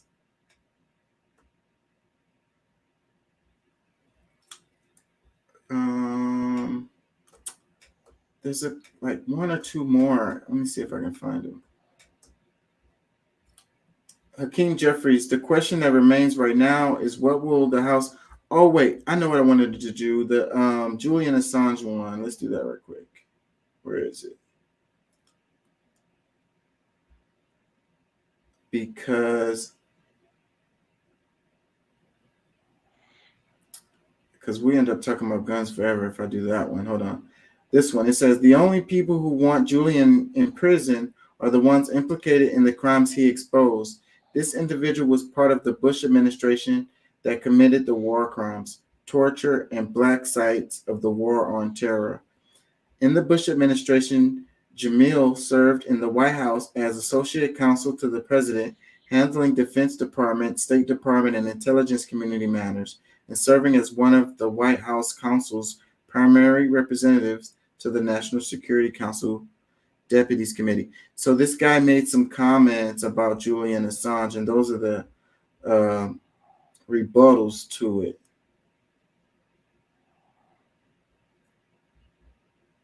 the WikiLeaks founder who's in British custody, fighting extradition to the US for leaking, for publishing leaked diplomatic cables. His family says this week that the campaign to release Assange is on the cusp of success, thanks to part in support from the Australian government, but it's the US government that's trying to extradite and prosecute him. 13 years since those original WikiLeaks cables released. A lot of people would say the United States government should not be following what dictators do and jailing someone for publishing information that embarrassed the United States government. This is not Mehdi Assange. This is not about Julian Assange and being a publisher. He is not a member of the Free Press. He is not the New York Times. He is not the Wall Street Journal. He's not the Guardian, right? Julian Assange is an activist who literally took data stolen from the U.S. government and intentionally published it, knowing what he had, knowing that it was illegal to do so, and did it without any qualms. And so this is not the Free Press. That is not Julian Assange. He does not have the motives of the Free Press. And it's one thing to talk about the New York Times, the Wall Street Journal, the Economist, the Guardian. That is not Julian Assange. Let's be real. Jamil from the Knight Foundation, do you want to respond to that Assange is not a publisher, is not part of the Free Press? Yeah. You know who else takes information that is intentionally stolen from the U.S. government and publishes it for everybody to see? The New York Times and the Washington Post and the Wall Street Journal, NBC. The publication of classified information is what allows the American public to be informed about government policy. And this has been true for a century, maybe longer. The Pentagon Papers were stolen from the U.S. government, right? All of the information that we learned about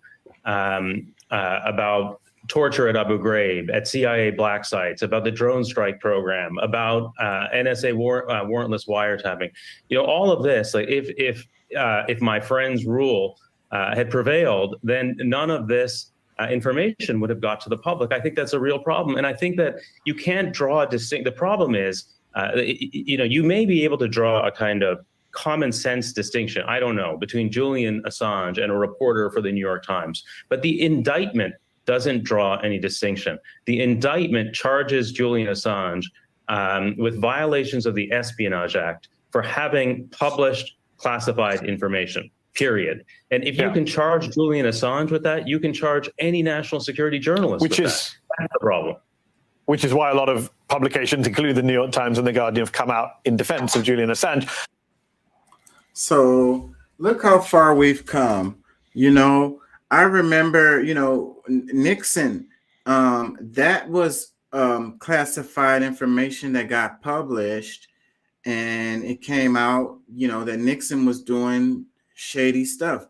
It led to him, stepping down as the president, all of this outrage on what he had done, but today, fast forward to today, the very similar type of thing comes out, and all the outrage is on the What about Julian Assange, the WikiLeaks? The whistleblower, the person who brought out the information, and the information was damning the people that the information, made look bad or whatever, got a complete pass. And then you got people like this guy right here,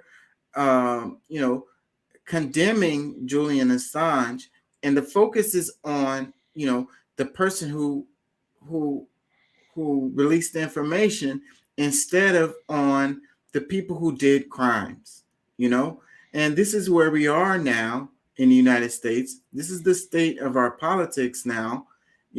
It's all about the whistleblower.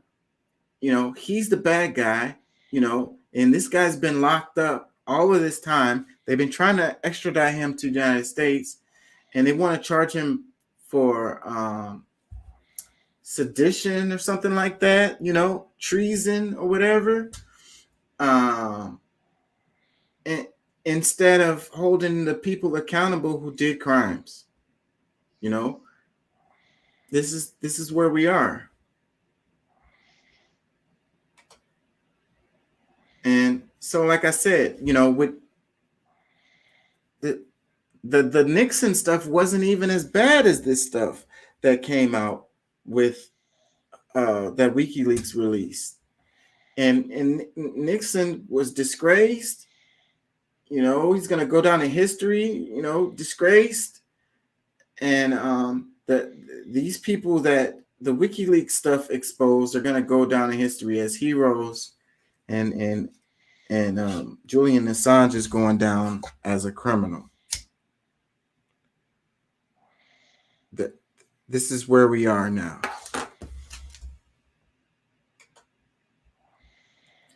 Let me read some tweet replies. It says, one does not have to be a member of a West free press. It shows how free the West is, if for press. It was hard. That must have been a translation. This one, it says, come on, there is no serious argument that Julian Assange is a journalist. He may be a lot of things, but the New York Times or Sky News, he is not. I don't understand why that is an argument. Like, okay, he's not a journalist. What does that have to do with the fact that he's being locked up for exposing what these people done? Like, that's where we go in our politics today. We make arguments like who's a journalist and who's not. You know, I mean, okay, we can argue that he's a journalist or not, but that's all the way beside the point. So him not being a journalist is what gives them the reason to lock him up.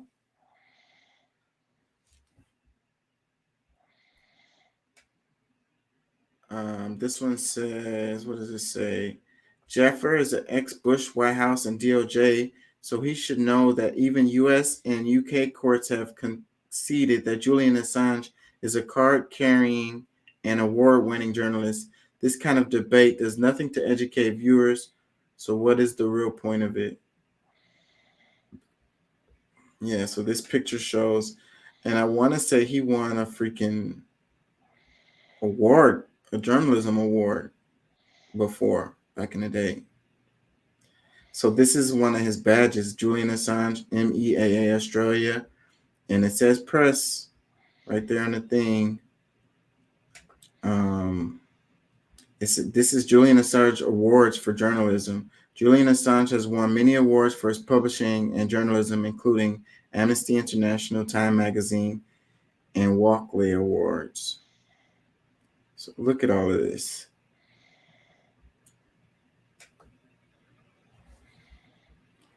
They want to argue that he's not a journalist.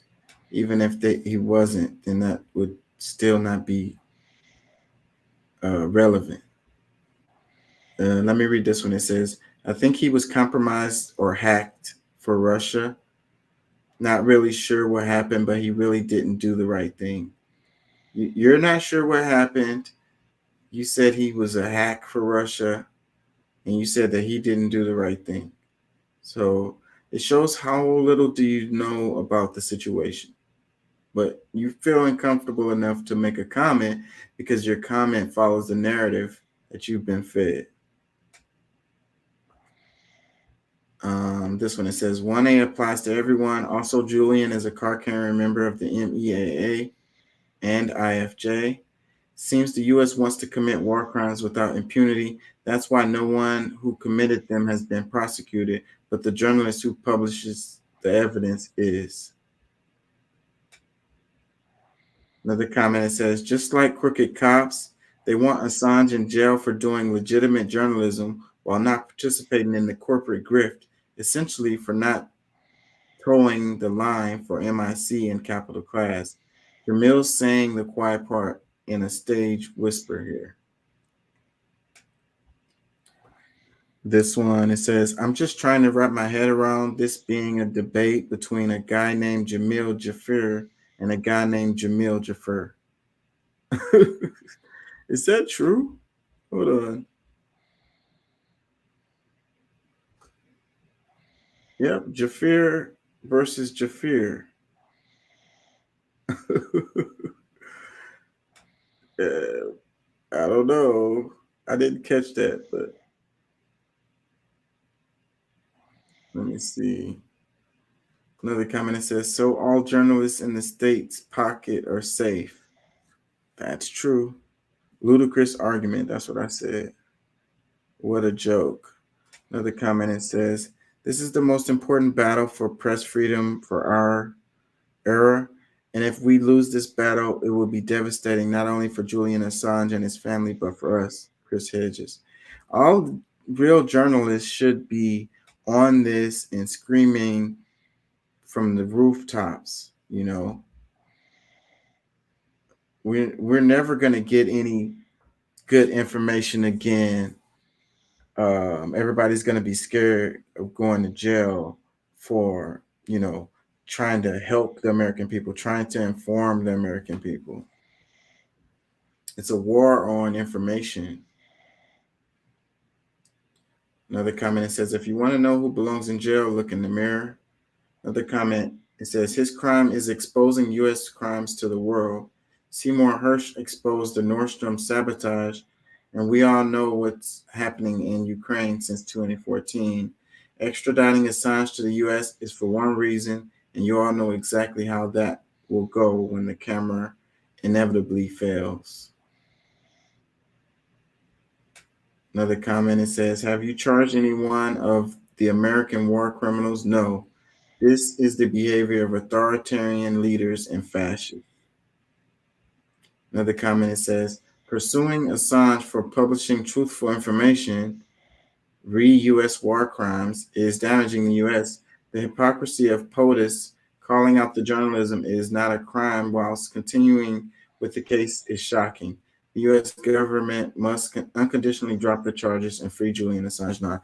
Yeah, that's interesting because Biden did say some stuff in defense of Julian Assange. I remember like an interview or something like that.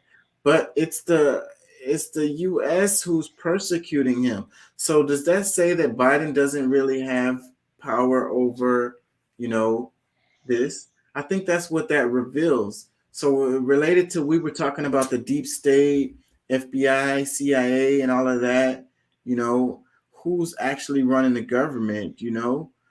Because if Biden has a, you know, is saying good things about Julian Assange and is not really saying that this guy's a criminal, then why is the U.S. still persecuting or, you know, going after Assange? It seems like Biden should be able to step in and drop the charges. Shouldn't he be able to do that?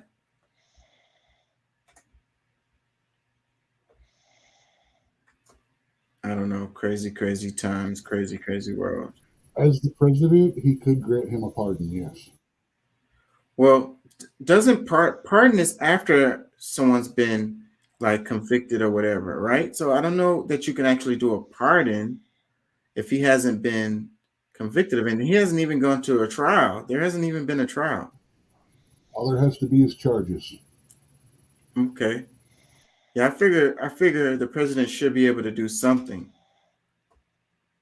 You know, because it's the administration is at the behest of the administration for them to persecute this guy. I pretty much covered everything that I wanted to cover today. We talked about the debt, the student debt thing.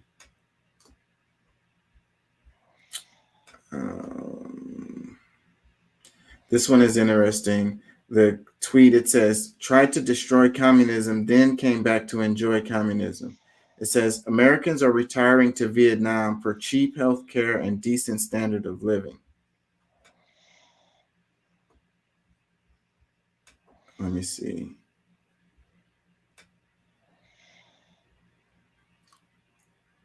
In a nation where 58,000 Americans service members died, affordable care and raising standards of living is luring back some veterans. That's mad ironic. This one, it says, U.S. retirees flooding into affordable Mexico to enjoy some of these socialist health care. Amazing American 60 plus embracing socialist leaning countries after spending decades demand price gouging for profit health care and unregulated housing. It says, thinking of leaving the U.S., what the 64-year-old wishes she knew before retiring in Mexico. I guess that was an article. It says, I'm 60 and want to retire on between $800 and $1,200 a month, ideally near the ocean in Mexico. Where should I go? Looking for ideas on the best place for you to retire. I don't know. Vietnam does sound like a cool place to retire. Maybe Mexico, but I think I'd pick Vietnam over Mexico. This one, it says, I lived in Vietnam for years, way up in the mountains of Sapa. Philippines. Yeah, the Philippines too. Yeah. It says, we were building schools in rural areas and setting up internet hubs. I've lived with the last Hmong tribe on earth. It was an amazing, beautiful place. This was the view every morning. And the people of the Philippines are so beautiful. It's turning into the United States. I saw some of the pictures.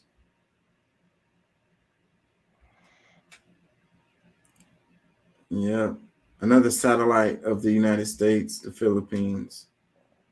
They probably should just make a mistake, like Puerto Rico. The gun argument would have us going on forever. This one, it says, U.S. citizen Gonzalo Lira faces a long prison term for questioning the Ukrainian government's narrative of its war for speech crimes. He has been disappeared, possibly tortured, and the State Department refuses to acknowledge him. Welcome to Kyiv democracy.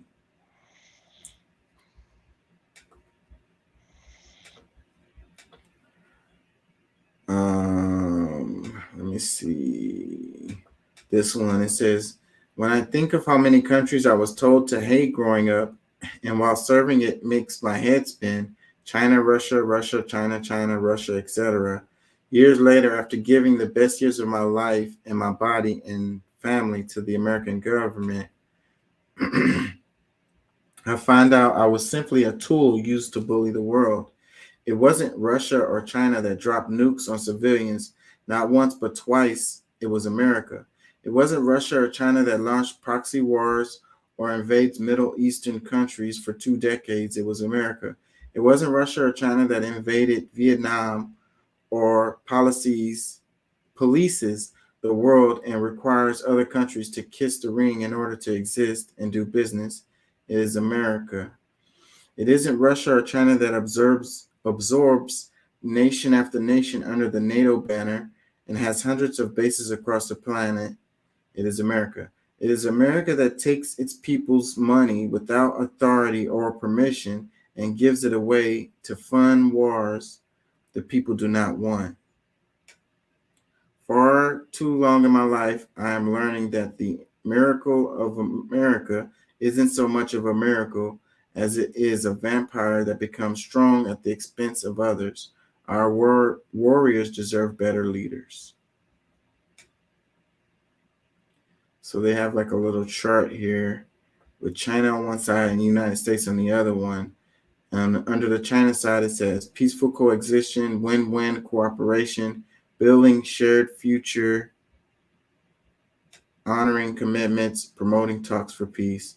On the U.S., it has military intervention, economic coercion, inciting bloc confrontation, quitting international obligations, adding fuel to the flames.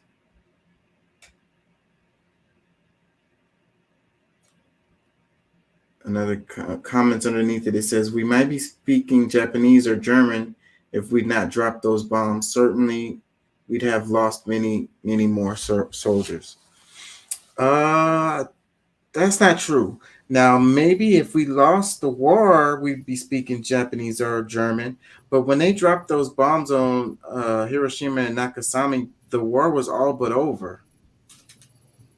All that was left was the final invasion of the Japanese islands. And yes, on the Japanese side, it had less people dying, and the American side would have lost more, because the Japanese island is not something that is easily invaded. There's a lot more to history than just being able to make that statement. That's one of the things that I looked at. Why did we do that? Why did we take that route? You know, why didn't we drop the third one? Why did we get to that point? You know, I've looked into a lot of that. And less lives were lost by the dropping of the bombs. It also ended a very, very strict, one of the last divine monarchies, shall we say, rulership through direct divinity. Yeah, well, you know, I've studied this too, Yeah, and like I say, some of that is just side weirdness and doesn't really relate to any of this. But yeah, I have to agree. Yeah, it did. Was it a hellaciously horrible thing? Absolutely. However, what the guy said about Russia not fighting and invading the Middle East is absolutely wrong. Kind of. As the USSR, they were very deep into the Middle East and into the wars in the Middle East. Matter of fact, that's part of what broke the USSR into separate countries. Now, technically, was it Russia in there? No, but it was the Soviet Union in there before Russia became an independent state. So, but it was yeah, later. It's one of those technicalities. Yeah, and then there's another part of this related to because Russia was in Saudi Arabia because that was a proxy war. What am I thinking right now? Because Osama bin Laden. Let me think. Saudi Arabia. The Russians were helping them at that time. I believe we helped train Osama to help fight the Russians back in the 80s. Right. So that's where he got all. That's where he gained all his power to come back and. So that's another example of Russia being involved. 6-foot-tall Arab man who had to have dialysis and had a goat he carried around with him, but yet was still impossible for the entire world to find. Yeah. So, you know, it was ridiculous. And so I'm sorry, you cannot tell me that the Taliban could post friggin' videos the way they did from that friggin' cave, and we can't get a complete friggin' TikTok to play on your computer. And then you can't find it. And then you can't find the guy. So, but then that's another example of Russia meddling or whatever. For whatever reason, positive or negative, that's not what I'm saying. I'm saying that, you know, it kind of goes against what that person was saying because Russia was involved in the Middle East because I remember them being involved in that conflict in Saudi Arabia. So, but on this other comment though about I follow the path he's walking though. But the bombs, you know, we didn't. The war was all but over. We didn't have to invade Japan. I mean, I know that was the plan, but they didn't have to do that. The war was ending anyways. You know, there's an argument to say that it would have ended without, you know, without those bombs being dropped and without having to invade Japan, you know, and try to take those islands.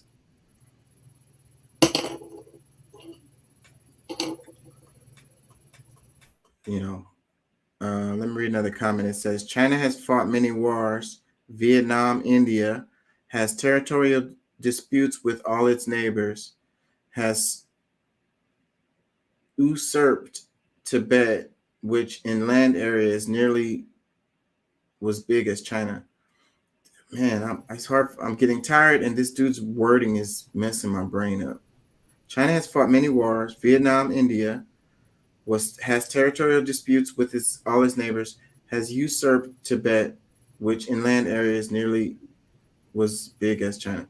So I did kind of want to comment this too, because earlier in the thing, I stay away from China because every time I say something about China, you seem to lose it and go total defense on them. Well, it said peaceful coexistence, so I don't know if that's true. So that was one of the check marks that they put underneath China. And I don't know that that's actually true. So this guy here is, saying China fought many wars, Vietnam, India, territorial disputes with all of its neighbors. I don't know about all of its neighbors, but some of them. And the thing with Tibet. So yeah, that's fair to say that, this particular check mark is not correct. Let me read some more. How do those ads end up under there? It says, sadly, U.S. relies on war to make profit.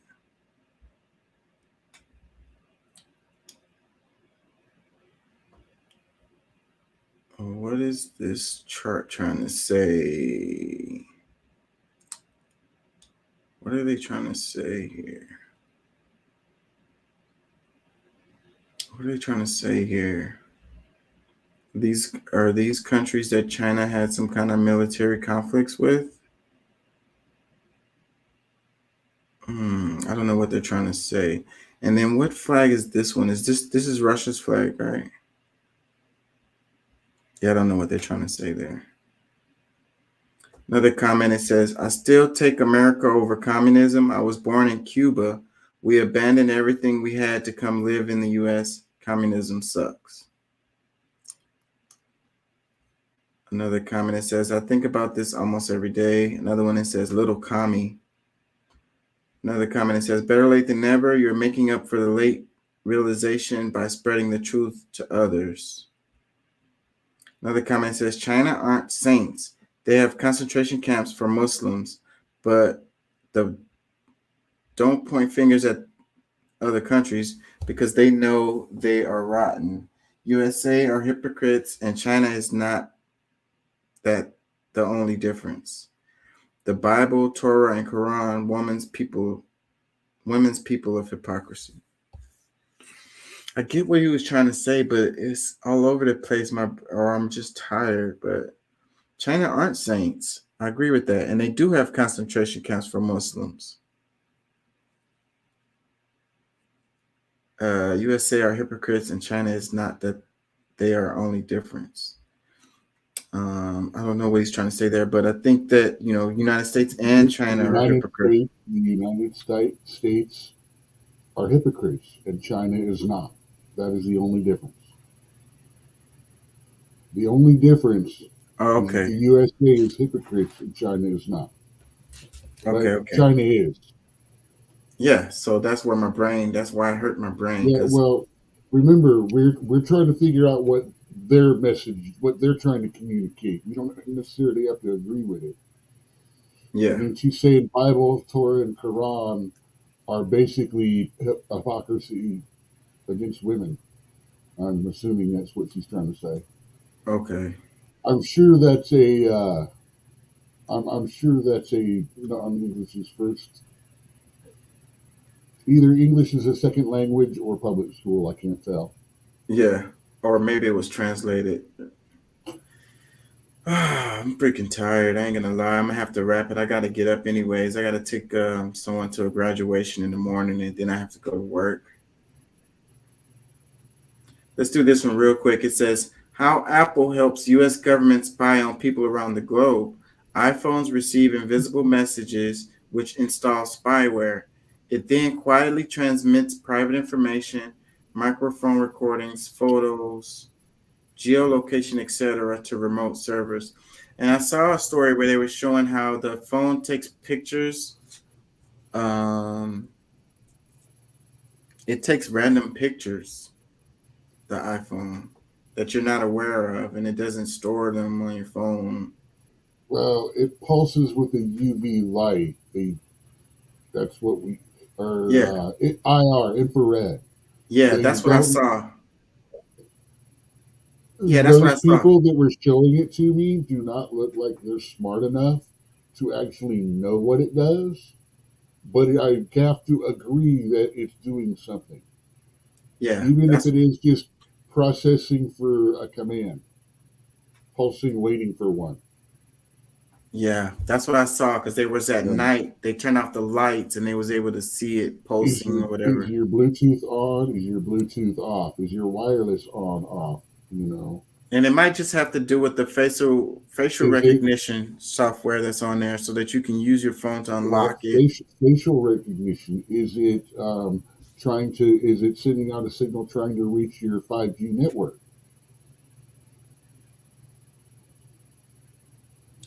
So It definitely does it. Like I said, those guys are not smart enough to make me believe that it's just taking pictures. yeah, and it may not be something that's bad.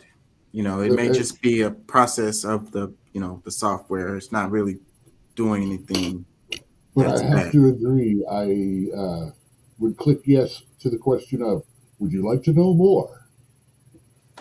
Yeah, like why is it doing that? So let's read a little bit of this. I'm gonna wrap it on this one. It says Russia accuses U.S. of cyber attack on Apple devices.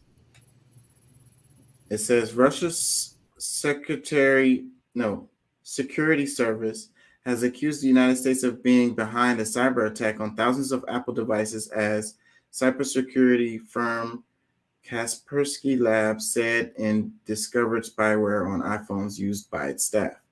The FSB said on Thursday that the U.S. National Security Agency was in close cooperation with Apple as thousands of devices were infected, and that the telephone numbers of people working at Russian embassies abroad were leaked. Separately, Kaspersky said its researchers found previously unknown malware on iOS devices and that dozens of its staff were targeted. The antivirus software maker's founder, Eugene Kaspersky, said the devices received an invisible iMessage with a malicious attachment which installs spyware. He said the spyware then quietly transmits private information to remove servers, including microphone recordings, photos from instant messengers, and geolocation and other data. We're confident that Kaspersky was not the main target of this cyber attack, he said in a blog post. The company said the oldest traces of infection date back to 2019 and that the attack is ongoing.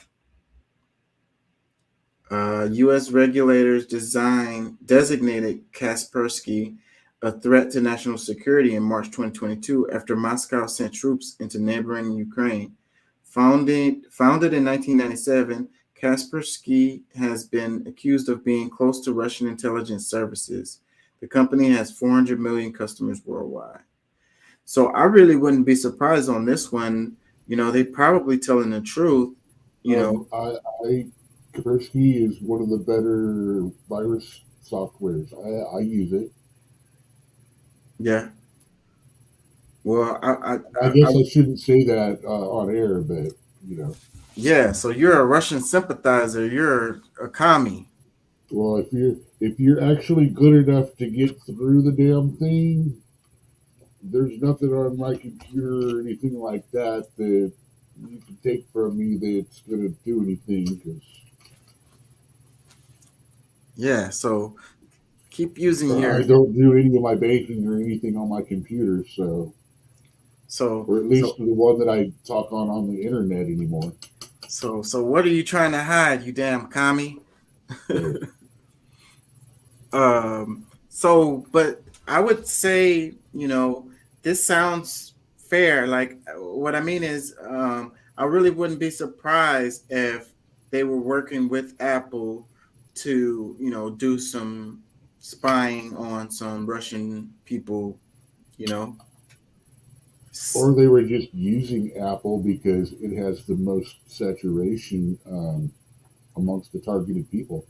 Yeah, that would make sense. There's a bunch of iPhones over there. So then we're just gonna, and maybe they don't have cooperation with Apple, and they're just like, because Apple is easily, if they work for this government branch, that they'll all have an iPhone. And the iPhone supposedly is easily hackable, right? It's easily get into, right? Actually, the iPhone and Apple products in general are harder too. Okay. And that, obviously I'm not an Apple fan, but I will give props where props are due. Yeah, I know that the Mac is hard, but I thought that the iPhone, because of the iOS Well, system. the Mac doesn't have near as many viruses. The problem with Mac viruses are most of them are system killers. So if you do get one, it's deadly. Yeah, it'll shut stuff down. It'll rewrite stuff to be, if you get it, it's going to do damage. But the only way to get it is to be ignorantly stupid and like live stream foreign weird porn through the dark web without a filter, kind of stuff. Download some random ass, phishing program was on the internet on some fake website or something. Yeah, stuff like that. I mean, yeah, I was so busy doing that I forgot the direction I was going. Well, yeah, so so it could be that they're not, but I wouldn't be surprised if Apple was working with them to help them do this stuff, and I don't think if they were, I don't think that American people would be upset about it or have a problem with it at all, and it could just be that Apple isn't involved and they're just using Apple, like you said, because they know that they have a bunch of iPhones, so then they're just gonna, try to get as much information as they can, because I'm sure, they're doing this versus spy type stuff. They're gonna use whatever is available. They're gonna use whatever they can do to do what they want to do. There ain't no rules to the game. We've accused them of being the ones behind hacking our grids too, so. Which we know they are, but we know China's doing it more than Russia is. Yeah, that's the funny thing that most people don't know about all this is, yeah, we've been playing cyber games with each other since the 90s. Yeah, probably before that. Yeah, and all of the big all of the big players do it. All of the big countries do it. There are criminal cartels out there that are hacking the grid because they want to be able to cut off a certain bit of the grid and say, hey, give us $8 million, we'll give it back. I mean, cyber ransom right now is big money for corporations and stuff. Yeah. Yeah. And I used to love to read all those spy novels. I was into them heavy for a while, like in my teenage and early 20s. And I love that stuff, the spy versus spy type, novels, Yeah, I love that stuff a lot. By the time I was about 13 or 14, I had read like all 13 of the James Bond books. Yeah. Like the Ian Fleming ones. Yeah. Matter of fact, I was in high school and they just started out with the David Gardner ones. The ones that started with the movie started after Roger Moore. Yeah, I'm gonna have to wrap it. I'm not 100% sure I'm gonna be on tomorrow because I may have a date. But if I don't come on tomorrow, I'm gonna come on Sunday night to make up for it. Yeah, I'm supposed to have a date. I don't know if that's gonna work out or not. But if it does, then I may not be on tomorrow. And if I'm not on tomorrow, then I'm gonna do a Sunday night. Because I want to get those 2 shows a week. So, but other than that, man, I'm going to have to wrap it, y'all. I got to get up. So, peace and love. Thank y'all for listening. Thank y'all for joining. And we'll be back.